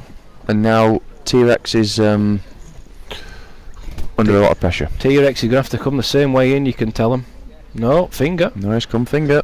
Well, it's how he sees it from the mat. He thinks he can just draw one again. I've got him short. Yeah, he's short on a good road. No, he's played well. He's played very well there. He's played well there. Wade in. Yeah. 21-16 to Ryan Clark. That's probably the best game he's played. First game he hasn't been behind actually so far tonight. Right, Ryan seems to be getting better throughout the day here. Yes, I mean it might be a bit of an omen that it was 18-12 down, 19-7 down. He's managed to get out there at Yeah, 16. he's played a good game of balls against there. the man who's won everything in the game. Chris started off really well, but just couldn't go on with it. 9-3 down, 9-4 down, and 16-10 up, Ryan there. Played very well. Yep. Marvellous. But the thing is there to take him to the final, King, is that they both played short marks. Yeah. So what's going to happen in the final? What's the tactics you think's going to It could come be across? a 20 metre off this. Straight peg, round peg. Is it if Callum's striking, he'll win? Is that what's going to happen? If he hits, he'll win, yeah. 100%. I think Ryan's got to go a long way. Okay. Yep. We'll see you back for the final in around 10 minutes or so when Josh does the raffle and 1 or 2 announcements.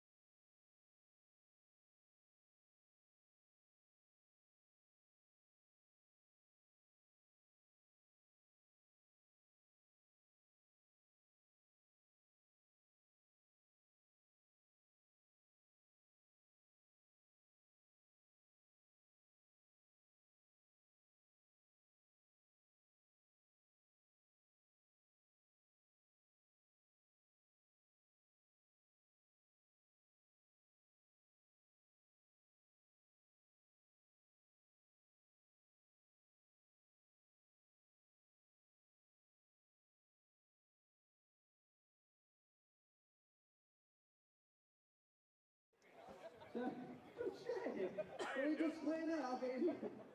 70, anybody give me 70? Who can give me 70? 80, anybody?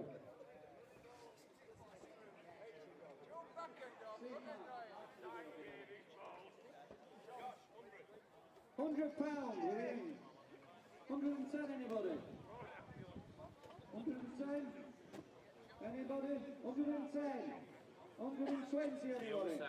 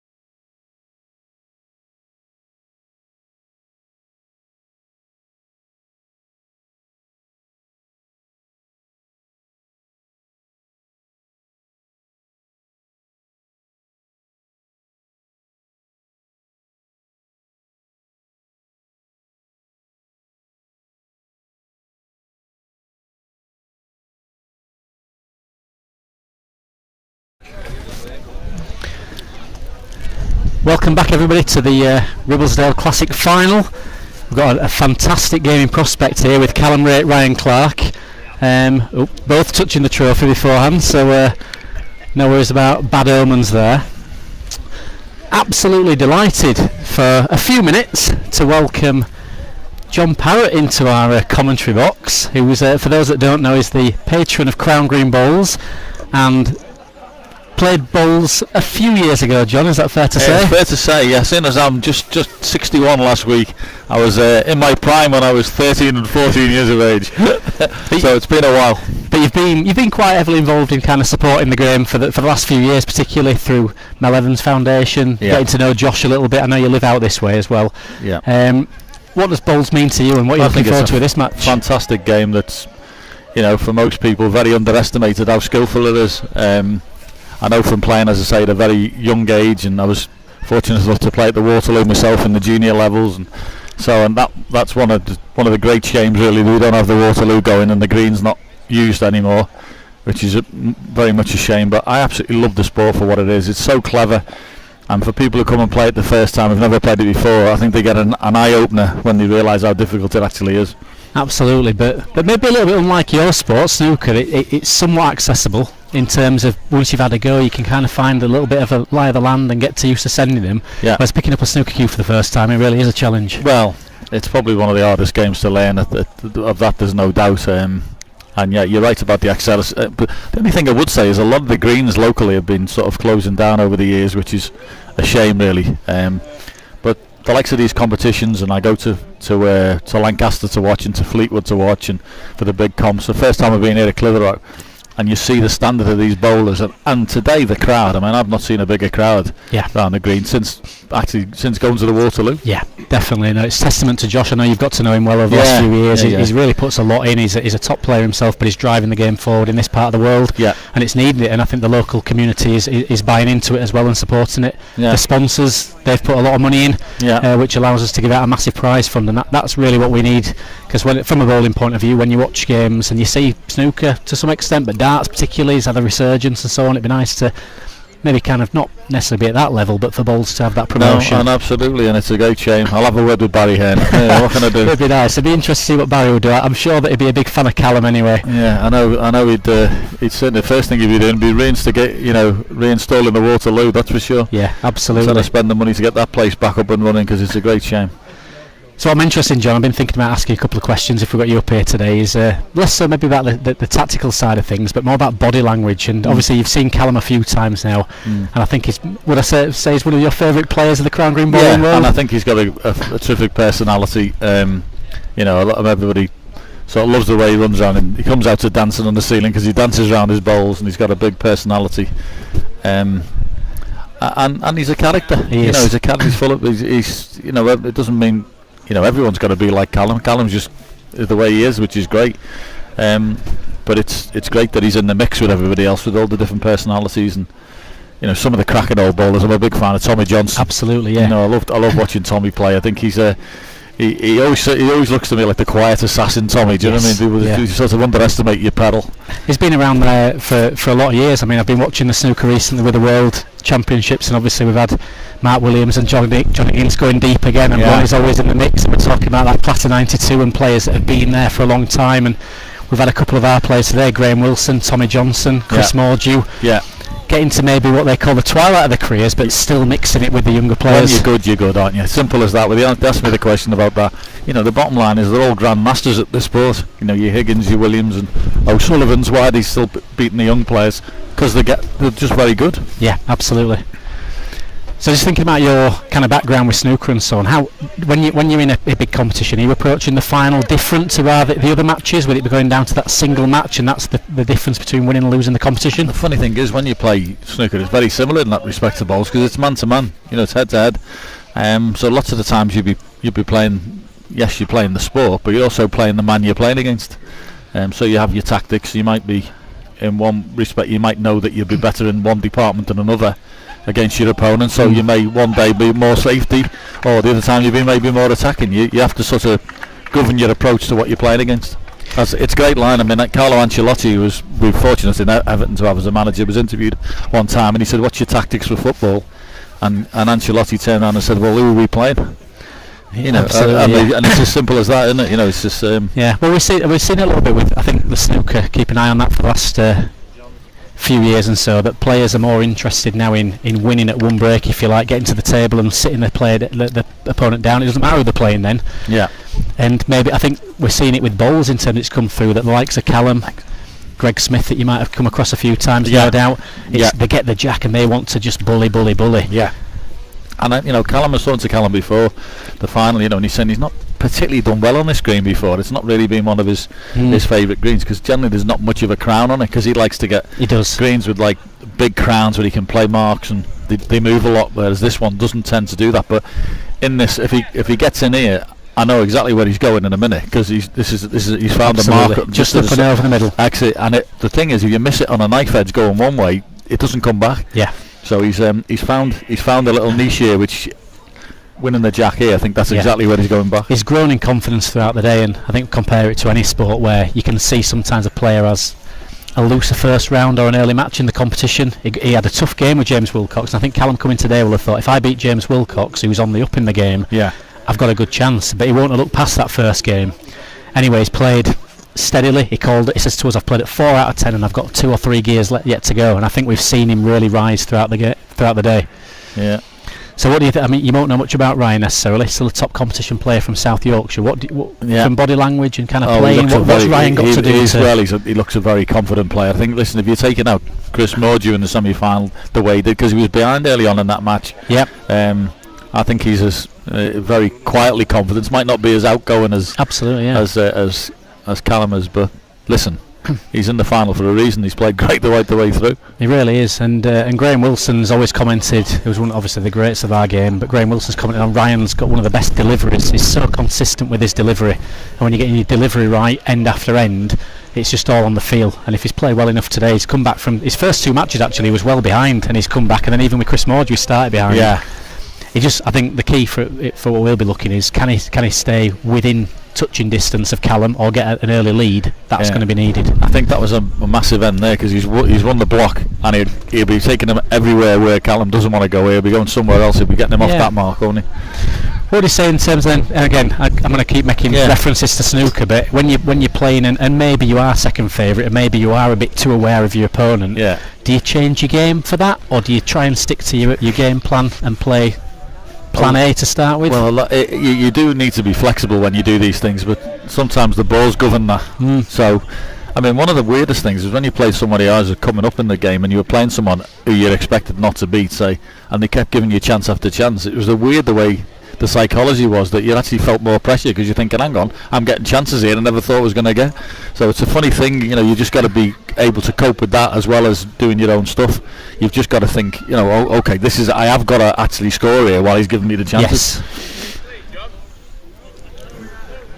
So Callum's looking at 2 down here. Yeah.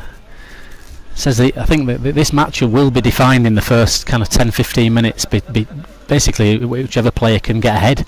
But if it's a tight game, I think Ryan will be happy with a close game than Callum will. Yeah. As I say, I don't know what the form guide is with these two. You'd know better than me. I don't. They played each other a little bit. I mean, Callum's a more prolific winner, but Ryan's certainly won his fair share of big competitions. Ryan's very good at. He's tuned into there. I can see it in his eyes that he's in full concentration mode now, which you should be. But Ryan's very good at sometimes playing it down and in matching Callum in that sense of body language and kind of just thinking, we're playing the game. I think he did it with Gareth Coates a little bit, where he thought he was out of the game early on and just his shoulders relaxed, and then he caught Gareth out and he played really well after that. But I can see that focus he's seeing now in his eyes, full concentration. And because the game hasn't got away from him in the first couple of ends, he's going to. I think Ryan could rise in this match now. Yeah, and it's a big prize, isn't it? It really is. 1600 the winner. So it's definitely. It's a very good prize. I mean, both players will want to win this, all right. Absolutely, yeah. I mean, certainly we're not a long way from being professional. Callum's about as professional as you get. He does a bit of taxi driving and so on when he can, but he's playing up and down the country every weekend, 2 or 3 competitions. Is the nearest we have to the modern day professional, if you like. Ryan's bowling most weekends, few league matches a week, so they're both sending enough bowls, and it's just about how they adapt to the ever-changing conditions. You don't get wind in snooker very often, do you? No, I have been rained off in a snooker match. My club had a bucket suspended over the black spot end because someone had nicked the lead off the roof, and no one ever thought to empty the bucket, and it collapsed and went on the table one night, and it was waterlogged. Well, so we sent the message. You had to do a score sheet at the time, and you posted it, and it was like sent back to the, to the head office, and it said the game abandoned due to waterlogging, which he didn't quite believe, but that's exactly what happened. Yeah, it's honestly straight the bucket right on the table. Yeah, I think we did speak briefly when I met you at the Garswood earlier in the year, and we were talking about how even at snooker that it looks like the same game all the time, that the conditions are changing, the humidity and so on, the temperature. Honestly. And we had a tournament in Thailand one year where we used to go sort of September time, decided to go in February. It was the worst manoeuvre they ever made. It was the stormy season. Right. So of course there was 5 gallons of water in the humidifier at the end of the week just out the room. Yep. And of course it's cloth, so it kept soaking it up, so you broke off and couldn't get past the blue spot. I ended up winning that tournament because there was only one who could hit it hard enough.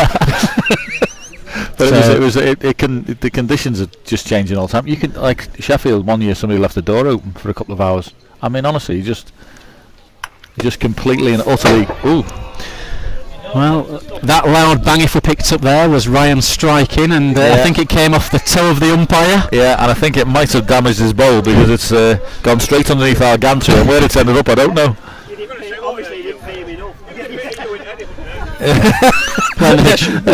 Full of sympathy, Ryan. There he said if it hit you in the head it wouldn't hurt you. Very good. I don't know who he was talking to, but Might be Jimmy Hughes sat beneath us there that's had it from Ryan there. So playing big shots at the right time, though, is key, isn't it? And really, and being and playing with confidence and attacking, and there's always that fine line when to go and take those gambling shots. Yeah, I mean, the funny thing is somebody asked me one time. He came into was at the golf course, and he said to me, he said I've got John. He said, you know when you got those big shots, he said, Neil. He said what do you do? And I went, exactly what you've done for all of them. I said, if you don't make it into anything, it isn't. I said that's why you can cope with them when they come along. If you put that amount of thought into them, to thinking the big shots, then they turn into something. Just follow your same routine, do exactly what you've done before, and just play the shots. That's the beauty of what Mark Williams does. And people go about Mark Williams being brilliant under pressure, but he plays every shot is exactly the same. There's a lot to be said for the muscle memory. I think sometimes the speed that Callum plays at and just turns and sends keeps him in rhythm, and he'll accept bad balls, like you'll accept bad shots, but knowing that you're doing the same thing. But is there a time though sometimes to step back? We'd say step back on the mat, assess it, just take a moment with a snooker shot and just read the state of the game. And not every decision you're going to make is going to be right. Of course it isn't. It's good, otherwise you'd win all the time. Absolutely, but it's just, you just got to. The thing I always found is if you play in our sports, if you play the correct shot, right. If it doesn't work out and they pot an unbelievable ball and clear it, well, so what? You still played the correct shot. Yep. So you just have to live with that, the consequences of it. I was thinking about what interested in your thinking about with bowls.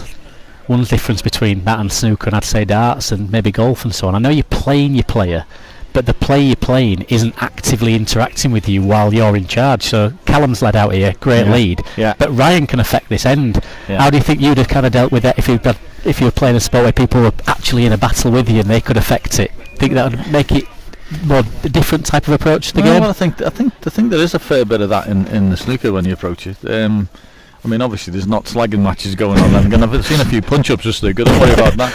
I've seen the curtains move behind when they're going to do a couple of players, so you can have a bit of it. But listen, the whole thing's a psychological battle from start to finish. Ray Reardon was a master. Ray was always looking at trying to beat his opponent, and if he played well, great. But if he didn't, he was going to make it as uncomfortable for you as possible. And is that tactics like? Would it be the shots you playing safety? Is it how fast you play in the game? Is it or how slow you play in the game? So you might be playing somebody who's absolutely flying, and they can't miss a ball. And he'd get the rest out, and he'd go, "Oh no, that's no good." And he'd put the rest back and go, "Get me another one." It'd make the situation sort of half uncomfortable for people. And then he'd get it, and he'd go, "No, give us the first one." And he used to sort of affect other players. Because he was, listen, obviously 6 times world champion, he's brilliant anyway, but from psychology point of view, he had all the tricks. We see a little bit with ours in terms of people having a walk up to the end, having a look, or the classic one, if you're slowing the game down, is when you get a chance to call in a measure when you know it's not quite a measure, but it's legitimate. You can't measure balls like a yard away and 4 yards away, but you can sometimes have a look or a long tape when it's not a mark. But just taking that minute on the mat and trying to disrupt your partner. That's the good thing about a final, is there's nothing else going on the green. Every other match we play, there's always opportunities for other people to be in the way. But when you come to a final, it's like the single table approach, isn't it? And again, making comparisons to snooker, players that when they've got 2 tables going on, they've got a ripple of applause from the other table and so on. Listen, we've got being able to tune that out. We've got players as well who are playing qualifiers who don't get beat. But as soon as you put them in the main arena, they're not the same player. They're the annoying ones, because they knock you out and your mate goes, how did you lose to him? And you go, well, he made 400s and a 90, that's how I lost to him. And you go, well, he couldn't make 30 when he was on the telly. I said, well, that's the way it works sometimes. What's the difference then? We'll have a few people watching today that are maybe prolific qualifiers in competitions but can't quite go deep enough. What do you need to do? It's not necessarily about your ability at that point, is it? You've just got to learn how to win. It's the hardest thing in the world. It's no quantifiable. There's not a potion you can take for it. You've just got to learn how to win. So Callum's must have a little bit from the crowd here. Ryan beat that lead just, and Callum's played a really good ball, and he likes to interact. He's not no malice in it. He just likes to let people know that he's I'm the main event. And it's a great shot by Callum's. Look, there we go. Look, Ryan's, it's a brilliant strike. And what did we say about how the balls run? That's exactly it. Yeah, and there's a little bit of needle there, and they coming from the bit chirpiness coming. So Steve Oliver, who travels everywhere with Ryan, was giving a little bit there to Callum. It's all in jest, it's all in good spirits, but Callum giving as good as he gets, which is fantastic. So big strike that. He's been unlucky there, Ryan.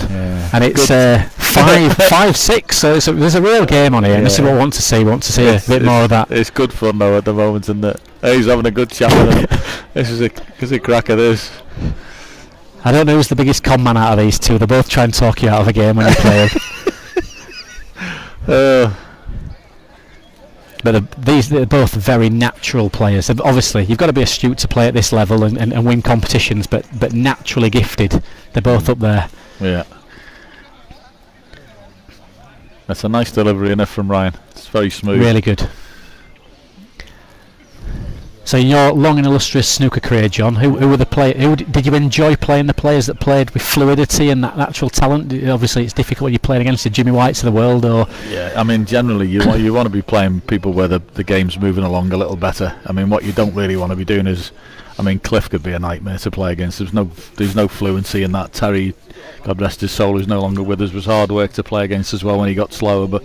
You've got to find a way to play against all types of styles and all that. They're not going to change for you. So you have to have a system where, I used to have a song in my head when I played people who are really slow. I used to have a little tune and hum to myself. Just something to take my mind off, because I knew half the time what they were doing. They were slow playing me. Yeah. So I just had a little, and I used to say to myself, don't care what you do, you ain't going to win. And whether I was right or wrong to do that, I just used to have a little tune to myself and go, carry on, you can be as slow as you like. I'm still going to beat you.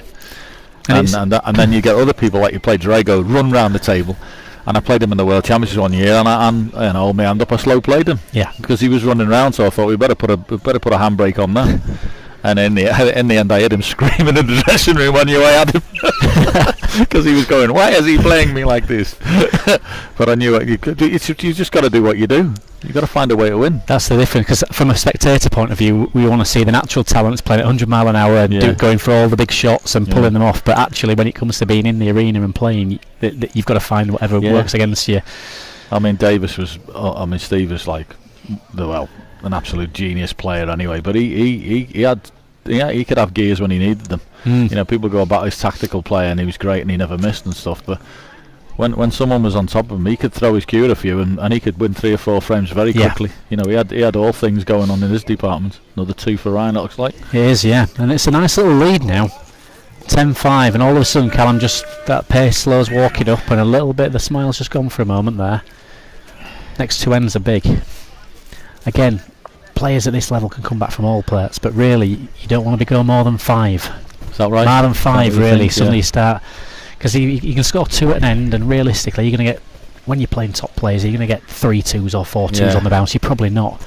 So when you see that gap of 5 and 6 kind of increase, and it's again there'll be similarities to snooker with number of frames when you're playing. Obviously, it depends where the finish line is. Yeah. When we're playing 31 up at bowls, that gap can be a little bit bigger. Of course, we have sessions on ours, which is so it's slightly different. But winning the last frame of a session, particularly one you shouldn't win, yes, instead of going sort of 9-7 or 10-6, absolutely monumental.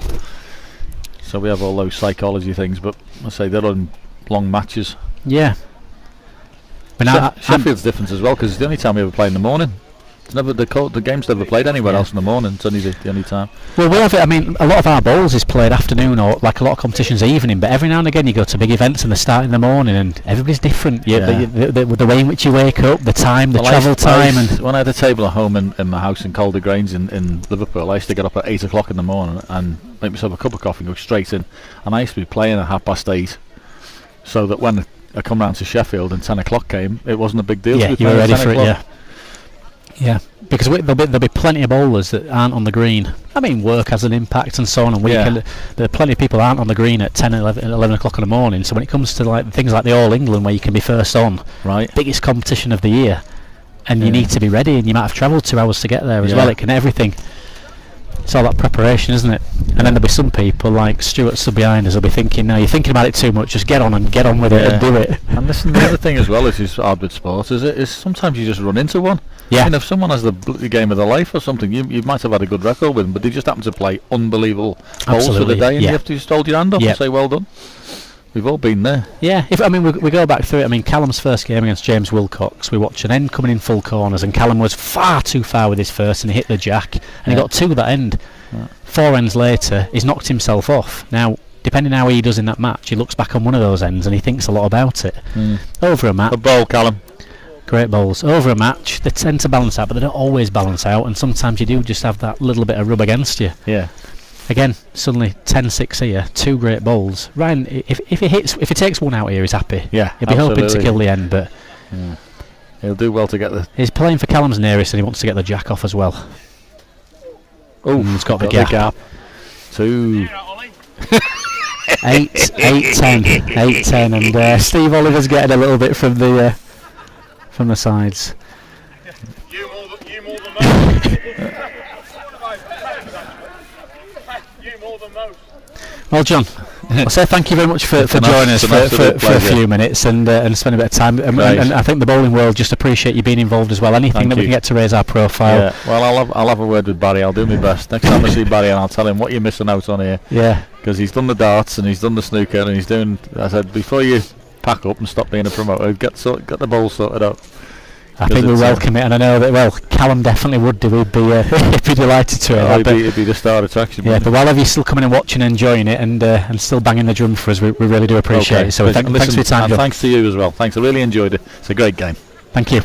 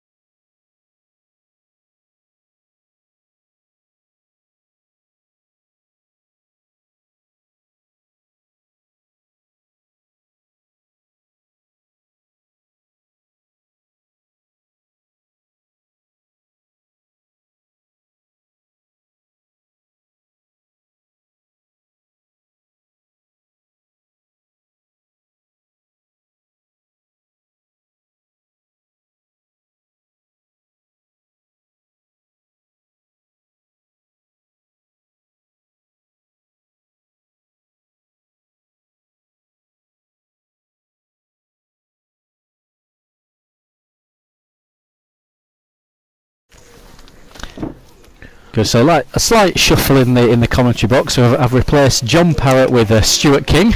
Quite a substitution, that is. Yeah, for the last half an hour of this game. But we've just been saying it's obviously John's taking his time out today. Certainly no appearance fees here. He's become a big fan of Crown Green Bowls. He's taken 10 minutes of his time to come over and have a chat with us. And I'm sure everybody appreciates his insight there into the world of sport. And as Stuart's just said to me as we've sat down and re-mic'd up, that having having people of his significance involved in the sport can only drive us forward, and the more we can make the most of that, the better, really. Can't agree more. Can't agree more. It's a shame someone like Barry Hearn, as John was saying, that wouldn't take this on. It's characters like Callum, Ryan, myself, and certain other extroverts would make for good viewing, but it needs a platform to do that on. As we see Ryan play an absolute storming ball in there. Well, it's a good match, is this? It's 10 apiece as we stand, and it's got it all. And it's who breaks first, isn't it? Really? Yeah, Ryan is withstanding the pressure really well at the moment. He's hit a few strikes. Yeah, he missed the last one. That's a great ball. Oh, now then. He's giving some. This is a big ball now for Ryan. He's taking a minute off the mat. Don't mind him having a pause here. As ever, Callum the con man thought it was underneath, said he was underneath. Jack full in the face. Ryan's got one ball to play. He's played it yard over on the finger. He's very near, you can tell. He's got a lot of hits here, hasn't he? Is it the wrong one? Two. He's unlucky, and it's sometimes it is just having that little bit of a touch at the right time. Yeah, Callum just rearing up. You've got to be a little bit careful not to fire him up as much, and you know, Ollie's supporting his man down there, but what it will do is it will fire Callum up, and as we're seeing, Callum is as fired up as he's ever been all day, and he plays off the back of momentum, doesn't he? Point in his own is Ryan, though. But what I like to see here is Ryan's not shying away, kind of in terms of his personality. He's not gone into his shell. No. He's giving a bit of a look. He's saying, "I like mine." I don't know. He's walking off. He might just come off for a little word in Ollie's ear here, or get a rag or something. Take a couple of minutes. I think it's easy to say sat up here watching compared to the emotions of a final with massive money at stake, but Ryan he's one of the few players, I put yourself in this category as well, Ron, he's one of the few players that can probably meet Callum at his own game in terms of chatting and talking and bit of like that type of thing. Some players don't like it, most players don't like it. Yeah, you got to embrace it. Callum's played number one for his county, and he wants 100, 200, 300. However many's here today. What somebody's here today? 400 or 500 people here today. Absolutely. He wants these crowd watching and interacting with him, and there's nothing better than that. I mean, if he loses, he loses, but it will fire him up. He can dip in and out of concentration. Not many people can do that either. And that's why he's so valuable to the sport, because that entertainment factor. I mean, there's probably half a dozen of the cricketers who finished their game this afternoon out having a drink now and watching. Over there, yeah. And if they see this, it's brilliant. It's brilliant because it's entertaining. There's interaction there. It's not just two fellas sending some bits of plastic across a green. Yeah. And we can't all do it. We know that. That's exactly Everybody right. would like to do it, but you can't all do it, and that's why these big players are important to us. That's exactly right. We need big personalities, big rivalries. Callum and Greg being the obvious one. You need those rivalries. I assume Tommy and Graham have had a rivalry over the years, and you need those in sport. Sport can thrive off the back of them. Everyone knows that. Everyone wants to see Callum versus Greg. Does Ryan strike here? Yeah, I think with his first, he would scratch his head a bit. I think he thought he played when it stuck out. So he's coming at this. It's a big shot. Thumb peg strike. Clean as a whistle. Oh, lucky. He's been a bit unlucky again. Oh, the jack's in the corner. The jack's in the corner. She's caught it. Marvellous. Oh, she's shot it back on. We've got it all today. We've got it all. Chipped up right up the inside leg into the. Get it in the slip on the cricket pitch. Yeah, I got to say, there been a few attempts there today. It's a good and again, in seriousness though, Ryan's probably a little bit disappointed there. Is it what he's going for? He's feathered it, he's got on the safe side. He's unlucky. But he keeps himself in. It's the moment that one of them starts missing, because they're going to both put them close. You can tell Callum means business here though. Callum definitely means business. He's off. Quick as a flash off. I don't even think Ryan was lucky when he sent the jack there. There's a huge thing about enjoying the moment, and that's where Callum is enjoying every minute of this. You've got to learn to enjoy the big moments, and that's when the winning will follow.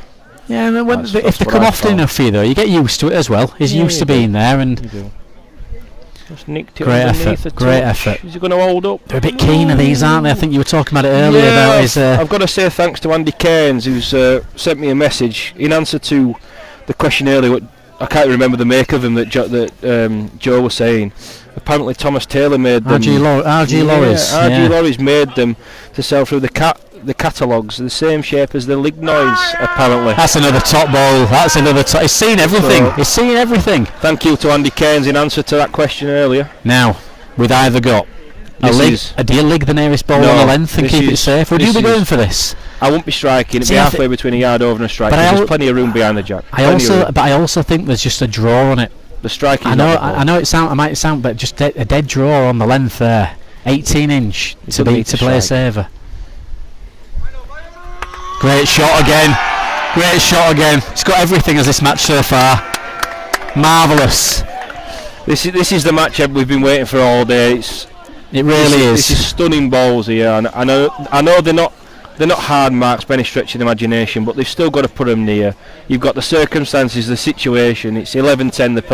They play for £1,600 and £1,000. You know, £2,500 game this, and to play the standard that these two are playing at the moment is a credit to them both. 2 strikes from Ryan. I'm interested to see his length over the next couple of ends with his first ball. He's evidently confident of striking though, Thomas. I don't think that was the right ball. He's gone to Killian, that's fair enough. He clearly didn't feel like he could put one down the road with a couple of yards over to run the jack. But you play what you're good at. I dare say Callum would have played the same ball. I think they're both positive, aren't they? They both want to. They'd rather see a dead end than try and play what I think some players today would have been a bit more playing to try and score off of that shot there. Well, this is an awfully short mark. Is it a mark? Is it far enough? Is he going to just go get them back? No, he won't have them back. It's actually done well, hasn't it? I think Ryan's calling this. No, he's not. Yeah. No, he is. He's done the right thing. He's done the. If you're ever in doubt, you always call. I also think as well that he's had 4 or 5 minutes without sending the jack. We've had 2 dead ends. He could have easily been almost out of sight. Could Callum here? Could have been 13, 14, 10 very easily, but instead it's 11, 10, and we get a bit of a breather.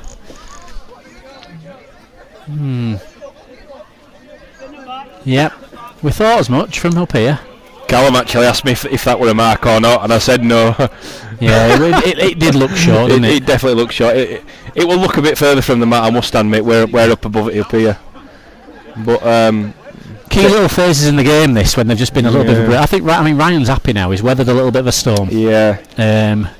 He's had a few minutes of Callum playing well, geeing himself up, playing some big second balls, and Ryan's lost 1 point in that time. Yeah, he's had a couple of good strikes. It will appear like Callum's dominating because he's consistently sending the jack, but he's not scoring. And sometimes, as Joe and I said earlier, it could be the striking the determining factor. We thought it'd be Callum striking. It may turn out we were wrong and had the wrong man at the moment, because Ryan is striking as good as I've seen in a long time here. I'm not so sure this is far enough. That got a poor start. He just never got it away. He's got such a good delivery, and everybody's entitled to a bad one every now and again. Yeah. They can just be costly at the wrong time, can't they? Like Callum's left in some room there, and then he's had a. This is slightly underneath though. This won't peg. They don't peg up hills, these bowls. Does Ryan follow that in? Yes. 110. I mean, to be fair to Ryan, I know it looks terrible from the side, but I think he had 2 bad rides there. Neither ball came out particularly well, and they didn't ride well for the first couple of yards. But that's not. It's a big couple of points. Is that there? The only good thing about this is that if you have 1 bad end, it can only cost you a max of 2. Yep. You got to forget. He's got to forget about that now. Back to the job. They had a bit of banter down here earlier after the strike and the long tape. Bit of banter. He's got to get back on it now, because Callum definitely means business. 110% here. That's. I mean, speaking to John Power a minute ago, that's the difference with snooker. Is you have that bad shot or that bad moment in snooker, and that's it. You frame behind, because playing best of 7 frames, best of 9 frames, and all of a sudden. At 1 bad and at 2-1 down, you're 3-1 and halfway there. You know, you're going to cost you 2 points in bowls.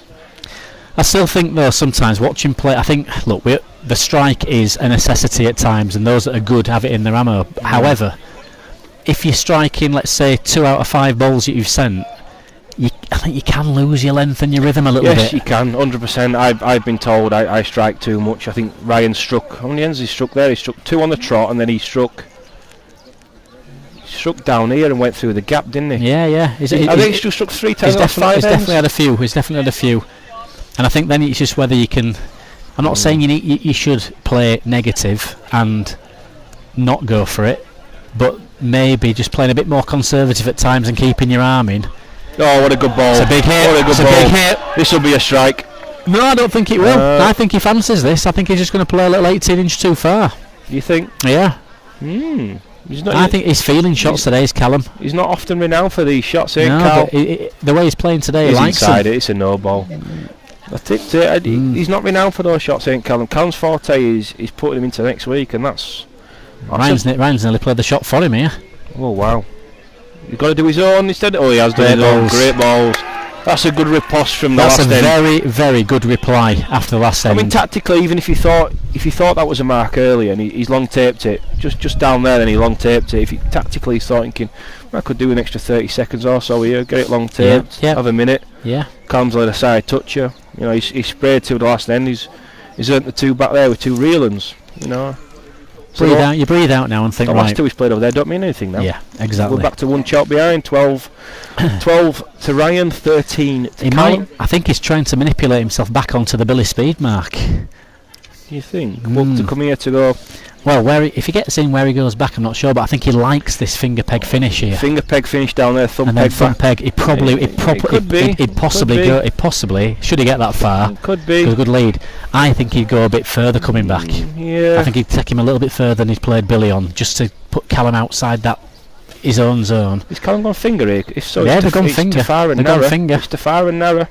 I do like playing downhill finishes with Cal Paul. He does like to reach the jack at almost every cost.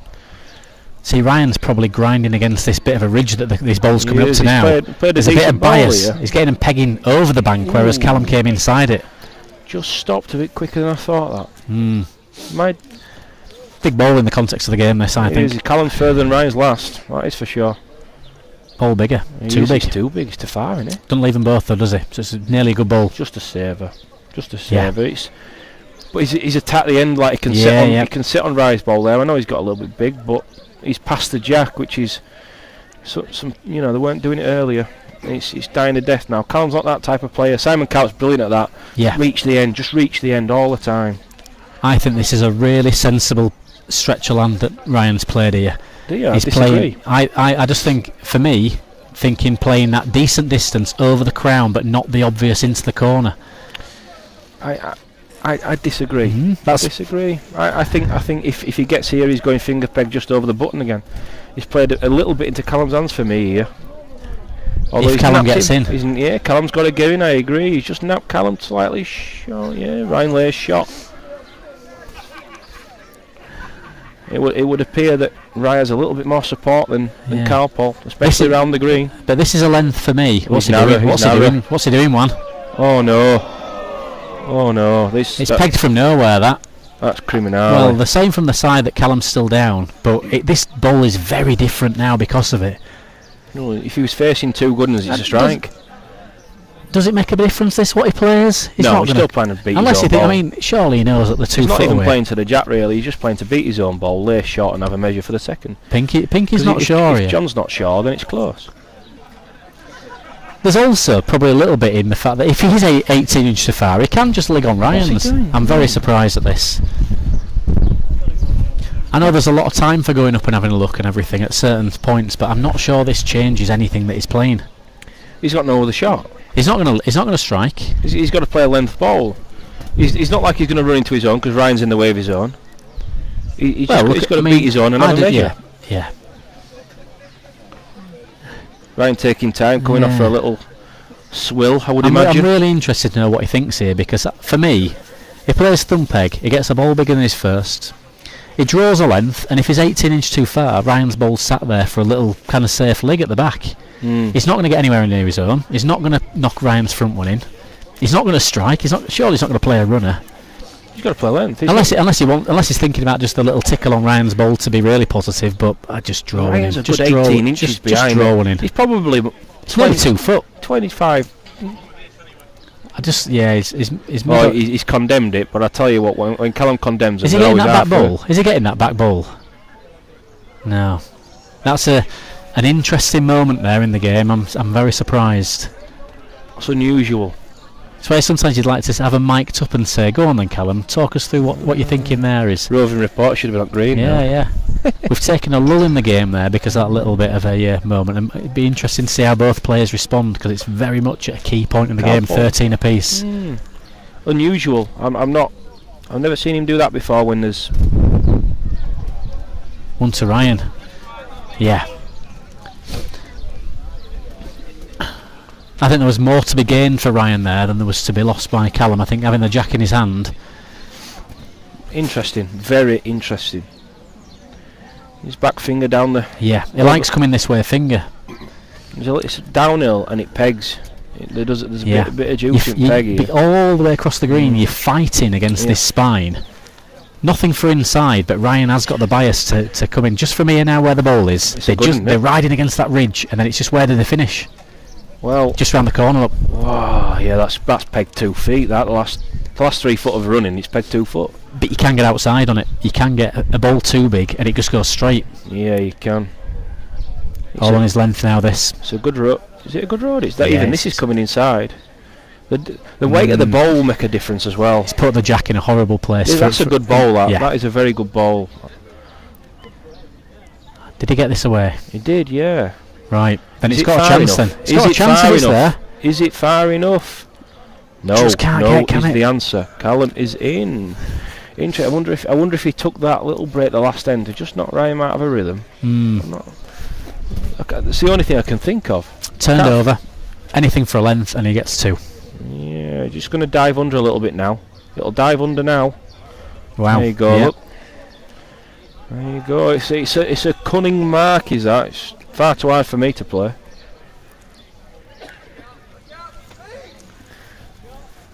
We can hear Joseph down in the corner. Yeah, what did Joseph dip out in the first round? Is he a few beers to the deep now? Joseph dips out in the first round, has 15 pints of bowl and brewery beer. I'm going to say it must be good stuff because he's shouting on a measure there. It's strong stuff. It's strong stuff, that bowling. He's having a little wave now, is Joseph? Give us a wave, is Joseph. My former co-commentator. I'm not good enough to play at last 16 though, so this is where I'll sit for foreseeable. I'm just having a glance across at that group over there. I bet there's some highbrow conversation going on. I'll tell you what, none of them have won more than the man stood just to the left there with a ball head, Mr. Tommy De Gier. Exactly, yeah. I'll tell you what, some of them will tell you they've won more than him, but none of them have. Good lead by Callum. Yeah, Callum great again. Lead. Short is this? It's down a channel. Down a channel. 20 metres down the channel, but he'll play down the channel. Yeah, because if you're standing him like that though, they take some beating. Ryan does not want to be short of it. Anything but short. It's a great. Actually, it builds the head though. It does build the head, and he can strike, but it's no good to him. That for me, I don't think he's. Can he win the end? He's got to be lucky to win the end from there. I know people play like a hopeful, just have a go at them, but this is where I'd be tempted to have a look, go up to the end and have a look at how they stand. If you hit your own, how does it pan out? What happens? I mean, this makes a bit of a nuisance of it, but you need to know what's going on because... Yeah, he's going to have a look. For me, I think if I'm looking at it from where I can see it, I think thumb peg, and he needs to play with pace and hit Callum's full. Trap Callum's ball and run through with a jack in his own ball. It's no good hitting his own. Yeah. If you play thumb peg there, sure he can see if you play thumb peg though and play like what I'm going to consider like 15 yards over, any hit, you've got a chance. I think he's got to hit the jack almost 3/4 of the way to the edge of the green here to score. So his other one runs through with it. It's suggested he can hit the jack, but at the same time, he can see more of Callum's bowl, and I just think this is a right.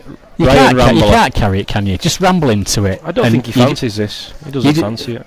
I just think you've got to hit Callum's nearest ball full, and then see how they end. He'll pull a miss now. We've talked it all up too much. We're all hoping to see what happens at the result of it. Narrow. I think that was. It was an interesting not as aggressive pace. as it needed to be for me. It's a bit, again, unusual from. Callum just teasing the spectators there, potentially signalling 2, but we knew from up here. unusual that from Rye. He's normally an aggressive player. I think I couldn't see him playing that ball there. I didn't see that at all. But yeah, we weren't stood on the mat. There was maybe more value from Ryan's point of view in playing a conservative runner rather than potentially smashing his own off and leaving two. Sometimes there was a time for saying I'll accept the one down, and if I play a marvellous shot, I might get an extra choke.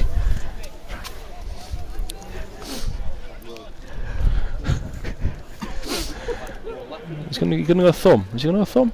Finger?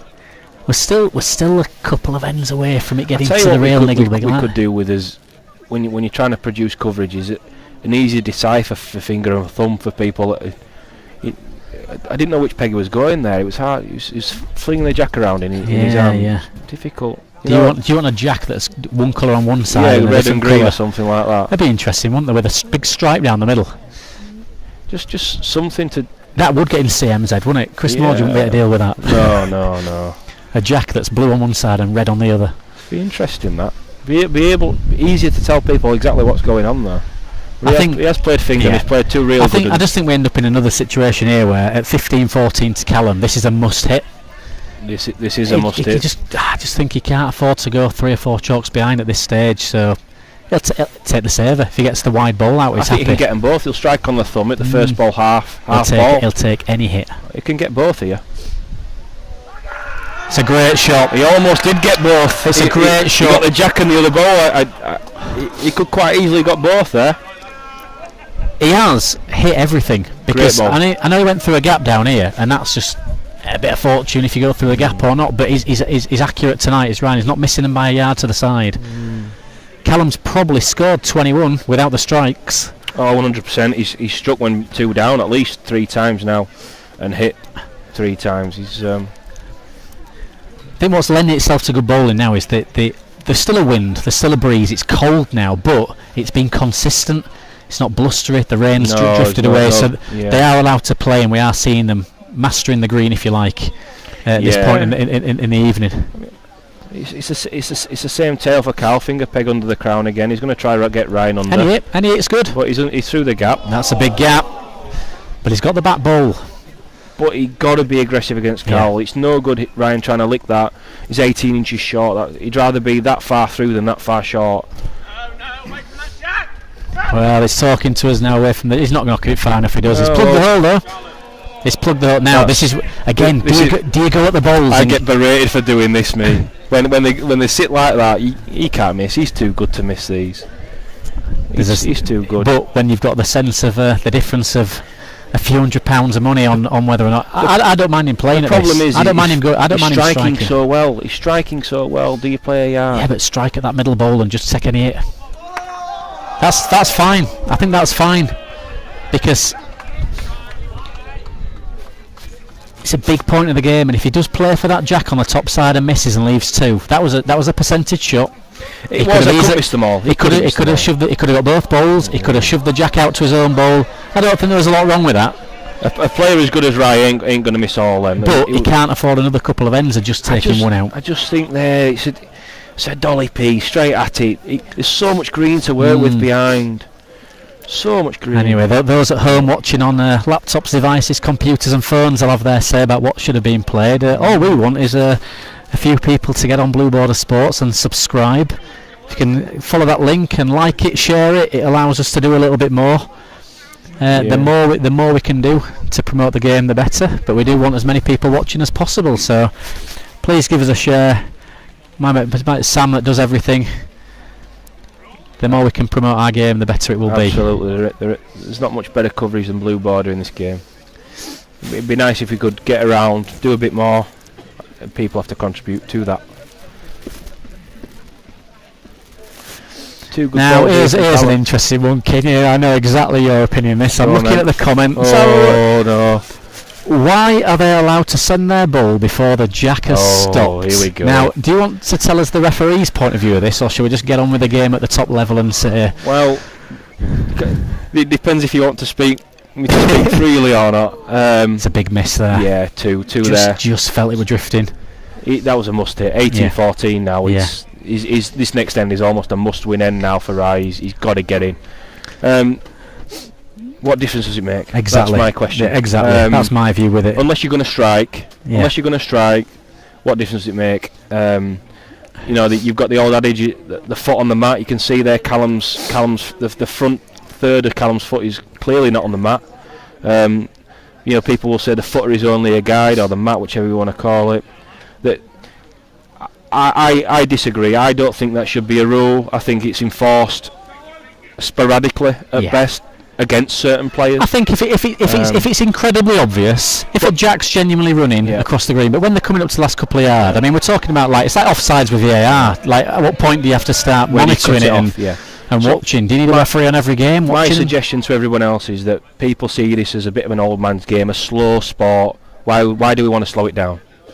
Correct. If anything, we want to speed it up. You had the greats of yesteryear, Vernon Lee, Brian Duncan's. They'd be running the jack up of the ball, be chasing the jack across the green. We've all seen the videos on YouTube. We've all been told the tales of such players and great characters of the game.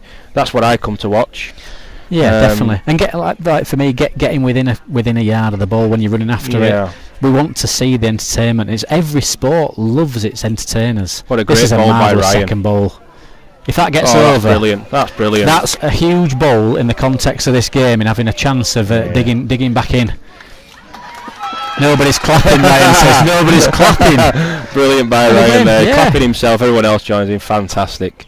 But has it got one? Callum says no.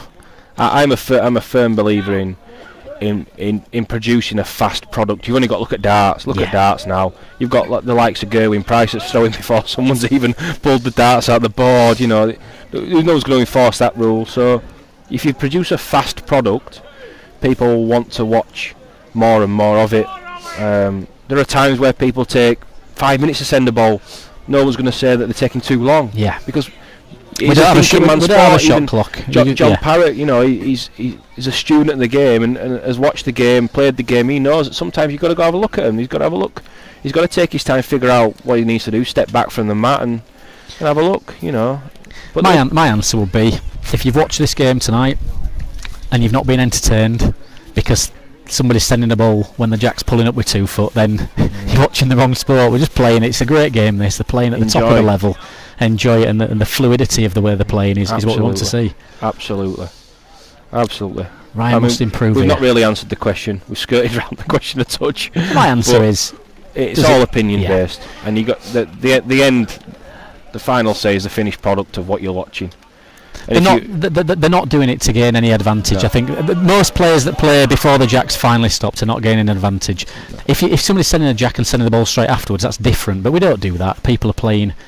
They know where it's going. It's got a yard of running. They play the ball. Left it short as Callum there. 17-18 now, and it's just got dimmer all of a sudden. We can see the lights are having to have an impact now. There's a little. You won't be able to see this on the cameras, but there is actually a light rain. That's been falling fairly persistently for the last probably 10 minutes. What will also happen is the moisture over the last couple of days that's came from the sky will come out of the green now with the floodlights being on. Yeah, both players have been and got a cloth, and that just allows them to get a better grip of the ball. Just speed it up that foot or two now with a little grease on top of the surface, and Ryan looks to have just nipped it a touch. Is it a the gamble? Length is good. Is it a gamble going in the corners? No, absolutely not. I think a necessity. He's still going to play well, is Ryan. He's still got to play well, but I don't disagree with this whatsoever. He's going to go out a little bit, but as we often say, there's nothing really on here. No, he's a yard. They're all 4 foot or so. Ryan needs a good one. But the great Tommy John once had a conversation with Tommy Johnson about this. This is inside for me. He is inside. He's nowhere near a road.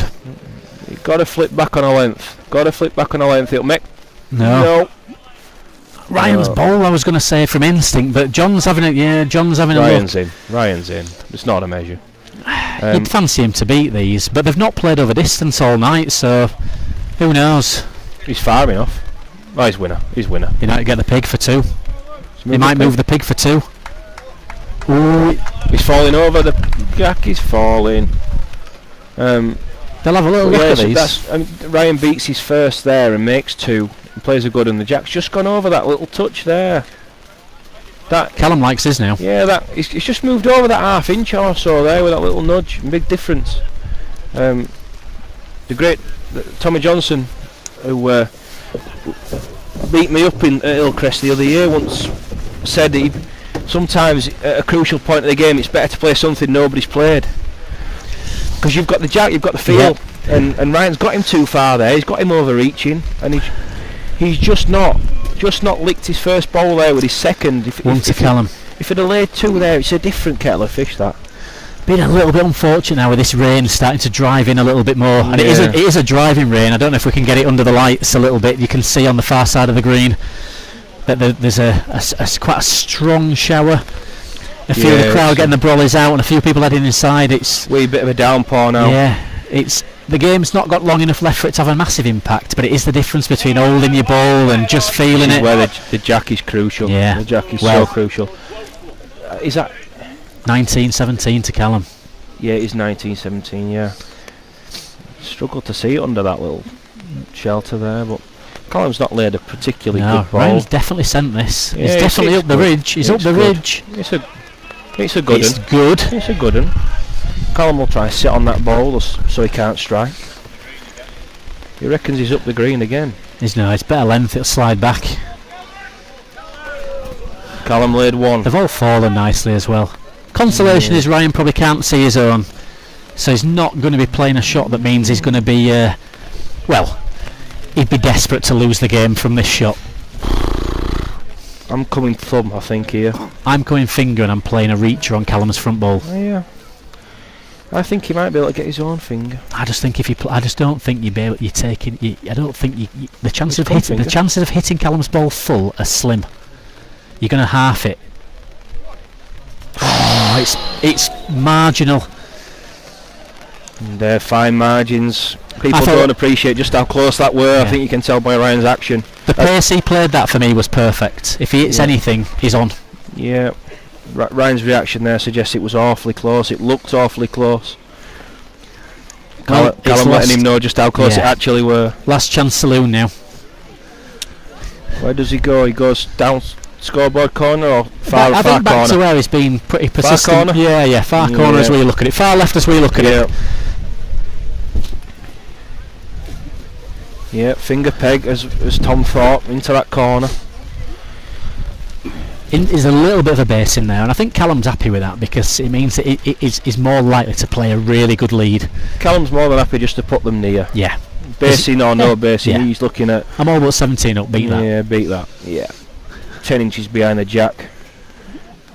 Got to get one. I think you're getting one close, Ryan. He's got to get one close. He's got to be in the end. He's having a go. He's having a go, man. No, Rye. No. He's got to be in the end here, Rye. If he misses, which he struck well. I'm not hugely disagreeing with the shot because he struck so well. But they will skid now. They'll skid Tom now with this rain, the lights, the dew. They're going to skid. Callum will just leave this short somewhere in the way. He's just pile him in. He's just going to say, "Go on then." Good ball. Yeah. Now what does he do? He had to play one in the end. That first ball of Callum is not unlickable by any stretch of the imagination. Not into that basin. But he was striking so well. Yeah. However, this might be when he does play one. He's had his little release there. He knows he has to play a dead end. He's got the wind against him. It's awful. This is not what you want to be in. The big final, big money. You've got the wind and the rain driving at you. He's inside. Far enough. Is he inside? It's far enough. Is he inside He's to lig far anything? enough you can tell him. Does he lig anything? He's far enough you can tell him. What a ball! What a great ball! What a ball that is! What a great ball! Now we were saying probably should have done that with his first, but that's a marvel. Under the pressure. Under the pressure there. I think that just shows you that he arguably the first ball's a wrong ball, given he's adjusted so much with the second to beat it. The cry from the sideline was, why didn't you do it with the first? I agree. Well, that's a marvellous shot. With hindsight on our side now, had he done that with his first, Callum would have probably been set up to win the match because if Callum had just played into a rambler.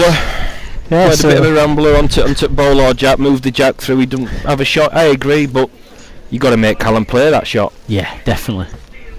Sheffield steal the cry from Bully Boy. I'd quite like to see him here go towards the middle of the clubhouse, even if he wants to go on the thumb and get right in deep to the middle of the club on the edge. It's a long way, but it is a long way, but not into the obvious corner. Yeah, I wouldn't disagree with No, that. I Sort of think- finger peg to Lee Johnson. Well, might be yeah, either peg really, whatever he feels comfortable with. What's he gone? Thumb. Well, It's gone a bit too much toward the corner for me, I think. and this is exactly the piece James Wilcox were throwing him on, Yeah. and couldn't really score on it. So Yeah. let's see. If he can play a good one, but Callum knows what he has to do. I'll tell you what. Is he a road? Line and be far enough. Is it? Oh, he's just a bit inside. He's inside. Just the ball round the Length. corner. Yeah, length. Just shy of a length. At 10 apiece, you're happy with that Yeah, lead. you're not so bad. You just know all but 18. You've got to lead Yeah, one yeah. against someone like Callum. You've got to lead one. He sent it. He's a good one. He's a good one. Just What did I invite. tell you? Thumb know. peg down there. I've been I saying just it all thought day. I just thought it invited him in. It invited him in. Now I think if he plays that towards the middle of the club, it's a slightly different bit of land. Yeah. Maybe, but yeah, he's there and I'm not. So I'm not going to judge Ryan's decision making. He's a class act. He'll play what he Yes. feels is right. But I've been saying all day, thumb pegging there suits Callum. It suits Callum. I mean, he's either blasting this or what he's playing. He's got to blast a it. yard over and No, and he's hit. got to blast it. He's got to. It's- All but 18. It's such a tough shot. He's got to blast it. He knows. gotta blast it. He's setting himself. He's just had a moment there, a bit of banter, just to try and calm that, loosen his arm, take the I pressure think he'll away. be close. I think he'll go close to it in this. I think he'll go close. You can tell him. Well, massive. It was a great game. It was an epic. Marvellous game of ball. Really, really enjoyable. Callum obviously absolutely delighted. It's not that the money's one thing. Huge testament to Josh and the sponsors for such an epic prize fund, and it does make a difference to these boys at the top. But at the end of the day, Callum's a winner, an out-and-out winner, and he wants his name on that silverware. So with the rain falling and a little bit of late evening sun at Ribblesdale, the odd rainbow there over the valleys and mountains of the distance, we hope you've enjoyed listening to us and watching the Ribblesdale Classic, and we look forward to filming another bowling competition in the very near future. Thanks very much for watching. Don't forget to subscribe.